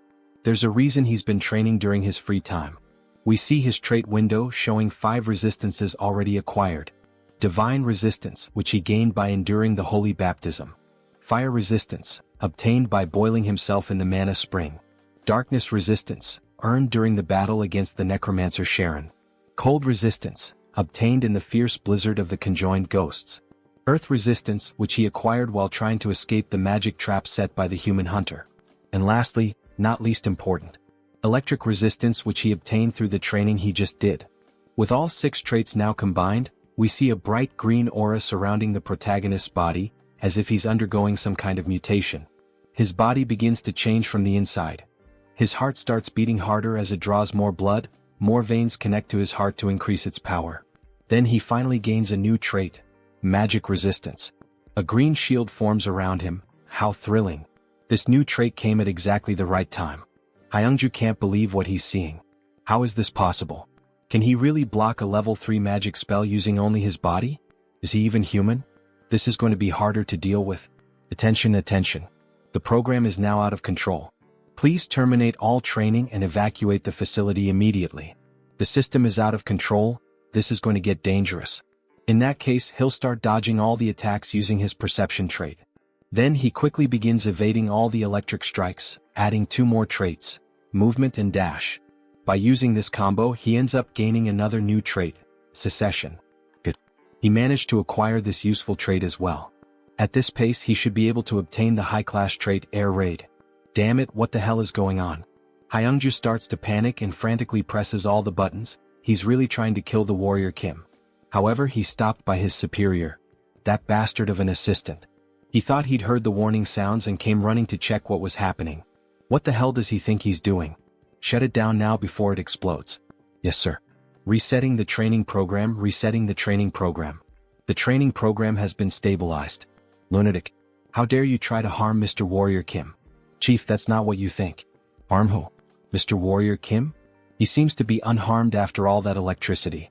Well, it was definitely a bit electrifying, no doubt. But it was a good warm-up. Everyone present is left in disbelief at what they're seeing. Chief, please forgive this fool. Please don't expel him from the tower. He has nothing else left in the world. What will happen if he's expelled from the tower, asks Kim. He'll be magically marked in the brain so that he can no longer learn any new magic, just like a thief who loses his hands after stealing. His life as a mage will be over and he'll be useless for the rest of his life. That seems fair considering the trouble he caused Joonsoo. He's already done many bad things. This is just a natural consequence. And look at this, Mr. Kim. It may not be much, but it's a symbol of our apology. This is an elixir. It's a miraculous potion that can take you from 1 HP to full health in a single gulp. Thank you. This gift is like an extra life for him. He needs to calm down. Ah yes. He believes this is the proper compensation. He doesn't want this incident to turn into something bigger. But there's something else he needs to gain from this magic tower. But he must say that although this gift is great, still, it's not enough to make up for the fact that he was attacked twice after visiting this tower. So, could he be informed of what he might need in order to receive proper compensation? He's held on to this request for a long time, ever since he arrived at the tower. It's to experience the 4 magical spells from the 4 great magic towers. Pardon? Is he perhaps saying that he would like to experience the solar explosion? Yes, that's exactly it. Please, fire the solar explosion at him. The doctor is afraid that this request might not be possible. A level 3 superhuman can't withstand the solar explosion for even a single second. Maybe after he becomes stronger and grows a bit more. No. He's certain he can endure it for about 15 seconds. But that's a feat not even a level 5 superhuman can achieve. Alright, but he is different. Then he starts emitting black flame from the palm of his hand. Ah, the black flame, it can burn away an enemy's mana. Maybe with that, he'll be able to withstand the solar explosion a bit longer. But even so, it will still be dangerous. Let's see it, says Kim, excited. And of course, our protagonist clearly has some kind of plan. Then we see a massive cannon being aimed directly at Kim. It's quite terrifying now that he's about to be hit by the solar explosion. But it can't be avoided. There are only 3 ways to obtain the solar explosion trait. First, enter the magic tower as a disciple of a tower master. Second, defeat the tower master in a one-on-one duel. But both of those are only possible for mage-type superhumans, so he can't do either. Alright, pay attention, Warrior Kim. We're about to begin the explosion. Get ready. In any case, there's one reliable way to obtain it. He can use a hidden quest, which is unlocked when he builds enough favorability with the tower master. A man who looks slightly old, dressed like a corporate executive. Then we see the solar explosion starting to activate like a rocket being powered on. In other words, he's putting on a show to prove his worth to him. The solar flare will be activated for 15 seconds. Then, the solar attack is launched. Kim stands with his chest exposed, ready to endure this insane assault. He begins to burn, but he can handle it. Because there's a trait he can obtain, magic armor. Through the trait embedded in his gear, magic armor. Wait, is he actually withstanding it? So they're telling us that this superhuman isn't level 6? He's only a level 3 warrior and yet he's enduring all 15 seconds of our strongest magic? That bastard is level 3? How is that even possible? It hurts. He prepared so much, acquiring all the necessary traits, but even so, it still hurts a lot. Alright, the 15 seconds are over. Shut it down now. Abort the solar eruption. Finally, the machine stopped. We see smoke rising from it after being used. Damn, it's finally over. He really thought he was going to die. Those were by far the longest 15 seconds of his life. Even longer than when the woman's on top, haha. What was his name again? Warrior Kim? Truly very impressive. Then we see the 2 of them having a cup of tea together. That was truly impressive, Mr. Kim. Using the black flame to endure the solar explosion for so long. He will be a great help to our long-awaited project. It would be a great honor if he could help in any way. Favorability increases at this moment. Haha, he enjoyed the words spoken by Warrior Kim. So, he would like to request a favor from Kim. A request, you say? Yes. It worked. I triggered the secret quest. Grandfather, I came because I got a call. Was it you? Yes, and say hello to Mr. Warrior Kim. He's a level 3 superhuman. Nice to meet you. Nice to meet you too. His name is Mage Kim. Magic Kim is the mage-type tutorial character who appears after Iron Fist Kim and Priest Kim. Apologies, he's late. Was he always this gloomy? He's my grandson. He has the potential to become a high-level superhuman, but his growth was halted at level 1. That's strange. He apologizes for being strange. Forgive me for being the shame of this magic tower. That's not what he meant. What the hell is wrong with this kid? So, how does this work, Mr. Kim? He heard that Kim also healed Director Seo's son. He believes, and hopes, that maybe Kim might have some idea on how to awaken this boy. Awaken him, right? Of course I can help. Would be an honor. Is that true? Please help us. If he somehow succeeds, he will be given anything he desires. Anything you say? And we see the protagonist's famous look, as if he had something in mind from the very beginning. This marks the start of the hidden quest of the solar explosion. And a beautiful shot of the prettiest girl in this manhwa. What? Say that again. Warrior Kim wants what? Solar explosion. Should he spell it out for him again? Right, solar explosion. Of course, he can do that for him, since the future of their tower depends on it, but he's not sure if he would be able to use it. That's why he's going to give it to him in the form of a memory chip, right? So he can learn it instantly. Well, fine. If he can solve the problem with his grandson, then his request won't be a problem. Alright, sorry to interrupt you both, but how is Warrior Kim planning to train him and make him awaken? Alright, let's begin. First, we need to figure out what the cause of the problem is. His biggest issue is that he's stupid. The grandfather says harsh words. He needs to become a mage, but he barely knows any math. Meanwhile, the depressed grandson starts tormenting himself. Sorry for being so terrible at math. Alright, of course Joonsoo already understood Mage Kim's problem very well. He's smart enough to have graduated in business administration from Seoul University. However, he gave up on mathematics, which makes him unsuitable for magical research. No matter how hard he tries, he just can't grasp magic. He's just making excuses at this point. Sorry? So, why don't we learn a type of magic that doesn't require mathematical calculations? What did he mean by that? Magic that doesn't require mathematical calculations? By using spirits, he will become a flame sorcerer. He says he's a flame sorcerer, but that's not the same as a mage. So does he prefer to let his grandson remain in that state forever? Or would he rather train him as a flame sorcerer, so that he can unlock his potential? Alright, for now, explain your theory in detail. The problem is the magical enchantment, isn't it?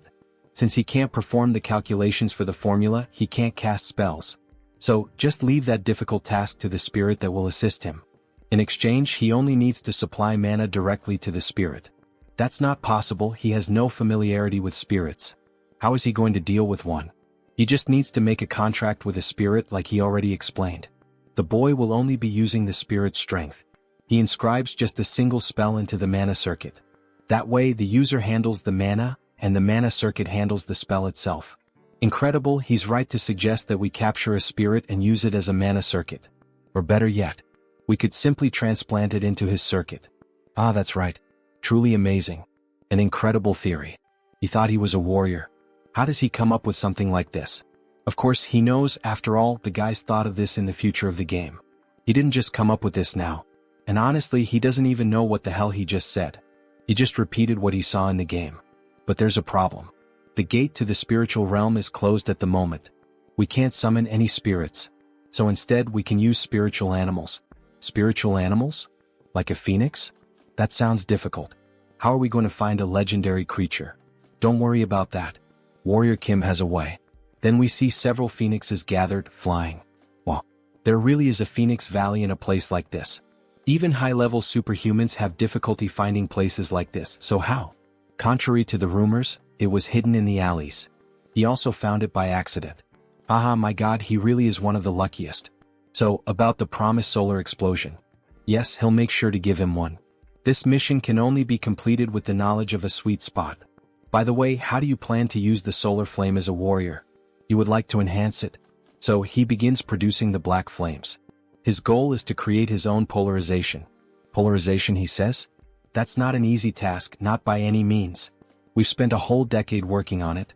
This won't be easy, but approaching it as a mage and approaching it as a warrior might produce different results, you know? Who knows? Maybe his polarization is better than yours. Really? Then how about we make a 2-year bet? Let's compare the magical tower's polarization with yours and see which one is better. That sounds fun. How much are we betting? If Warrior Kim wins, the director will grant him one wish. But if the director wins, Warrior Kim will join the magical tower's security team. Alright, that sounds like a fair bet. Don't forget this promise. Another chance to benefit from the magical tower of the sun, hee. Alright, now it's time for the verification. Then we see Kim waiting near the operating room. That was incredible, superhuman Kim. And to think that he paved the way for flame sorcery in our magical tower. Hello, boss. Yes, that's what happened. But first, we need to hope that the operation is successful. Indeed. But about that mage who was expelled earlier. That failure? He did a thorough investigation on him after he was expelled from the tower. And it became clear that he received money from the Humo Group. The Kumo Group, one of the 5 largest conglomerates, known for their highly aggressive and predatory commercial expansion. They are mafias, politicians, criminals, and all kinds of bad people gathered in one place, represented by a black crow. They were basically the villains in the game. The problem is not that they stole information from our magical tower. It's that they specifically demanded only your information. Perhaps they are trying to recruit you? You wouldn't want to have to participate in this. You would never join villains like Kumo. Damn, another thing to avoid again. Suddenly the silence is broken. That was a huge success, all thanks to him. Superhuman Kim. Your grandson is now a mage, no, a superhuman. Ugh, it's good to hear that, but that slap really hurt. Incredible, so this is the power of an 8th level mage. Seriously, really thank you, Mr. Kim? We see the boy surrounded by flames. Mr. Mage Kim. What the hell is this? Is he already as strong as Joonsoo? Starting at level 3? This is the power of genetics. Joonsoo took so long to reach this level. He feels so strange while being able to use magic so easily. From now on, he suggests he drinks fire attribute elixirs to accumulate more mana. He's even telling him how to get stronger. Thank you. Good work, Kim. Here's what was promised, your reward. That didn't take too long. Yes, solar eruption. But what the hell is this? Open it and see for yourself. He placed an allowance for him in this bag, enchanted with space expansion magic. I like you, Master of the Tower. Your favorability is off the charts. Moments later, we see the protagonist back at his boss's side. You received a bonus reward of 5 billion? That's incredible. He thinks it's time for you to get used to his greatness, Director Choi. Anyway, he thinks it might be time for him to take that nectar he's been saving for a while. Nectar, he says? It hasn't even been a month since he reached level 3. Doesn't he think it's a bit early? He might suffer side effects. So, can you refine the nectar, Director Choi? Refine, huh? You can count on me. Then he opens a cupboard with several items ready to start the process. Yes, Director Choi. He just needs the main ingredients. These are the most popular ones. He will gain different resistances depending on the ingredients used, so it's done. We see some items on the screen that grant different attributes. Super resistance, steel, regeneration. He already has super strength and regeneration, and he has steel armor on his shield. He will choose the heart of the horned tiger. Oh, this one? Does it have to be the horned tiger? What's the problem? It's an endangered species, so it's hard to find these days. Endangered? Well, in the next scene we see a car speeding down the road. If that's the case, then he will search for it himself. The problem is how he will find the horned tiger in such a vast area. He is in a wide forest looking like the safaris in Africa. He didn't want to resort to this, but he would rather smell a durian. Surströmming is too much.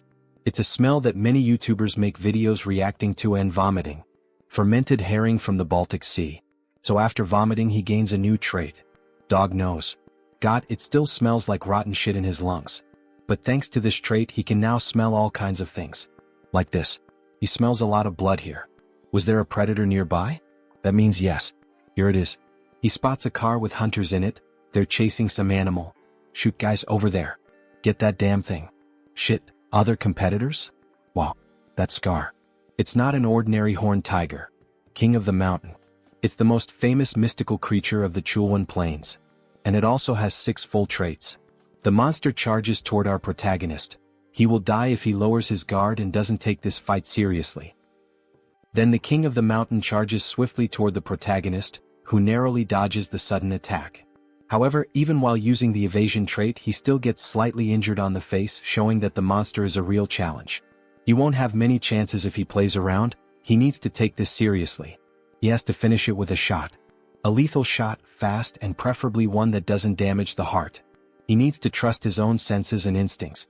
The tiger charges quickly to strike him, but he dodges by leaping over the tiger, equipping all the perfect traits to execute the shot perfectly. Gun shooting. Focus. Resolve. Shooting technique. Rapid reloading. Then, with steady composure, he pulls the trigger. However, he misses the target, hitting only part of the face. Alright, so even after using all those traits, that monster still managed to easily dodge the perfect shot. But he's not done yet. He has one last trick up his sleeve.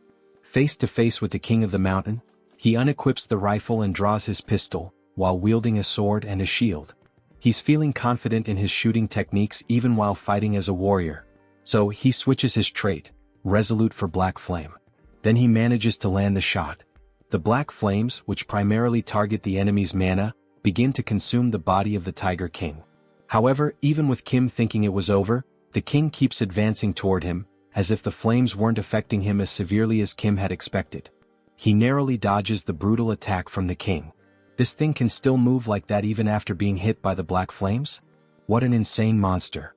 If the black flames aren't enough, then he'll have to engage in close combat. After all, he is a warrior. The tiger notices the shift in Kim the warrior's stance and prepares as well. With all its strength in its legs, it charges swiftly at the protagonist using the trait Rush. There it is, the strongest ability of the King of the Mountains. Rush. He accelerates his massive body, weighing over 1.5 tons, and pierces straight through his target. Compared to its infamous reputation that has frustrated countless users, the strategy to defeat it is ridiculously simple. So, with a leap to the right, he narrowly avoids the explosive attack. The key is to use the tiger's own strength against him. Surprised?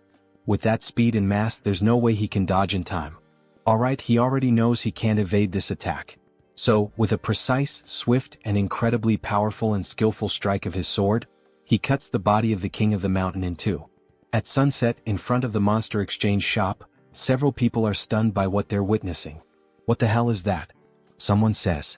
The king of the mountain, I think, says another guy. Hell yeah, that's right, that's the king of the mountain. Look at his heart right here, living proof. Wow, impressive, say the onlookers. He handled it himself because he was worried a contractor might try to scam him, and he ended up gaining a trait in the process. The trait, Butcher. It's a 1+1 event. He only needs the heart of the king of the mountains, so he's planning to sell off the rest of the body. Anyone interested in buying? Let's see how much the king of the mountain is going to go for. 1 billion.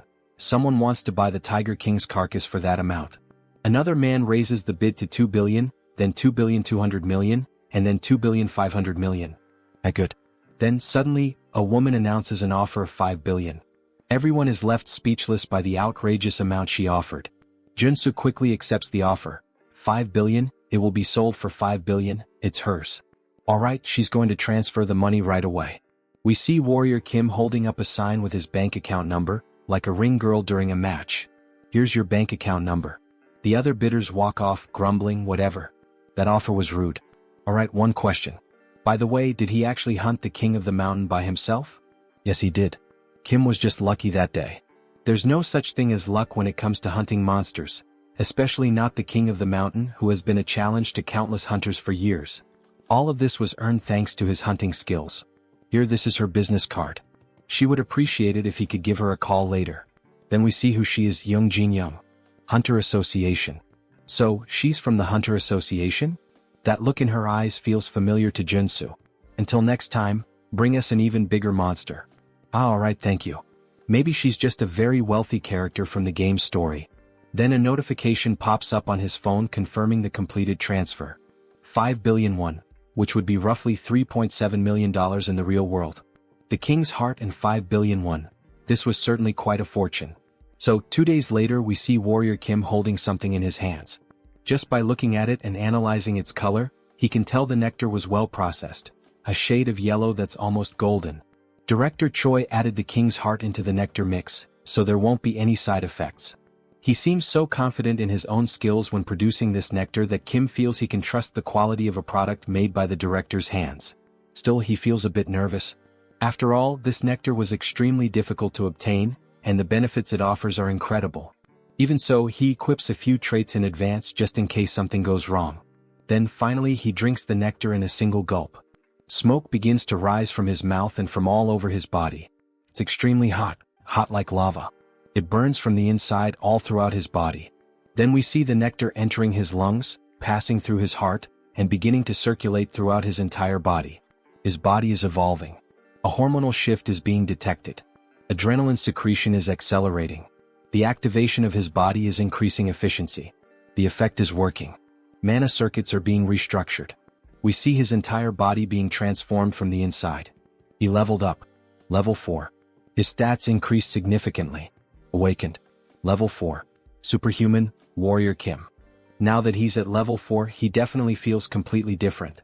It's as if his soul has ascended to another plane, to another level. He is, quite literally, a new person now. Audacity, he's gained a new trait. And just as he said, the nectar was successfully processed. Thank you, Director Choi. There's a reason why he went out on his own, hunted the monster himself, and even sold the items by himself. With the 3 traits he gained in battle, strength, super strength, and pressure, and if he can also acquire traits through his equipment using this diamond which he runs along his clothing, he ends up obtaining 2 more traits. Robust and giant, the same ones he had requested from the blacksmith. The preparation work is complete. Now it's time for the final stage. We see all 6 traits equipped at the same time. Then he begins to grow in size by activating the giant trait. However, the system reports, status condition. Significant damage detected in muscle fibers. We see all his muscle fibers tearing apart as he becomes stronger. His skeletal structure is being readjusted. Then, with all 6 traits equipped, the system begins merging them to create a new trait. The traits are resonating, fusing into something new. Then a new trait is acquired. Giant strength has been obtained. He finally achieved this trait. We see Warrior Kim completely pumped up, his body muscular and massive, looking like those strong anime characters with small heads. Giant strength. It's a high-level ability for a warrior, a legitimate S-rank ability. Holy shit. He's the size of a mutant. Let's see how strong he really is. Then, with just a single punch in the air, testing his body's movement and strength, he crushes it with nothing but the shockwave.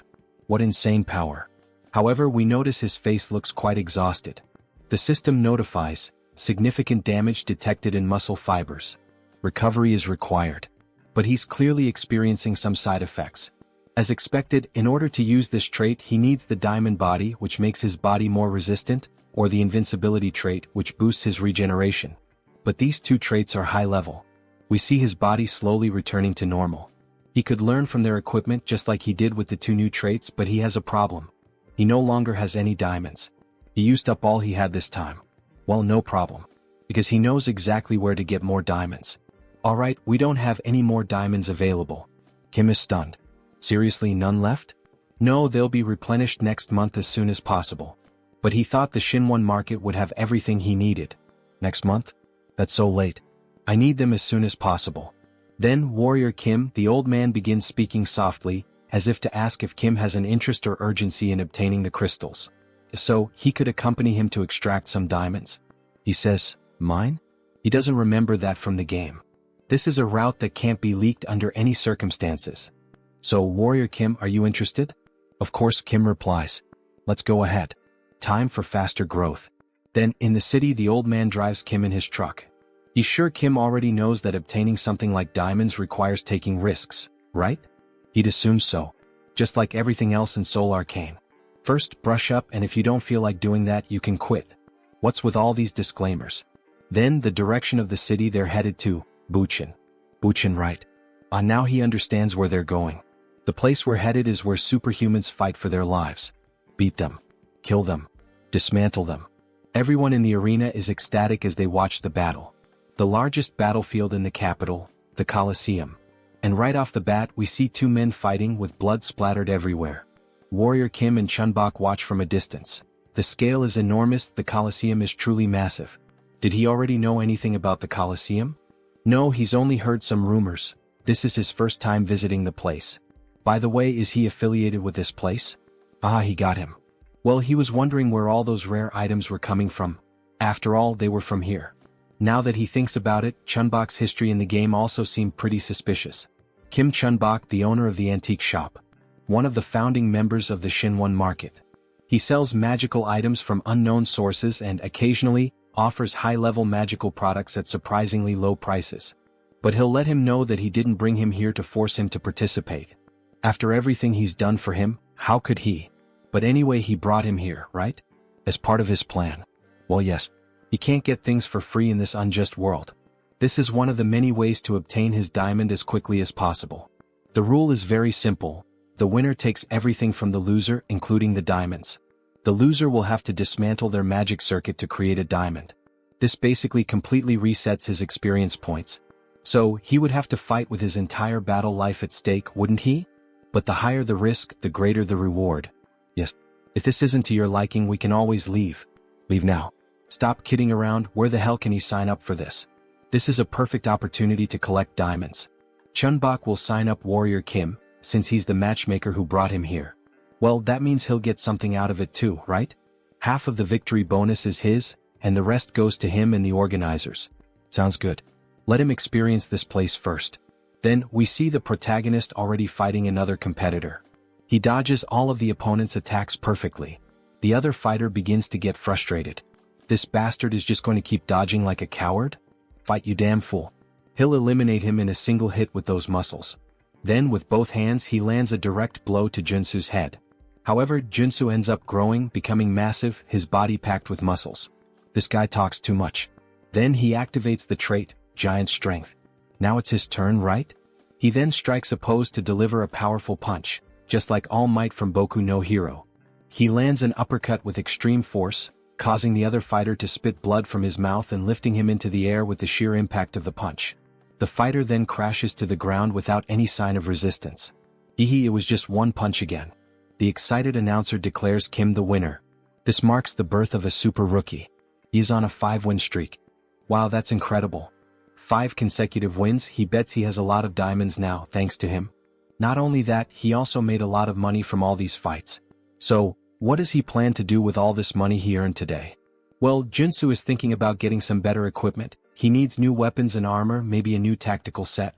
Wow, even with all that money, he only thinks about ways to get stronger. Amazing. Maybe that's why he's so strong. He's a fanatic in search of power.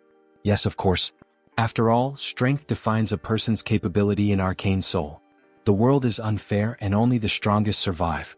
You wouldn't want to live like a failure, deceived in this rotten world. Suddenly, Chunbok receives a notification on his phone. Look, it seems like Warrior Kim just received a duel invitation. Oh, from whom this time?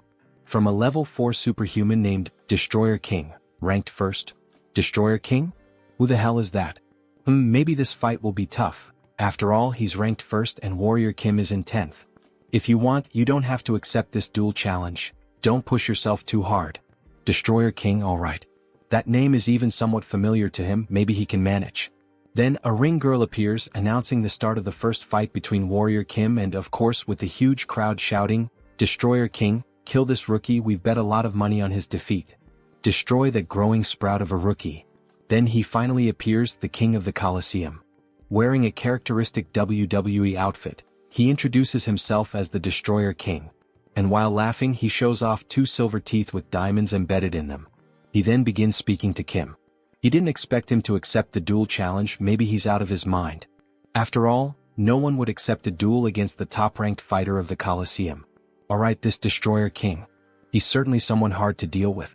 He's a character with 3 rank S attributes. Practical combat, giant strength, fighting technique. He is the strongest when it comes to unloved fighting, possessing these 3 top-level traits. But it is possible to beat him. Difficult, yes, but there's a chance. Back in the game he was level 5. However, at this moment he's still level 4. So, there is a chance to take advantage of the level difference. Besides, he was starting to think that diamonds weren't a good enough reward after all. Let me wipe that smile off his face. Then the king rushes forward, attempting to strike Kim, who quickly dodges. He will beat Kim into a bloody pulp and watch him cry on the ground. Kim would like to say the same to the king. Don't make a mistake, he will defeat him. Then the king finally manages to grab Kim. Look at those arms. Our protagonist really must have taken those forbidden poisons that bodybuilders use. However, it was all part of his plan. As expected, he knew the king would target the joints first. After all, the Destroyer King is a wrestler. The moment he lifts his opponent, he will slam him to the ground. But you know, that's exactly what Warrior Kim wants him to do. So, as the king attempts to take him to the ground, Kim quickly manages to break free from the king's grasp. By adding strength, super strength, and the giant strength along with counterstrike, and activating the counterattack at the perfect moment, combining all these traits, he manages to dodge the king's attack and counter perfectly. He lands a precise elbow strike to the king's chest. He is able to surpass his incredible technique by combining these characteristics. The king suffers the impact, spitting blood. However, he quickly reacts by grabbing Kim's hand and using the arm lock technique, pressing his fists against Kim's neck. But it was already expected that his next move would be this. Kim saw the attack coming from a mile away, so he is able to break free from the king's grip again. Then he grabs the king's clothing and with immense strength, he lifts the king as if he were nothing, throwing him to the ground with tremendous force. He obtained a new trait, suppression. Suppression is a trait acquired by repeatedly predicting the opponent's movements. Now he's mine. This bastard, it seems like he's predicting every single one of my strikes. He's wondering how the hell Kim is predicting and dodging all his attacks. Well, unfortunately for him, Warrior Kim is just starting to warm up and will finish him off quickly. By obtaining the suppression trait, he has collected all 6 basic combat traits. Strike, combo, counterstrike, protect, evasion, suppression. And when combining all these 6 traits, we see the 6 traits merging and evolving into a single trait, practical combat. He has obtained a new characteristic. Alright, let's put this bad boy to the test, shall we? Then we see him assuming a new fighting stance, emitting an intense aura. What the hell is that? What the hell is he trying to do now? Then he advances with a classic boxing stance to strike the king. What the hell is this? What did he do to completely change the atmosphere of the fight? He even changed his fighting stance. It's like another person is fighting. He's sharp. No wonder he's ranked so high. He's right. When he first entered the ring he was just a big newbie. Now he's a complete fighter. Now that he has gained practical combat experience. Those blue eyes with that fighting expression remind me of Satoru Gojo. Then he lands a precise blow to the king's stomach. Even though the king blocked with both hands, the impact is still so strong that it forces him to retreat. By equipping the new trait, Practical Combat, his basic attacks now always have the combo trait active, in addition to adding all types of bonuses to all of his combat moves. So now he can use 6 traits at the same time, taking up only 1 slot, leaving 5 more free slots to add more damage or defense. However, the king gets angry and tries to return the punch, but Kim easily dodges the attack. And while using Practical Combat, if he combines other lower-level traits once again, even the Destroyer King won't be able to stand against him. Then he grabs the king's arm and applies an arm lock, pressing with all his strength as the king groans in pain. Touch the ground if you don't want him to break your arm. Surrender now. Shit. Fine, he gives up, he surrenders and taps the ground 3 times. And the winner of this historic match is Warrior Kim, announces the announcer. To the surprise of everyone in the Coliseum, he has risen to first place in the Superhuman Level 4 Division rankings. He's really in great shape with a muscular body. Then, everyone in the Coliseum begins to clap for his performance. This is crazy Warrior Kim. He arrived today and has already become the new king. No, now he will be known as the Warrior King. Warrior King, Warrior King. Everyone starts cheering, calling him Warrior King. Joonsoo feels shy about the current situation. What kind of humiliating name is this? Stop calling him that. However, we know he likes it, he's just embarrassed. Alright, now let's begin, announces the announcer. Let's start the process of creating diamonds, here we go. Will he accept and lose all the strength he has gained so far? After all, the diamond creation system resets all the experience earned. Or maybe he will use the other option. Then he requests to use the special contract. Exactly what Joonsoo wanted him to request. Alright, are you really sure you want to use the special contract? The announcer asks. The special contract is an agreement made with the organizers when the Destroyer King became the level 1 fighter. The condition is that, if the Destroyer King is defeated, the organizers will provide the diamonds in his place. However, this is only possible with the winner's consent. Will Warrior Kim accept these conditions? If he accepts these terms, they promise to give him 10 diamonds. Even the announcer gets excited. Wow, this is an unprecedented deal. Considering that it is expected to extract 3 or 4 golds from the Destroyer King, it's a good deal. He suggests that Warrior Kim should accept the offer. However, Joonsoo doesn't think it's enough, he wants more. Both the former king and the announcer are surprised by Warrior Kim's audacity in refusing the offer. The mana and experience points of a level 4 superhuman are at stake. He can demand more and take advantage of this unique opportunity. Alright, in order to accept this agreement he would like to add one more term. But this does not involve diamonds in the discussion. So what would he like to add to the contract? He wants the item he was using when he first appeared in the game. If he gives him the Steel Fist, the item he has been hiding all this time, he will accept the conditions presented. Give me that damn SS level magic weapon. He is perplexed by the proposal. What did he just ask for? Steel Fist? He has no idea what that is. It's too late to act as if he doesn't know anything. He saw the look of surprise and suspicion on his face. He will accept nothing less than the 10 diamonds and the Steel Fist. If he doesn't accept, he will lose all his mana and experience points. Damn, how does he know about that? This bastard is very suspicious. So what will be done? He can't refuse Kim's proposal. If he breaks his magical circuit to create diamonds, he will lose all his abilities. Alright, he will give the Steel Fist as part of the offer, however, he will have to accept a rematch against him in this Coliseum, betting the Steel Fist again. Fine, that sounds good. They can decide later when the day will be. After all, he is a busy man too. Then we see the new glove being worn by the protagonist. Holy shit, this is so stylish. So clean and fresh. Then a system notification appears to explain the item a bit better. Steel Fist.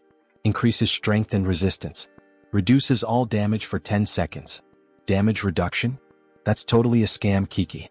And of course he also got several diamonds as a reward. Now he could create a high-level characteristic and even have some left over. This was a win, a victory. So he equips some characteristics. Regeneration. Revival. Wound recovery. Vigor. Energy. If he applies the healing characteristic from the necklace that Father Kim gave him a few months ago during the mission to drink gold, what should happen is, Then suddenly, a blue aura begins to consume his body, even his eyes turning white. He then obtains a new characteristic, immortality. Perfect, it worked exactly how he wanted. Now that he has giant strength and immortality, he just needs one more characteristic to complete the warrior's build. He is a true RPG player. Alright. For now, these diamonds will be kept until their usefulness arrives. Then the phone starts ringing on the table. Jeong Jin-young, who is it? Isn't that the hunter who bought the Mountain King? I think that was her name. Then the next day we see the Hunters Association. Thank you very much for accepting the invitation. The guild leader would really like to meet Warrior Kim. Oh yes, he would also like to meet the guild leader. Since the leader of the Hunter Guild is an NPC who often gives many missions with good rewards, it might be a good idea to build a friendship with him early on. Warrior Kim has arrived. Superhuman Kim, it's an honor to meet him. Kim was slightly startled. Something seems wrong. He is the leader of the Hunter Guild, Yoon Byungjin. We see a classic older man wearing a black suit and red tie, but what stands out are his vampire-like teeth. What the hell is this? This isn't the guild leader, at least not the one he knew from the game. He is the head of the assassin organization. Why the hell is a guy like this here? Something is off. Oh, it's an honor to meet you. I'm known as Warrior Kim. Haha, the honor is mine. Right. There were some rumors that after an incident at the Hunter Guild, he was expelled, but the details were vague. Suddenly, someone opens the door, a chubby man panting. Huff. Apologies, he's late. Director Kong, what's going on? What's all this fuss about? Haha, he heard that the person who defeated and tamed the Mountain King was here, so he rushed over as quickly as he couldn't miss this opportunity. This is the real guild leader, the one introduced in the game. Besides, the united competition is today. How could he miss that? What the hell is going on here? Joonsoo is lost with all this information. Hello, he is Director Kong, a pleasure to meet you. You can call him Kiziak, haha. No, how could he dare to call him by his first name? Apparently he likes to joke around, Director Kong? As expected, he has a good personality just like in the game. Ahem. Alright, if the introductions are over, let's get to the main topic for which Mr. Kim was invited. Mr. Superhuman, we would like to invite you to become a full member of our guild. He's talking about the Hunters Guild? He'll have to think a bit more about this. Becoming a member with full access for free is a good deal. But he's hesitant because of the current guild leader. Ahem, to be honest, the guild is in the process of creating an exclusive hunting ground in Yonkian. An exclusive hunting ground? Yes, to be honest, the position of our guild is unstable. At the moment, we can only hunt with the permission of the two armies, the Western Army and the Eastern Army. But if that permission is revoked, we risk being dissolved. Therefore, our goal is to create a territory where only we can hunt without the need for things like this. A territory between the two armies that allows us freedom. We need someone skilled like Superhuman Kim to establish this. Alright, that sounds very reasonable, but there's one detail. Well, guild leader, this isn't actually our real goal anyway. Our guild leader isn't just trying to stabilize a hunting territory for us. He wants the guild to be recognized as a force, an army, and thus, be acknowledged as a military power in order to create a military kingdom in Yonkian. Wow, and something of this scale can really be created with just the guild? Aren't the generals of the two armed forces people with great influence due to their history of independence and militarism? That's true, so it's impossible, says Director Kong. However, the guild leader interrupts. It's possible. Superhuman Kim, if you lend us your strength, you might even be given the position of guild leader in the future. The position of guild leader? It seems so, his eyes are overflowing with ambition. Well, he should forget about complicated things like that for now and join them. Director Kong will take good care of him. Director. Thank you. Don't you think she can handle something like that? She says with a malicious look. Yoon Byungjin. A cruel man whose actions are unpredictable. The man behind the assassin organization, not trustworthy. It would be unfortunate if something happened to Director Kong, who will give out rewarding missions in the future. Then Director Kong interrupts her charm. Superhuman Kim, of course if you decide to join us, there will also be tax benefits. You can also enjoy hunting in today's united competition. Alright, he's made his decision, he has to protect the director at all costs. Fine, sounds good. So he will join.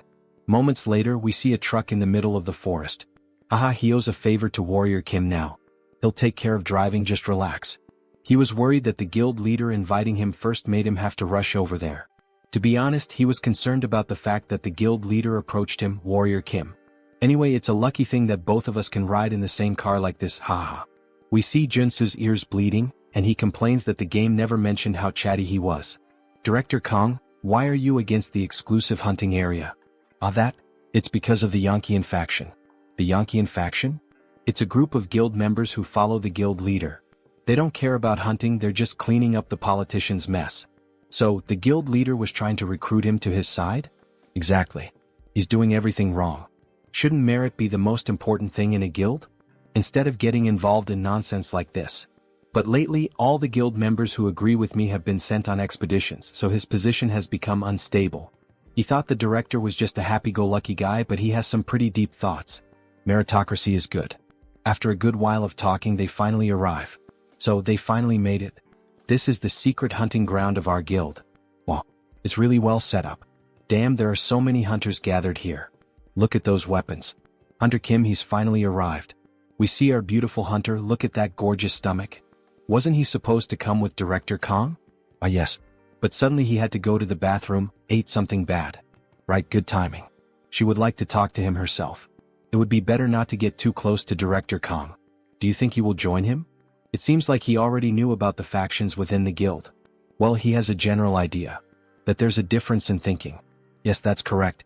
He's someone who can't see the bigger picture and is too focused on the small details. Yellow eyes with a scar? He really thought she looked familiar. She was a member of Yoon Byungjin's assassin organization. Young Jin-young, Wolf Claws. He's understanding now. The Yankian faction is the predecessor of the assassin organization. Even about the hunting grounds. He had been going crazy with some small illegal activities. He likes him, you know?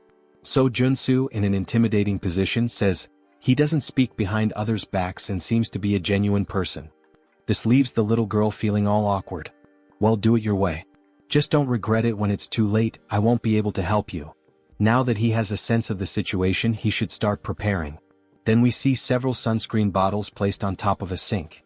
His face is covered in sunscreen. Then he acquires a new trait, sensitive skin. He only acquired it after buying cheap skincare products and applying them until it hurt. But he finally got all of them. Sensitivity. Bright eyes. Enhanced hearing. Dog nose. God's tongue. Sensitive skin. Now he can combine all of these into an absolute trait for hunting. Sixth sense. The sixth sense is a great trait for hunting, but it's also useful in other situations. We see the protagonist with his face all distorted from the excess of products. Should he check if someone is having evil thoughts? Then, as he leaves the bathroom, he is shocked by the situation.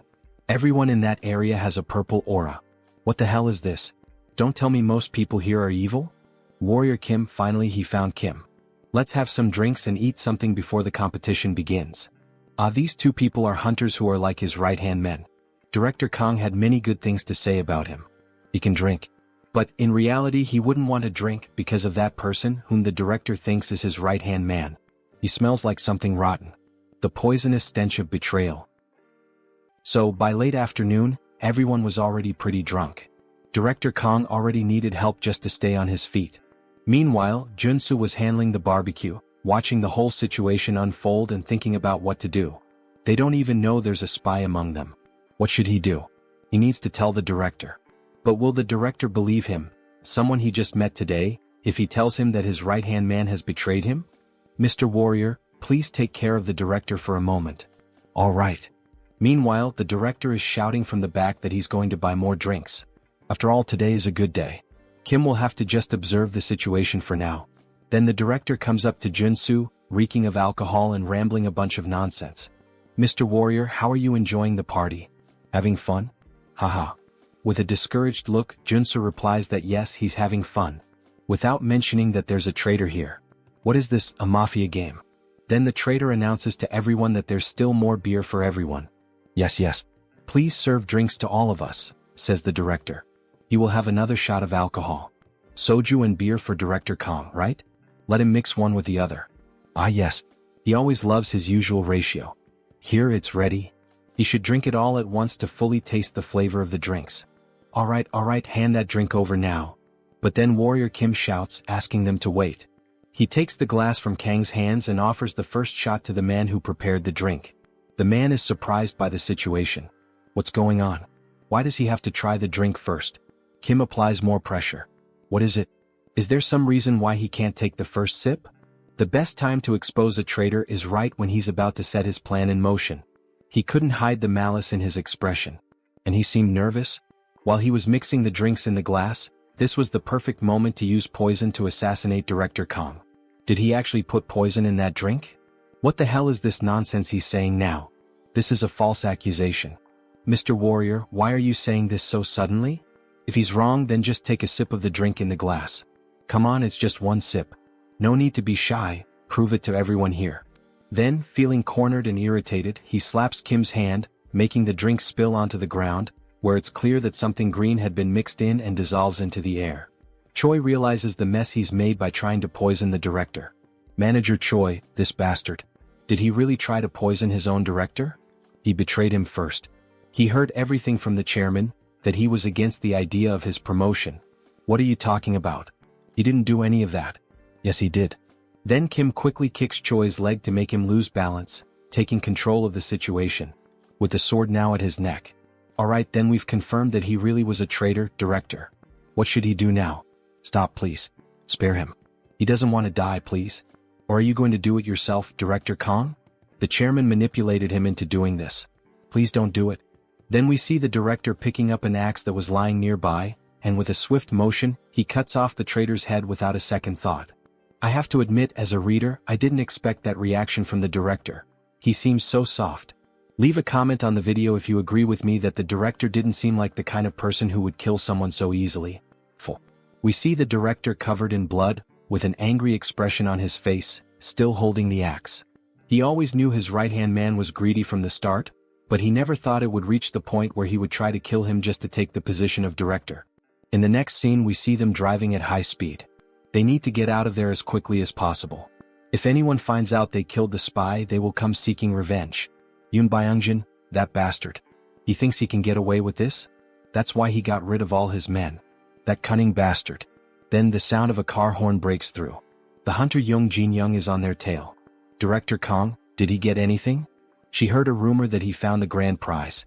No, they didn't find anything special at the camp. No, she insists she heard news about it. That they killed and decapitated Manager Choi. She pulls out a sniper rifle and fires at them. Kim activates all defensive features. Sensitive. Night vision. Enhanced hearing. Insight. Intuition. Focus. To avoid the rain of bullets chasing them, they swerve through the road. After all, an entire fleet of cars is pursuing them. All the vehicles begin firing at the pickup truck of our protagonist. Director Kong leans out of the vehicle and points a magical item toward them. Damn Yankeean group. Those filthy bastards. How dare they shoot at Director Kang's car? Then we see some of the pursuing cars being destroyed in a powerful explosion. However, there are still many more cars and trucks continuing the chase. Director Kong tells Kim to slow down a little because at this speed he can't hit them properly. Wait, let me show you something, says Joonsoo. Show what? Then he lets go of the steering wheel and begins aiming by himself. He equips the perfect traits for perfect shots. Gun shooting. Focus. Resolute. Shooting technique. Rapid reloading. Trait set effect activated, stabilization is applied. With this set effect active, he's able to read every movement. And since he's using my intuition trait, his aim becomes even more precise. Then, with a perfect shot, in true American sniper style, he hits the tire of one of the cars. This causes it to lose control and crash into other vehicles at the same time, triggering a massive chain reaction. Holy shit, what a shot. He's like a god of shooting. Hunter Kim, he's like a monster, isn't he? Even so, the hunter still doesn't give up. Now she takes the wheel herself, trying to run them down. She charges full force, using the truck to try to smash their car. Kim, completely calm, begins acquiring new traits while performing evasive maneuvers. Crisis detection. He manages to dodge at the very last moment, causing the enemy truck to nearly crash into another enemy vehicle. That way they manage to escape the chaos safely. However, this only makes Young Jin-young even more furious. Follow them now. We're going to kill those bastards right here. In the rearview mirror we see more cars joining the chase. Kim acquires 2 more traits. Driving and boarding. He remains completely at ease with the situation, while one of the others is nearly throwing up in the seat. At last they arrive at the military zone. This is Warrior Kim, a level 4 superhuman, affiliated with the Hunter Association. Full report submitted. Alright, very well, Warrior Kim. But he has one question. What the hell happened on the way here? We see the director's car completely wrecked, with a few other vehicles trailing behind him. Put your weapons away. We're not going to start trouble here. If they cause a disturbance in this area, it will be considered a challenge to the authority of the Corps commanders. Yes, they're aware of that. They won't cause any trouble here. Please wait. You can't let them into the city. They're criminals. They kidnapped and killed one of his men. We don't get involved in disputes that take place in hunting zones. He should already know that, Mr. President. But what if we... Then the guard's aura changes completely. He slowly begins to draw his sword. Are you trying to challenge the authority of the commander of the Eastern Army? The president just swallows hard. He knows there's nothing he can do. Kang Kiziak was running away like a rat. Did he hire a professional driver or something? All thanks to our hunter Kim here. He's good at driving, hunting, and shooting. Thank you for taking down a guy like that. If I had a daughter, I'd let you marry her. Marrying into that guy's family? What a horrible thought. Damn it. He didn't think Warrior Kim would take the side of that fat bastard. Director Kang, come over here for a moment. We don't want to see any blood spilled. No. He must not forget, this isn't his territory. He better not cause any trouble here. Then someone suddenly appears, yelling. What the hell is all this noise? Everyone is caught off guard by the sudden voice. It was a short-haired man named Gu Hyungwon, a level 7 warrior, division commander of the Eastern Army. Division commander. My apologies. We were just trying to talk.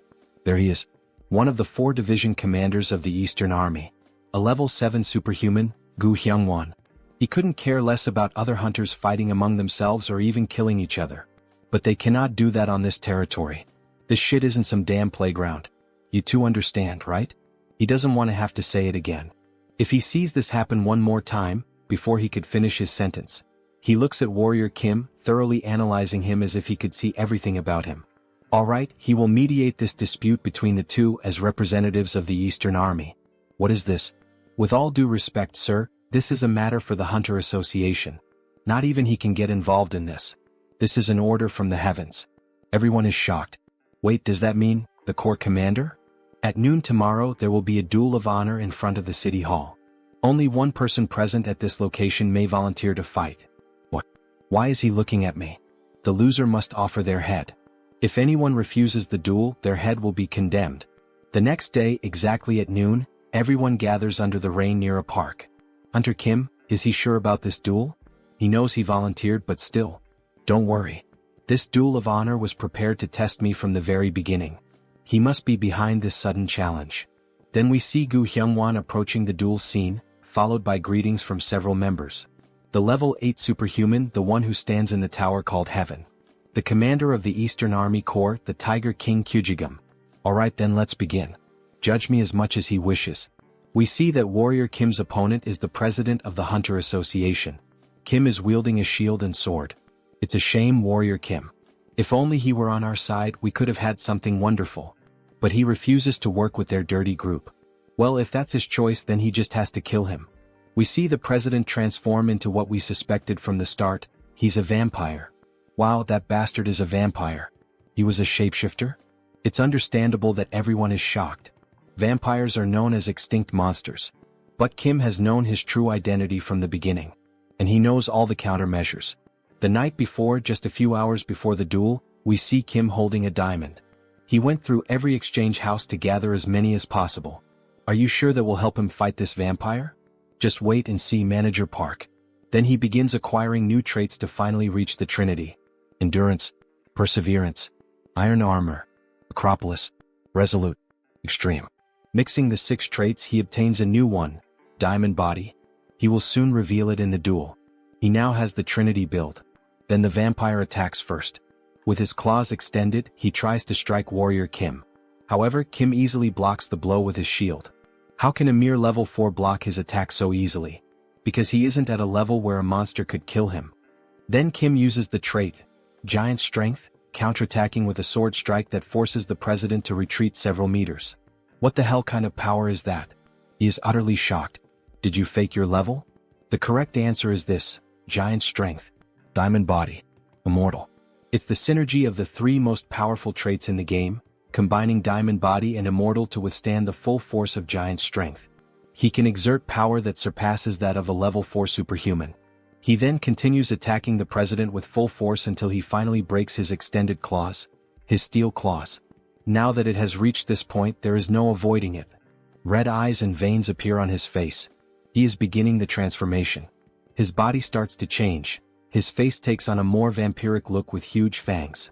His claws grow again. He begins to sprout new arms. Director Kong, what the hell is this? Oh my god. Is he a mutant? This is the secondary awakening of a shapeshifter, using the mutant trait. There is a risk the user will lose consciousness and become enraged, but he gains enough power to annihilate an entire group of level 5 superhumans. That's why the highest priority is to suppress him before this transformation fully develops. Then Kim quickly tries to strike him with black flames. However, the mutant manages to block the sudden attack. He resisted the black flame. He could possibly become a level 7 if he completes his transformation 100%. While Kim was thinking of a solution, one of the vampire's wings hits him in a blind spot, leaving him badly injured. So much power in a single strike. Then the vampire advances, attacking with all his wings at once against Warrior Kim. He finds it truly regrettable, Warrior Kim, thinking he would have to kill such a talented individual. Then he hits him with a powerful blow, attempting to pierce his heart. We see debris on the ground and some black flames around the vampire's body. Wait, why is he still alive? Damn, he was almost screwed this time, he nearly died. Then we see him using the new item he acquired from the tournament, Steel Fists. Effect: reduces all damage for 10 seconds. But what the hell is this? With his awakened power, he should have died right there with no chance of survival. Yes, he's right.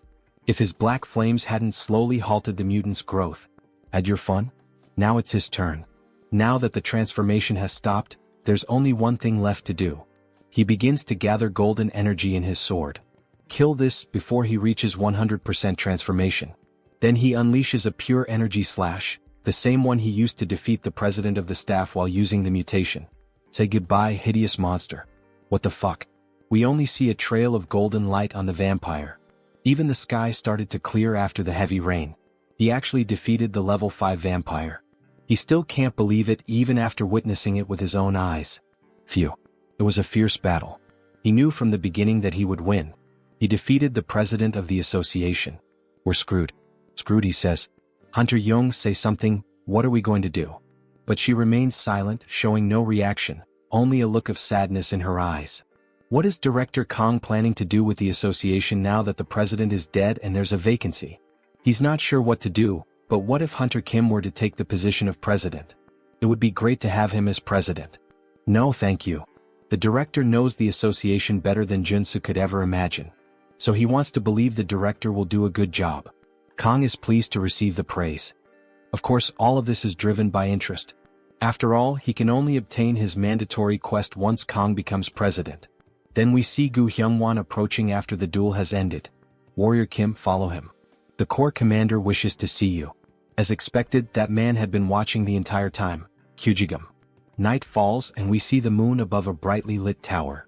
The Tiger King's palace. Inside, for people are in the room, 3 servants and possibly the master. Hello, his name is Warrior Kim. He thought Kim was over 100 years old, but he doesn't seem to have that age. He's heard that from level 8 onwards they transcend human limitations. Yes, he saw his battle and it was entertaining. Who is his teacher?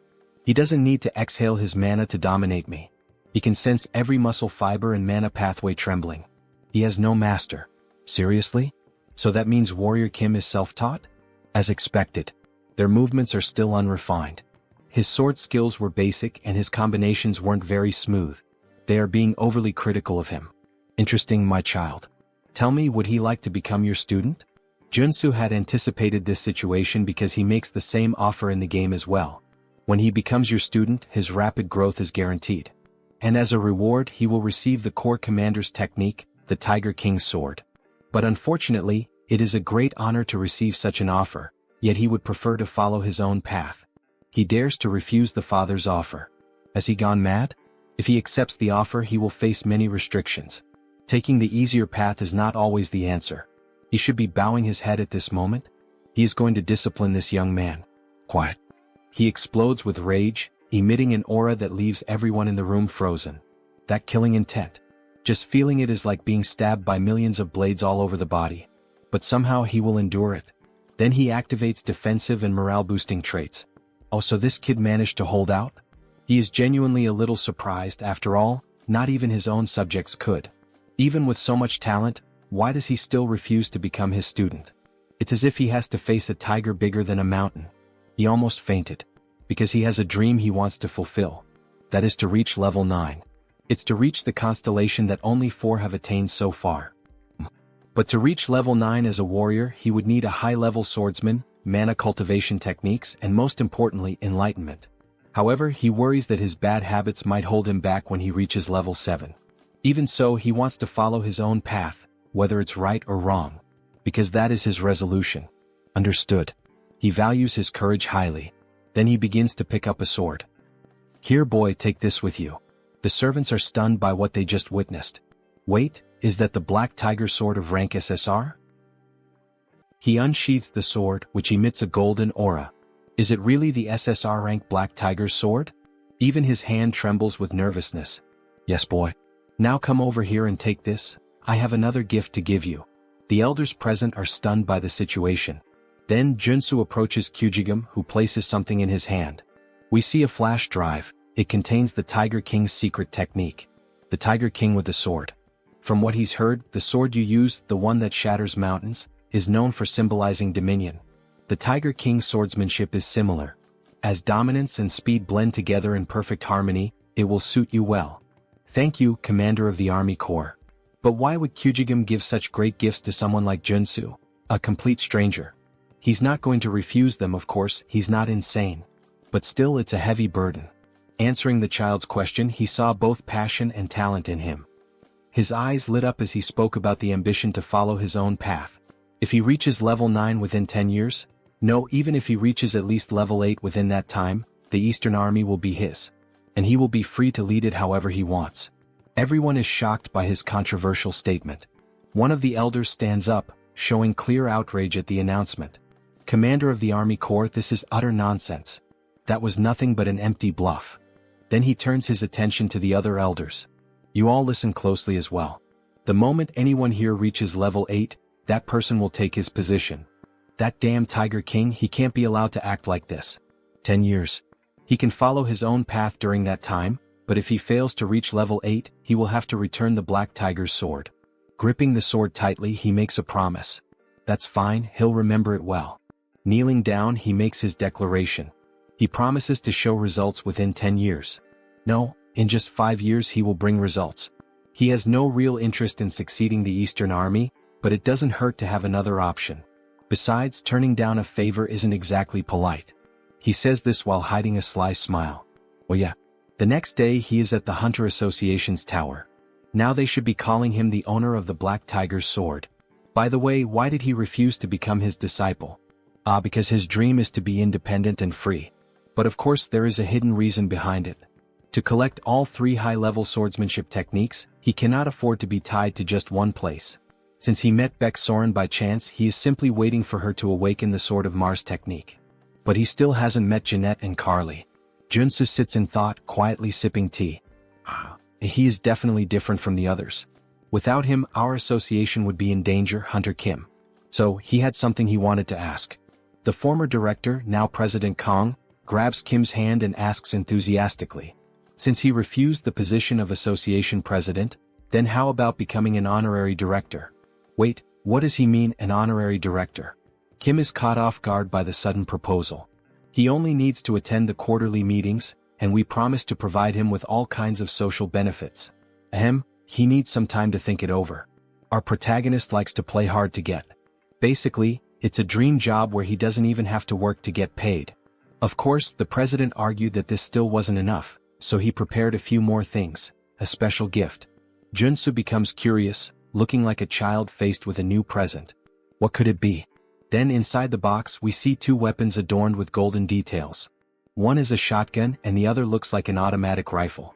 Dear God, is it really what he's thinking? Then with a sharp gaze the president announces the name of the weapons.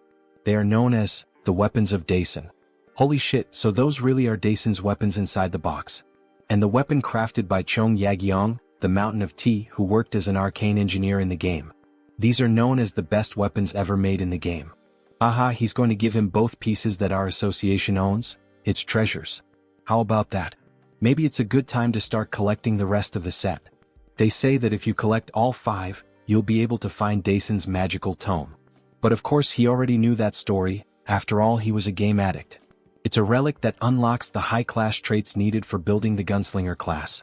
He'll have to gather a few more when he gets the chance. So, would he like to sign the contract now, Director Kim? We can see that the current president is excellent at marketing and negotiation. Yes. He is looking forward to working with you, Director Kong. No, President Kong.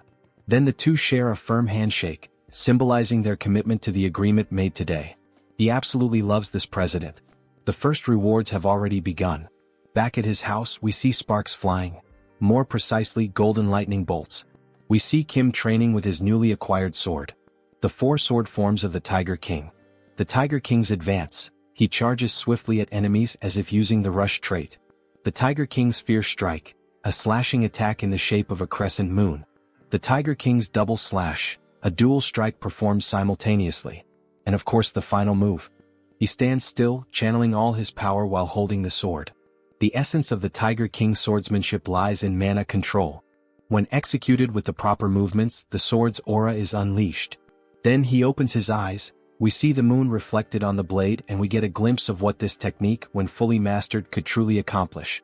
The Tiger King's elevated sky, a technique powerful enough to slice even a star like the sun or the moon. We see an ancient master demonstrating that it's possible. And at the same time, we witness the raw devastation unleashed by Warrior Kim. He's still far from being able to cut a star, but judging by the damage done to the reinforced wall and the short amount of time he spent refining the new sword, we can already see its firepower. However, it seems he'll need to train much more to master it completely. He's only able to draw out this level of sword aura thanks to that item. Even so, with a smile on his face, he's gained 2 new traits, so the training was worth it. The system announces the 2 new traits, Quick Draw and Moon Slash. Soon he will unlock the Sword Specialist trait. Only 2 more traits to go. He wishes he could obtain them right now, but he's taking a break today. It's time to enjoy life. We see him calmly sipping tea on the balcony of his house, completely relaxed. But of course he wasn't going to stay at peace for long. Something catches his attention. What is that? He thought he would finally be able to rest. Then he sees a car parked in front of his house, with a wounded man lying on the ground. Warrior Kim, please help. No, actually, save his younger brother. Wait, that's Iron Fist Kim? What the hell happened to him? Later that same day at night, the 2 of them are on the rooftop of a hotel. So his subordinates betrayed him because he opposed the idea of the business? They were running a human trafficking operation without Iron Fist's knowledge. He punished the instigators, and they betrayed him for it. We see his metal arm torn off, and his face and body covered in injuries. You know, this probably isn't everything. What? Then he equips a few espionage traits. Detection. Intuition. Insight. His gaze changes completely, becoming far more serious as he analyzes the building that used to be Iron Fist's headquarters. Iron Fist Kim was betrayed in the game's storyline, but he thought it ended when the human hunter was killed. Even though Iron Fist Kim has already been mostly neutralized, there are still many armed individuals standing guard. Right, that means they're looking for Warrior Kim. After all, he's the one who killed the human hunter when a bounty was placed on his head. The other 2 brothers, the bomber and the demolition specialist, are probably involved in this. He's going to enter through the main entrance. In the meantime, the others should find his younger brother. The main entrance? Is he insane? He's sure there will be traps there. Why would he? Just trust him. After all, he's a level 4 superhuman now. You know how it is. Then, in great style, he begins reloading the weapons he received from the president. The bullets float through the air as if charged with mana and electric currents. Not to mention he's armed with top-tier weapons. Then the door opens and Kim enters carrying the automatic weapon. It even looks like an AK-47. That idiot really went in through the main entrance, huh? We see several guards waiting for Kim, armed with pistols fitted with silencers and armored shields. They look like a SWAT team. So this is him, right? The man who betrayed Iron Fist Kim. He didn't betray him. He opposed the business plan meant for the organization. But still, human trafficking is a bit too much. Don't you think? Then he draws his weapon. What are you doing? The guard laughs. This is a bulletproof shield. Go ahead, shoot me. He doubts Kim has that kind of audacity. Unfortunately, it's the worst mistake that random guy has ever made in his life. Alright, since he asked for it himself. With a huge smile on his face, mana channels at the tip of the weapon. He finally fires a shot that easily pierces the shield, hitting the enemy directly. How did he penetrate the bulletproof shield with a single shot? Because the weapon he's using is the superpowered weapon that surpasses all defensive abilities, the Daisen weapon. Why are you just standing there? Shoot him and kill him now. Then a gunfight begins straight out of an action movie. As he runs and dodges bullets, he modifies the weapon's mechanism, extending its magazine. The first weapon he received from the Hunters Association was the Daisen shotgun. The skill this weapon possesses is devastating. It's a powerful trait that shreds and pushes back everything the bullet touches. We see multiple shots fired at once, hitting the entire front line of enemies. He keeps running while using his mana shield to deflect attacks. He equips 6 traits for this combat. Einherjar cultivation technique, mana heart, mana shield, gun shooting, insight, rapid reloading. And if he adds more traits that have synergy with these, we see him reloading the weapon with incredible speed as he rushes toward the enemies. He could obtain the final piece needed to complete the gunslinger build. With a single shot, he hits several enemies at once again. He gains a new trait, Spitfire. Then he quickly switches to new traits, shooting technique, gun shooting, rapid reloading, Spitfire, snipe. Now he's going to take down all these guys and uncover the true culprits behind everything. Post-credit scenes. We see a funny image of Iron Fist Kim smoking a cigar, and in the background Warrior Kim sucking on a lollipop. Until the next chapter. If you watched all the way to the end, leave a comment and subscribe to the channel as well as like the video. Then he starts gunning down all the guards who try to shield themselves behind ballistic shields. However, they don't work. At least not against those special bullets which completely bypass all forms of defense. One by one they begin to fall to the ground. They look just like the zombies from Resident Evil 4 when they're hit by a submachine gun. If you got that reference, leave a comment on the video. When the storm of bullets finally ends, only one soldier is left alive. It's the same one who, at the beginning of the invasion, was confident and laughing, thinking that Warrior Kim was a fool for entering through the front. What the hell? How did he manage to pull all of this off on his own? This guy is literally a one-man army. There's no way he came up with this entire plan by himself. Where are the others? As he interrogates the last remaining soldier, a phone on the ground begins to ring. Kikik, very well done, Warrior Kim, for getting past those worthless soldiers. Alright then, Warrior Kim, let him give you a little farewell gift. Wait, what does he mean, a gift? Suddenly, he hears a deafening sound coming from above. No way, that can't be. We see a massive explosion heading straight toward him. The noise he heard was the bombs detonating inside the building he had just invaded. The building is shown in ruins. Columns shattered by the force of the blast, chunks of concrete falling from the sky. Pieces of metal torn in half and collapsing. Anyone left inside wouldn't stand a chance of surviving. However, that's not the case for Warrior Kim. By using the trait known as dash, he managed to run fast enough and leap through a window, narrowly escaping being consumed by the flames or crushed by the building's debris. We get a clearer view of the building's condition. These lunatics. They used the entire structure as a trap. He's going to have to teach them a lesson. He activates the trait, trace, to locate the two brothers. We then see a red line extend from the protagonist's hand and spread across the floor, moving as if it had a life of its own. Something that wouldn't stop until it had tracked down whoever he was looking for. Eventually, it reaches a new building, stopping on the 25th floor. So that's the way then. They can try to hide all they want. With his traits, he can find people like them with his eyes closed. However, before he even finishes that thought, he's suddenly caught off guard by a ballistic missile flying straight at him, which he narrowly manages to dodge. A massive explosion erupts behind him, showing that the brothers aren't playing around, they're actually trying to kill Kim. Alright then, so that's how they want to play, huh? Fine. He's going to settle this long-standing feud once and for all today. We then see Kim equipped with a powerful sniper rifle, one from the Daisen collection. A beautiful sniper with electric blue lines running along its frame, giving it the appearance of being charged with energy. He then activates the 6 core traits of a sniper. Gunner. Sniper. Focus. Insight. Intuition.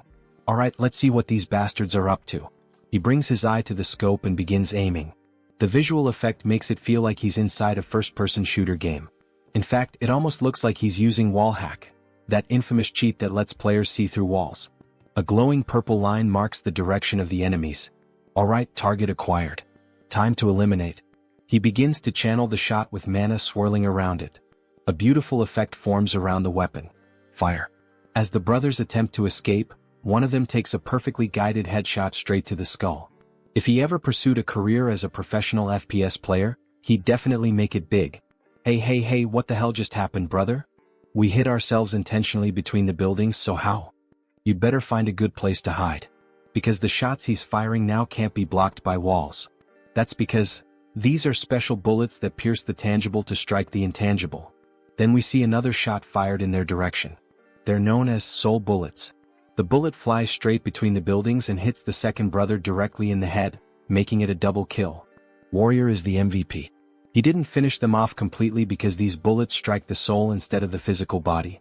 But that's even better, because others will take care of the rest. He then grabs the brothers and throws them to the ground like gifts, dropping them in front of Iron Fist Kim. As he assesses the situation, he hears someone calling out, "Brother. Everyone's alive and well. We've been protecting your younger brother, boss." You have no idea how worried he was. Worried both for his brother and for the rest of the team who had been taken hostage. Wait, where are the other members? All the captured members escaped safely. They're currently hunting down the traitors. What are you going to do now? We'll have to start erasing all traces of the human trafficking operation. But of course, before that, he's going to punish those who dared to mess with our organization. Iron Fist Kim is taking longer than he expected.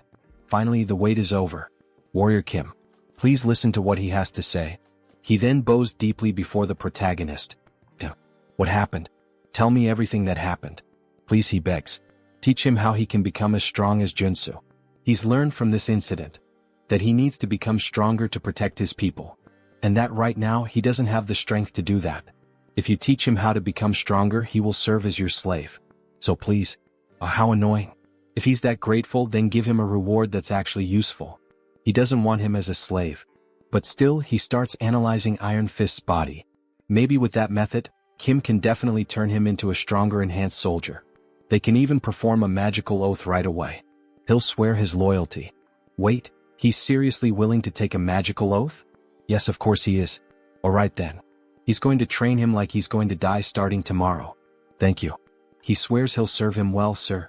Maybe it's finally time for him to have a loyal subordinate.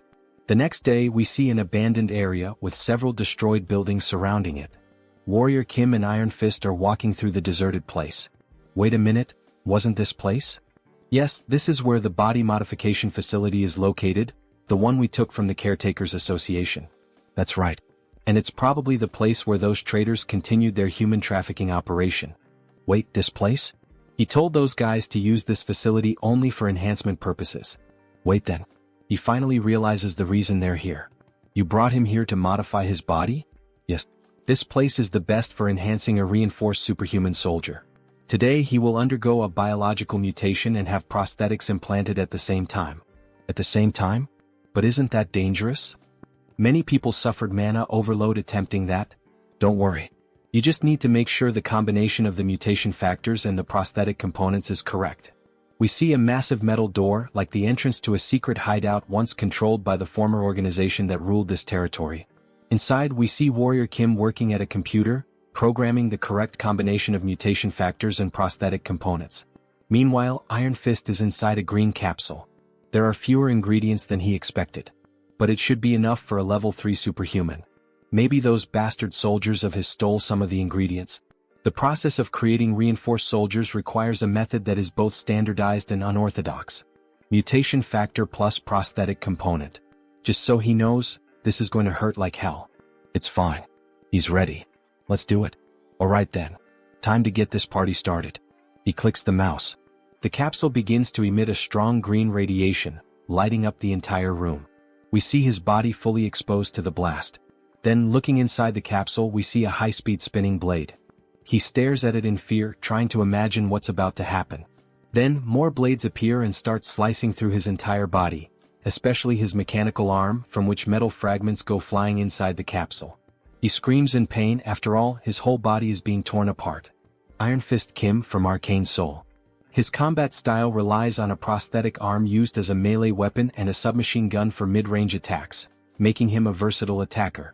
So, instead of choosing materials specialized for either short or long-range combat, he chose the trait of versatility, keeping open the possibility of transformation. And finally, if he manages to incorporate this mana core, then he inserts it into the machine, causing the green liquid to flow into a syringe, which is injected directly into his neck. Iron Fist begins to undergo a mutation. His entire body starts to bulge with glowing green veins, his eyes shine intensely, and he screams in agony with a deafening roar. It almost looks like he's turning into the Hulk. The protagonist looks a bit uneasy at the start of the transformation, but then a sly smile creeps across his face, as if everything he had planned was going perfectly. A huge success. Ah. He starts laughing like a mad scientist. We see the capsule slowly opening with thick steam pouring out. And then Iron Fist Kim. We see the foot of a beast. We see a massive mouth filled with sharp teeth. So, how does it feel to be reborn? He has transformed into a werewolf, the first one to appear in the story of the Manhwa. This video, don't forget to give it a thumbs up, it really helps. And for more content like this, make sure to subscribe and hit the notification bell so you don't miss any updates. Let me know in the comments if you'd like to see another part. I'd love to hear your thoughts. See you next time. Bye-bye.